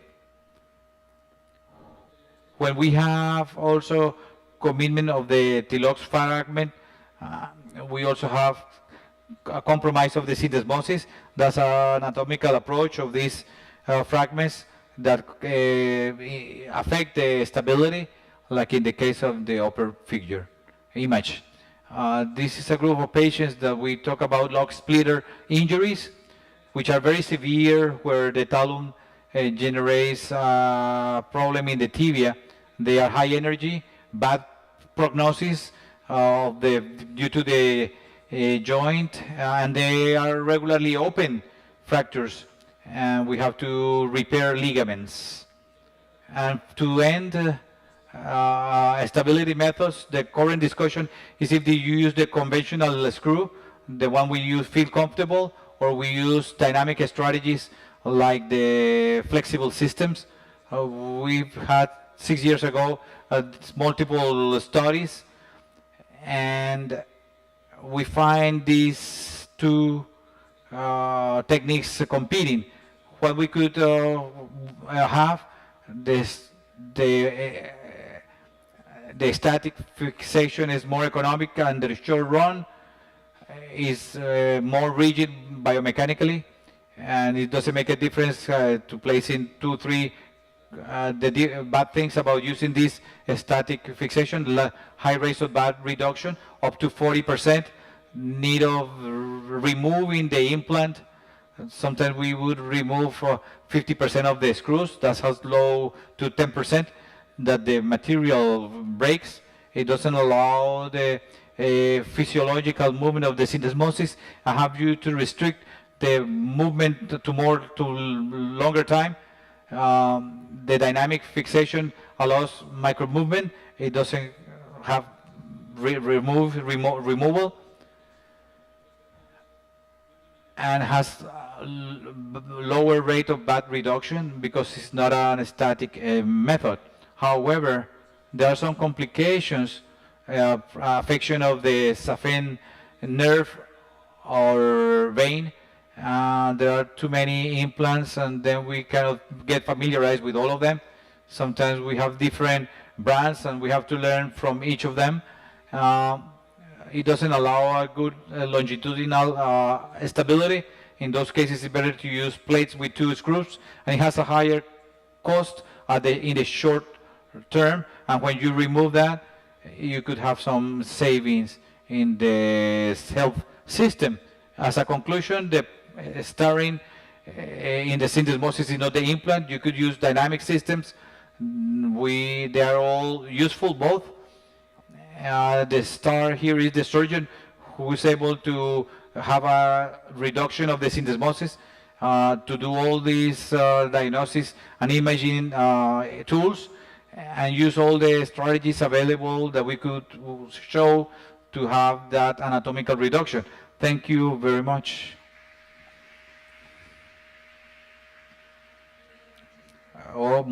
Thank you very much for your presentation, Dr. Anderson. For me, I'm very proud to introduce you the next speaker. We work day to day, shoulder to shoulder, with complex traumas. He's orthopedic and traumatologist of Campbell Foundation, and he has more than 10 years of experience in complex injuries in ankles. And I'm going to tell you something, believe me, if someone could teach you how to survive to an ankle injury, here to Dr. Gerardo Vargas. Okay, good afternoon to all of you. I hope that we are active. Today we are going to talk about the pilon tibial fractures. We are going to start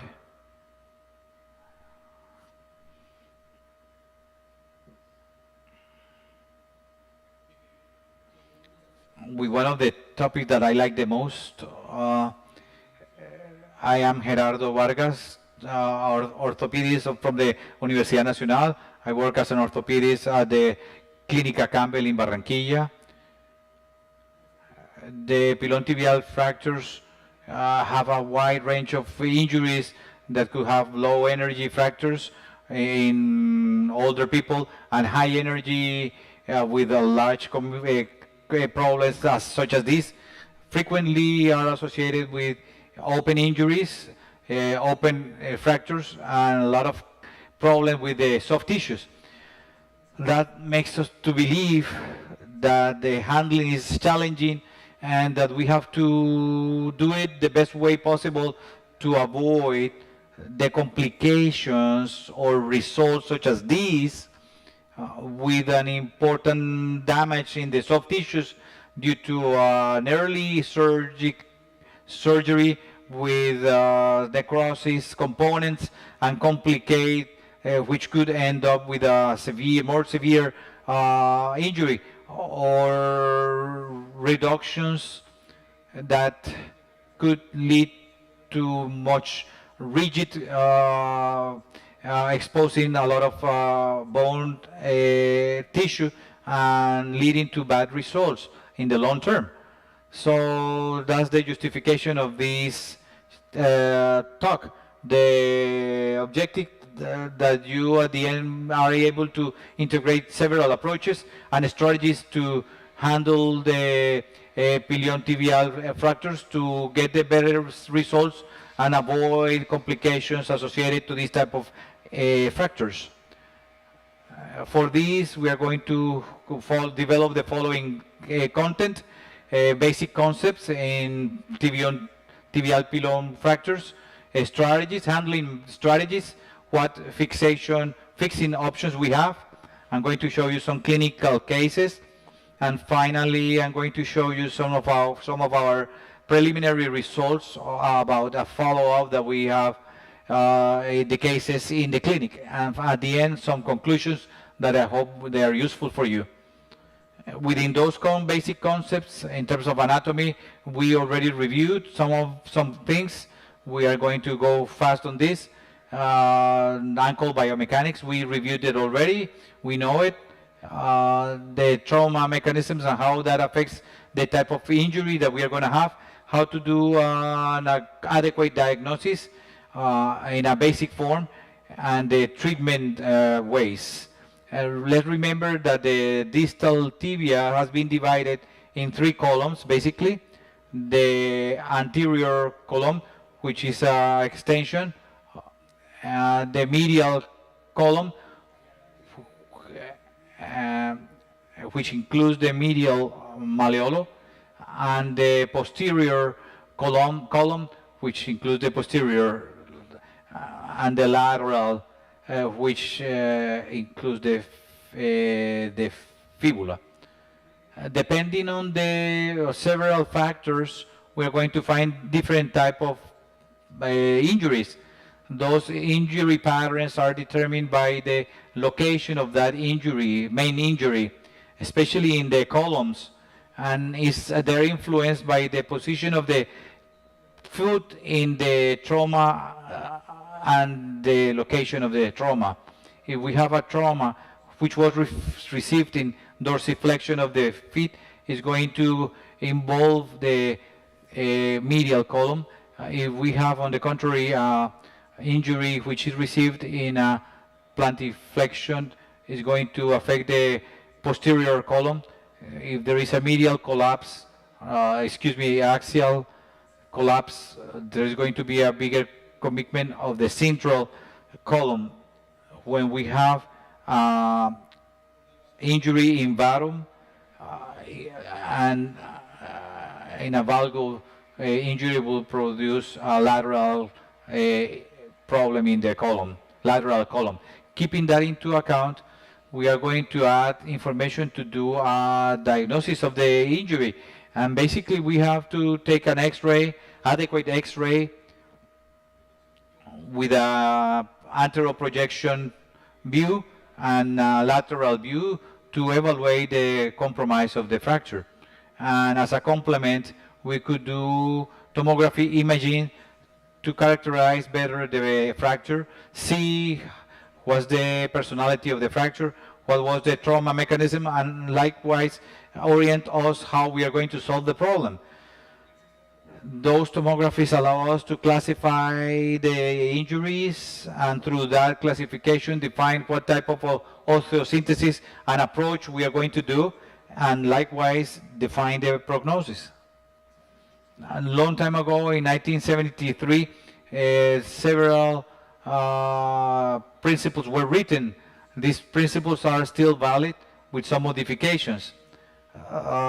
They were described by Reddy Algover, and first you need to recuperate the length of the fibula, reconstruct the joint surface, apply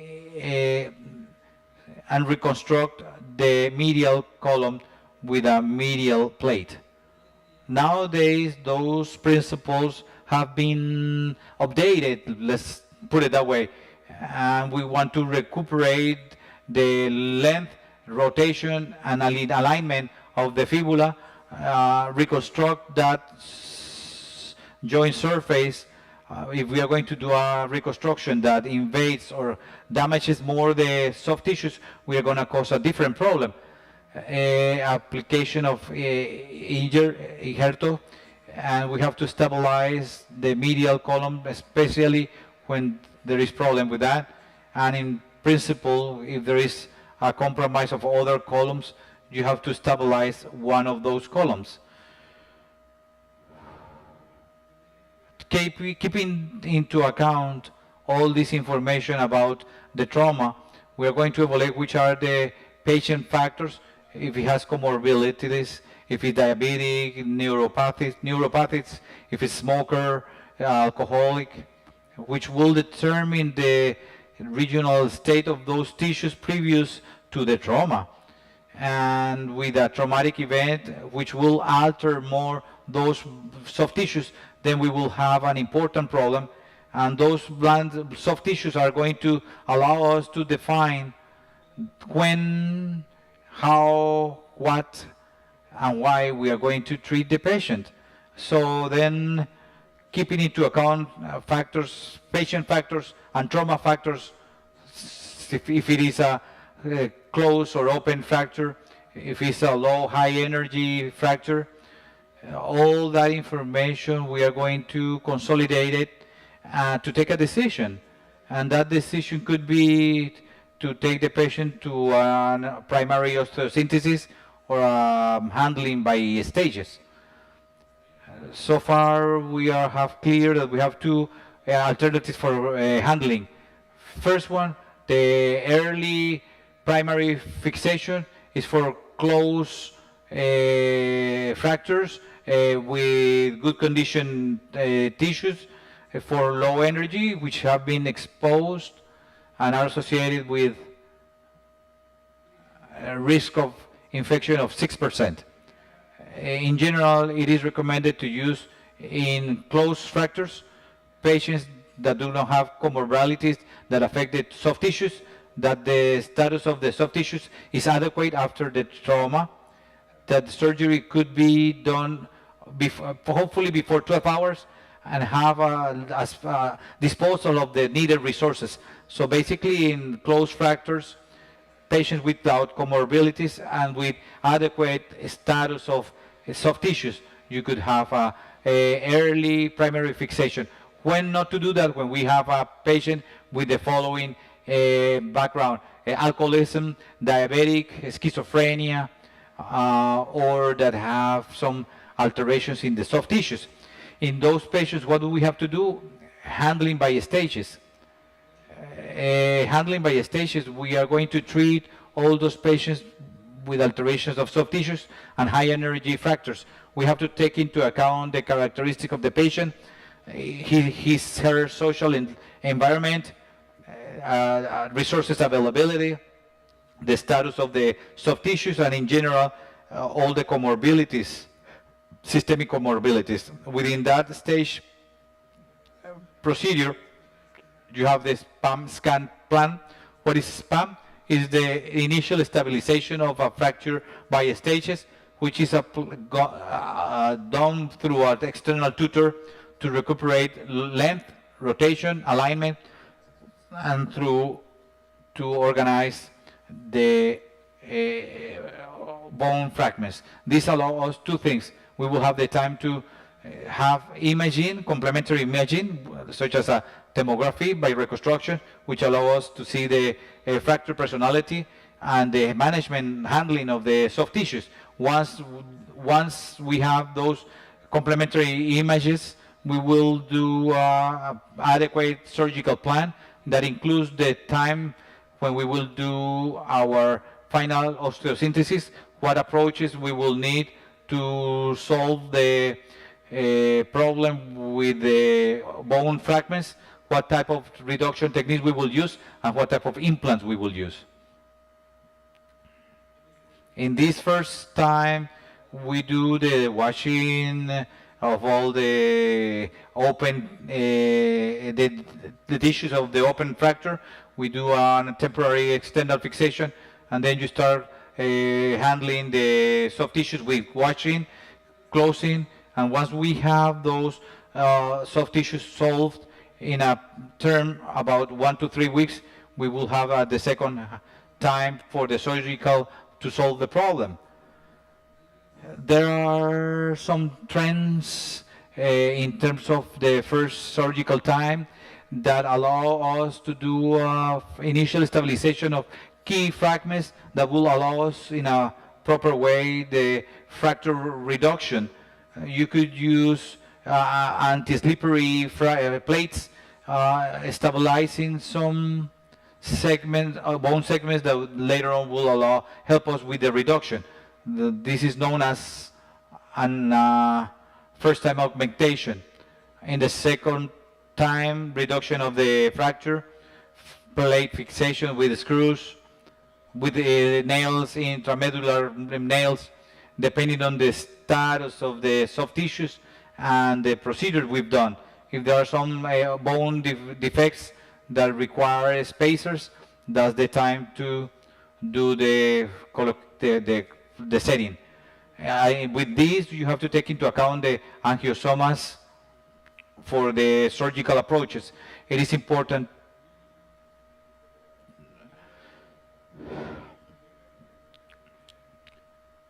and there are multiple approaches described for these type of fractures that have to keep into account the description of those angiosomas. In general, for the anterior column, you have to approach the anteromedial, anterolateral approach that allows us the joint surface. For medial column, you use the anterior approach.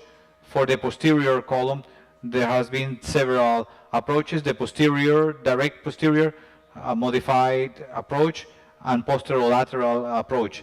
And for the lateral column, for the fibula, we could go through a posterolateral approach, direct lateral or anterolateral approach.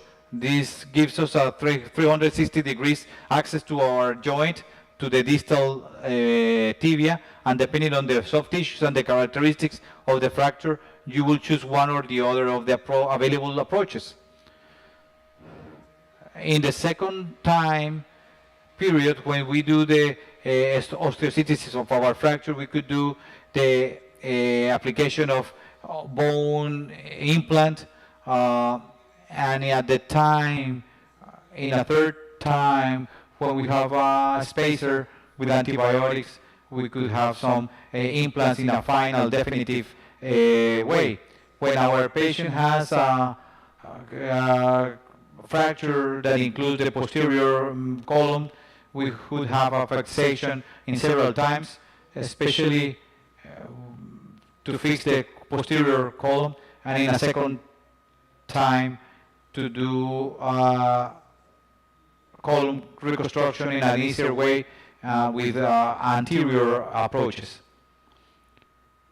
When our patient has comorbidities that affect the medial soft tissues, like venous insufficiency, if it doesn't allow reconstruction, then you could have a transindesmal fixation, which consists of stabilizing the fracture from the lateral way with blocked screws from the fibula that go to the tibia cortical media with an external fixer depending on the trauma.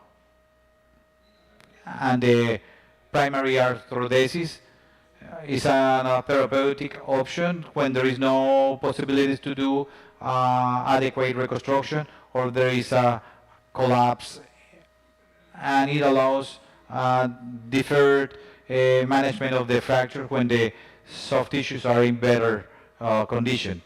And then the external fixation, which is other of the therapeutic options, which could be used when there are coverage defects, which are for candidates that are not candidates for implants, and could be used under three concepts: with shortening, acute shortening, shortening and lengthening, or resection, or bone transportation with an external tutor. Like in this case, where we did a resection of the distal segment, you do corticotomy and bone transport with a tutor, in this case an exam, with an adequate result. These are cases that we have had in the clinic. This is a fracture of a 26-year-old patient with an accident, a traffic accident. It is a closed fracture in which you have an important compromise of the soft tissues. We did a stages treatment with a tutor, and in the second time we did an osteosynthesis with a posterolateral approach with a good alignment of the limb. This is a 38-year patient with an open fracture, compromise of the three columns, He was exposed with an injury of. He was handled with a external tutor. In a second time, we did a posterolateral approach with the medial and lateral opening, and to fix the column, we removed the external fixer, and then in a third time, surgical time, we did a posteral to stabilize the fragments, and then to complete the osteosynthesis with an adequate reconstruction with adequate results. These are images, follow-up images, and the pictures with the images with the wounds. In the clinic, we have managed in the last years, between January 2018 and July 2021, 74 patients with pilon tibial patients, 57 males, 15 women, average age 47 years. We use external tutor and stages handling in most of the cases. Laterality was more the right, and in general, the final management was done with anatomical plates in 42 patients with intramedullary screws and with other type of osteosynthesis in a lower percentage with adequate results. In a preliminary review, we found 6 patients with complications, 3 of them with infections, surface. One of them required the removal of the material in 6 months. And in others, we apply implants and some problems with the coverage defects. Finally, to survive a fracture, it is important to consider 4 important elements. 1, the patient factors. You always have to consider the comorbidities, the status of the tissues previous to the fracture and caused by the fracture, the habits, like being smoker, alcoholic, or any other condition that those soft tissues are in bad condition. The fracture factors, the trauma, the mechanism, bone compromise, and soft tissue compromise, inadequate planning of the handling, not only of the approaches and the material, but all the handling strategy by stages, external fixers, what type of approaches, when this management will be done, and a good contact with the patients. This is all I have to tell you. That's the bibliography QR code that I used during the presentation. Thank you very much. Thank you very much, Gerardo. To end the module, I was very anxious to listen this presentation from our Dr. Arturo Aragon, who's orthopedist and traumatologist from Universidad del Rosario, another great friend, and he's fellow of foot, ankle surgery with a specialization in Germany. He works nowadays in the Valle Salud Clinic, and he's going to give us a talk about the plate was exposed and now what. We close. I enjoy this topic because when a patient has a complication, it is the second opportunity that has been already treated and has failed, and that's an injury that despite that we have great experience, we don't know the final result that we are going to have with these patients. You could have, we talked about ankle fractures, and we are going to see cases with simple fractures with end results, very bad end results. So we have, as an objective, evaluate if we could save the fixation or we cannot save the fixation previous when the plate was exposed. Identify the factors that increase the risk when we have an exposure of the plate.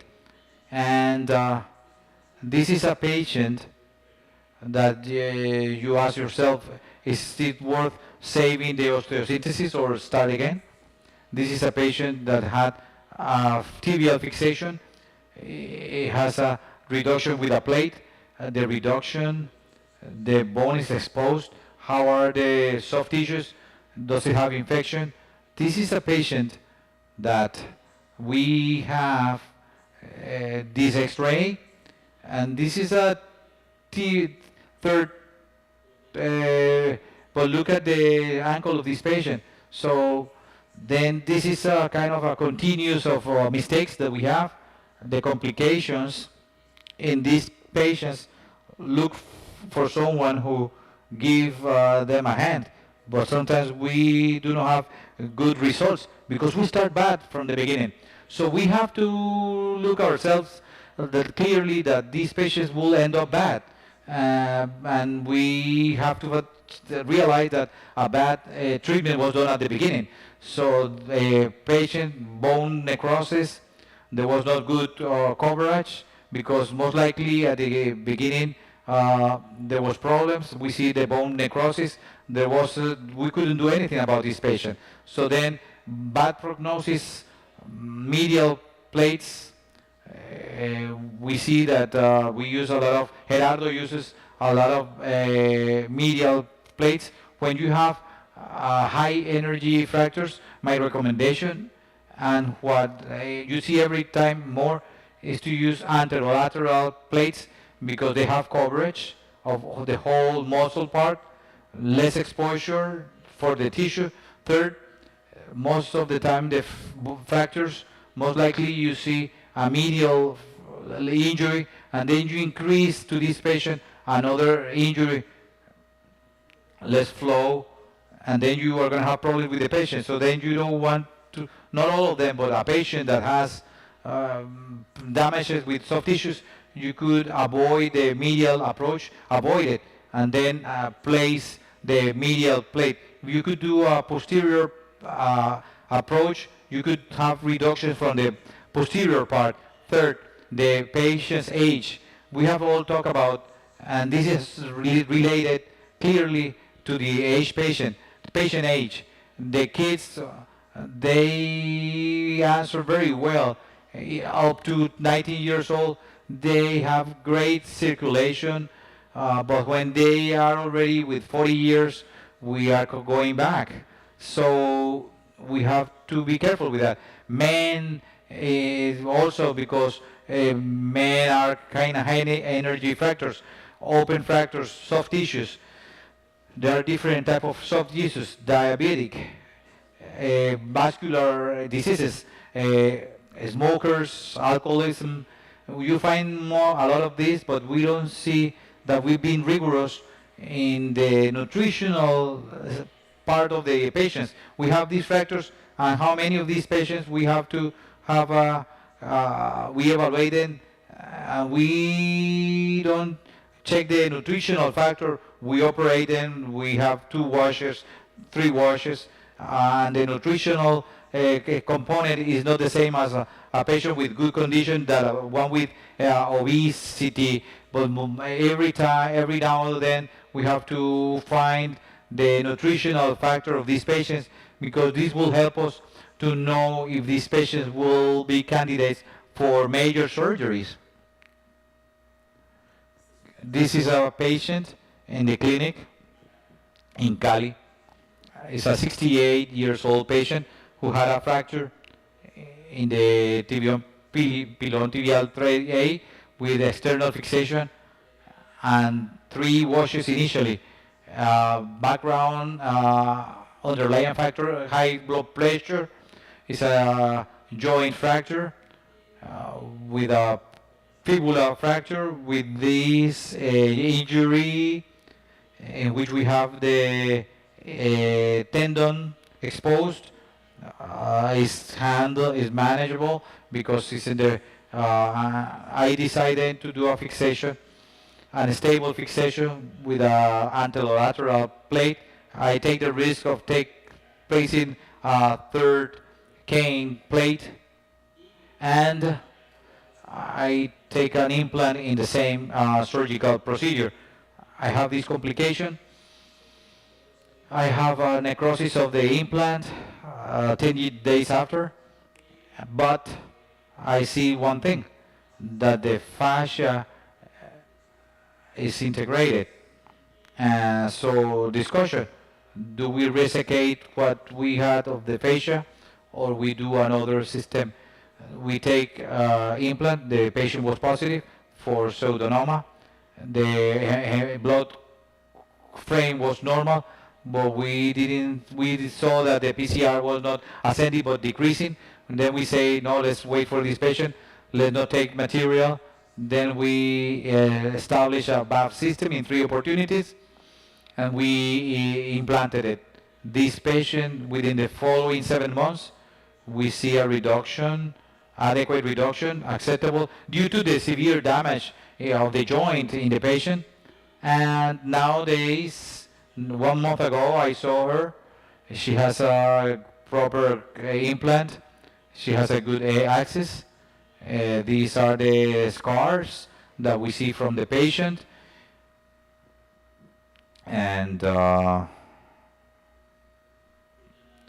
she has an adequate pace, walking pace.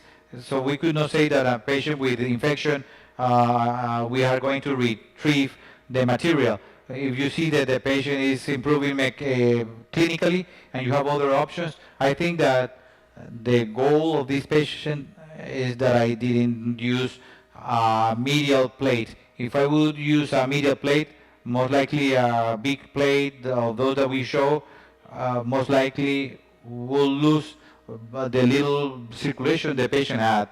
And 2, I didn't touch the fibula in this patient, because what the little she has, because the fibula was not cut. Case 2 is a 22-year-old patient is with surgery, with bimalleol, two malleol injury. Came 4 times to the center. He had curations, and with exposition of material, diabetic patient with these injuries, this is the first wash of the patient. We see the peroneal fibula plate exposed at several levels. We had a CAT to see what we have of bone with this patient. This patient is a patient that is a catastrophe, because he's a 22-year-old patient, a patient that most likely we don't expect, and it was a fracture, most likely was not that aggressive to end up as this. So then we have to see that fractures of fibula, B malleolars, could end up as a catastrophe for not waiting for the soft tissues, and the nutritional factor, most likely when the patient arrived at the clinic, was completely, the diabetes was uncontrolled due to the infection. We remove all the material, the whole material. This is the plate, and this is the patient with a severe damage of soft tissues. We had to remove the material and do an arthrodesis. It doesn't have a solution due to a bad behavior in this case. So when you expose a plate, you have 2 ways: work, if you have tissues, to the infection, work on the infection. This is another case, a 21-year-old patient. With all I've been saying, telling you, you're going to face a patient more aggressive with a much more severe damage. But if you have to keep into account this, you most likely are going to face it much better. This is a patient I had 3 months ago with an open fracture, 3B open fracture, with femur, tibia fracture. Eduardo Gonzalez took him for an external fixation. This is the initial fracture.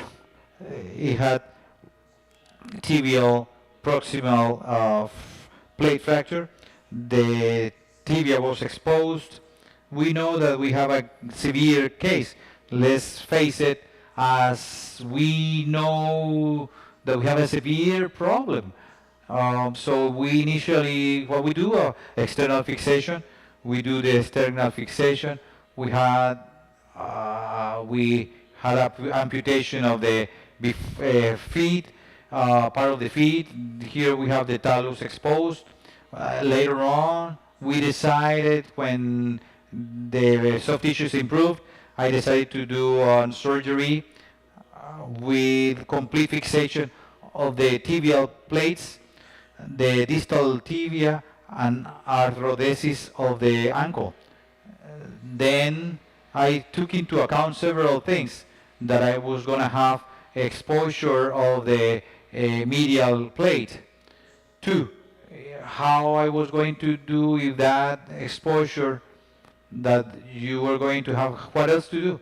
Remember that we have something, that some implants, more smart implants than the cement with antibiotic is a tool that you have that is going to help us, help you to prevent an infection, to do any type of procedure if necessary.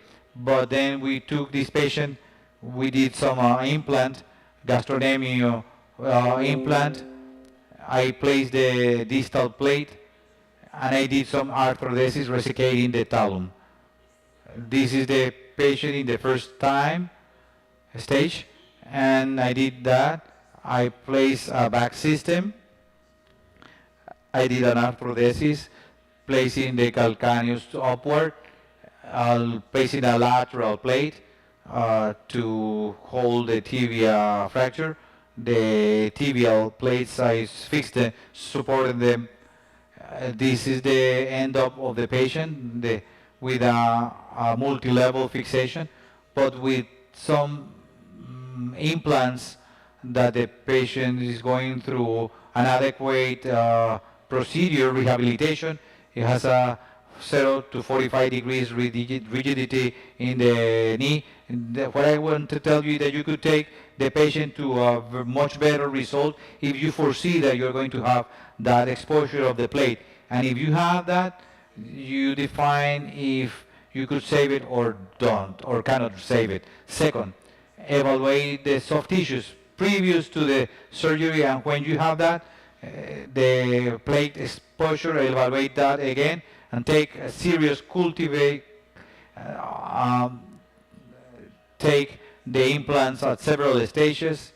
All the implants are going to help you when there is an exposure. And three, the infection is not a friend, is not friendly. So a patient with an infection, you have to tackle it quickly.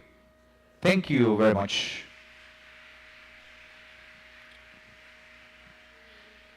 Thank you very much, Arturo, for your intervention. So we are going to end this module with some questions. Please, the speakers, please come to the stage so that we have some questions from the auditorium. You could wake up. We finish. We will have some questions. Later on, we will tell you when we continue the meeting. But now we are finishing the module. So please raise the hand for whoever wants to ask a question to the speakers. Eduardo, please.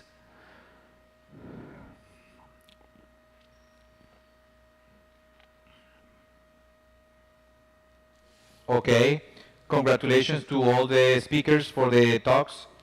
I would like to ask you in general about your daily practice, because in the first talk you say that only 25% requires a fixation. So then you see that in the daily practice, most of the centers you fix a higher volume. What do you think about this controversy? Okay, that had to deal with my talk.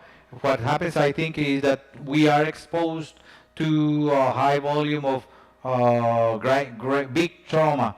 The patients we regularly deal with are high energy traumas, and they will require surgical. In the pictures, there were no question that those patients will require surgical procedure. The answer has to do with the type of patient that we take care of, are traffic accident patients, and they will require that type of management.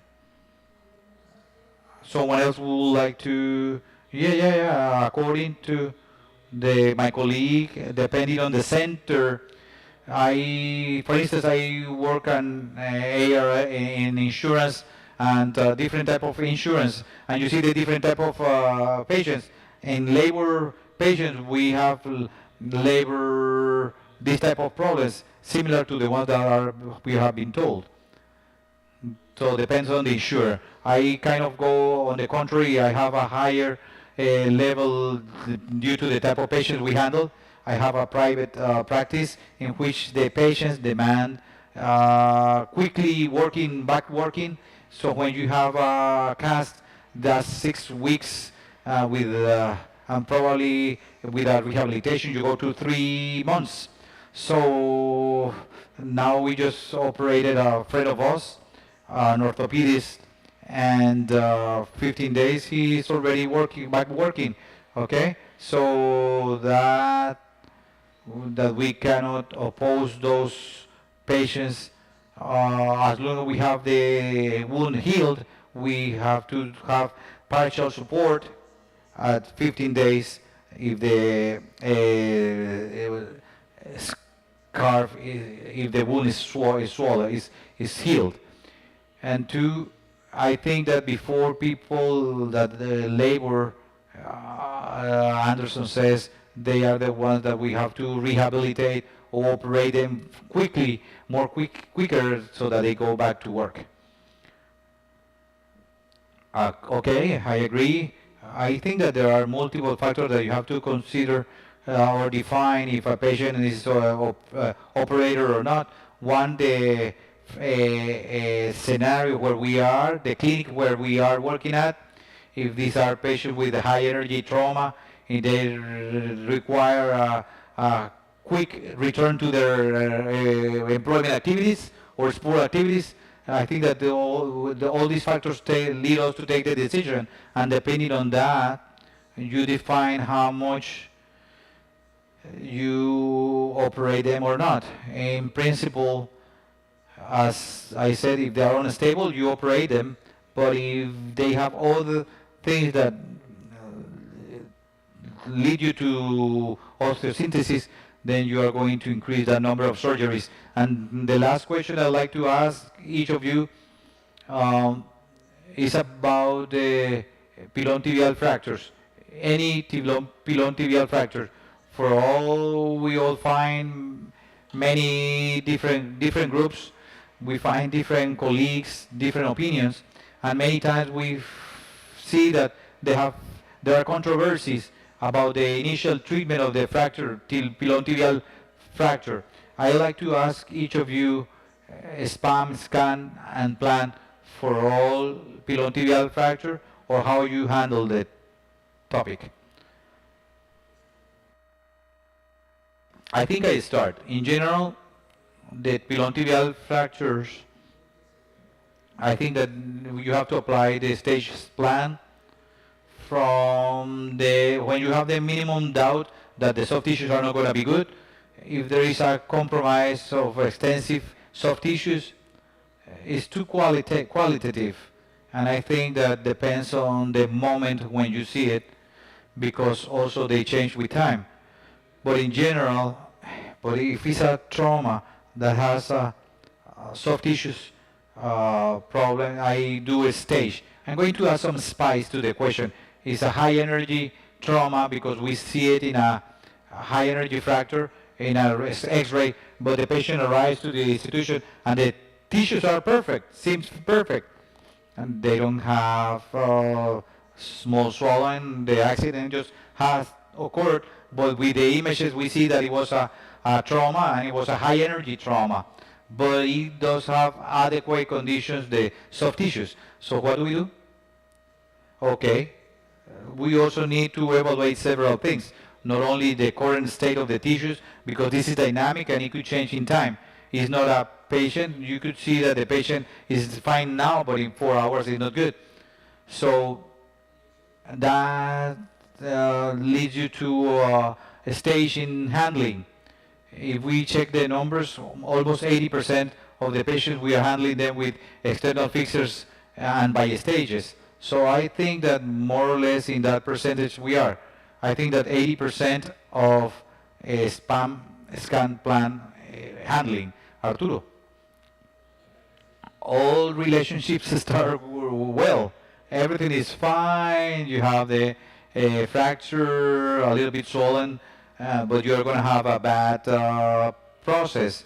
I think that the school to be very aggressive with those patients, because later on we are going to have complications that sometimes we have like a little ankle, and end up bad. Two, I also evaluate one, sports people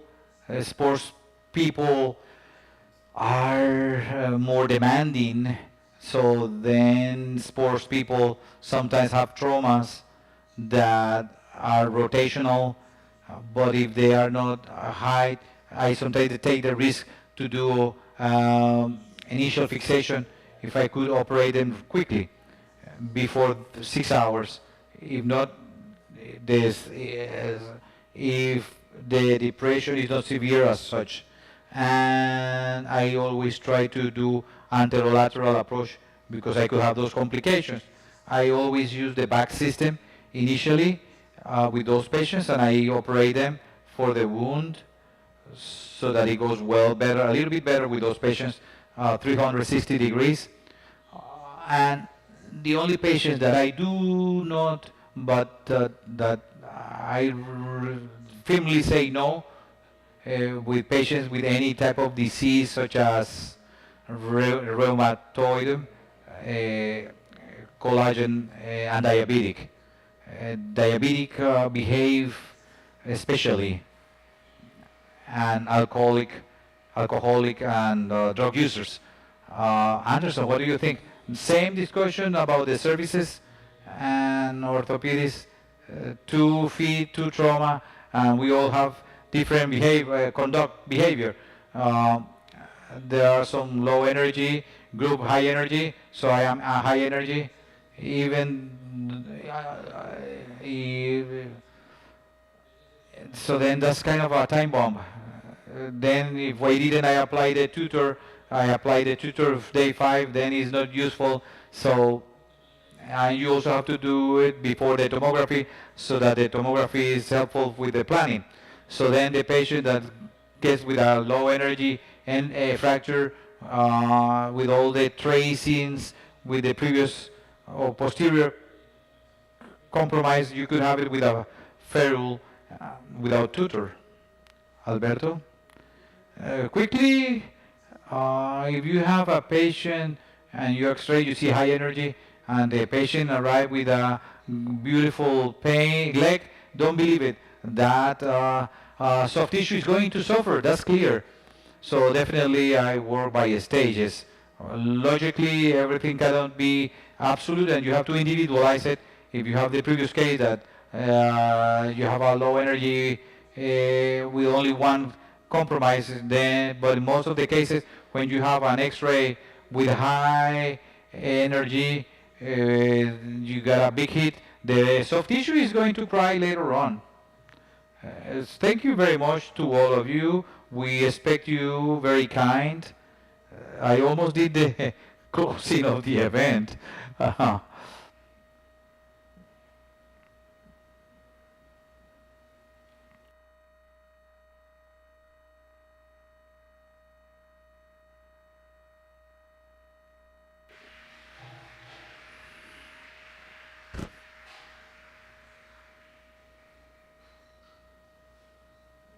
Thank you very much to all of our speakers for this space full of a lot of academy and research.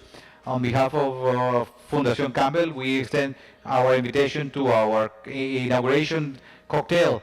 And we pass the floor to our director, Juan Gabriel Reatiga, Scientific Director of Fundación Campbell.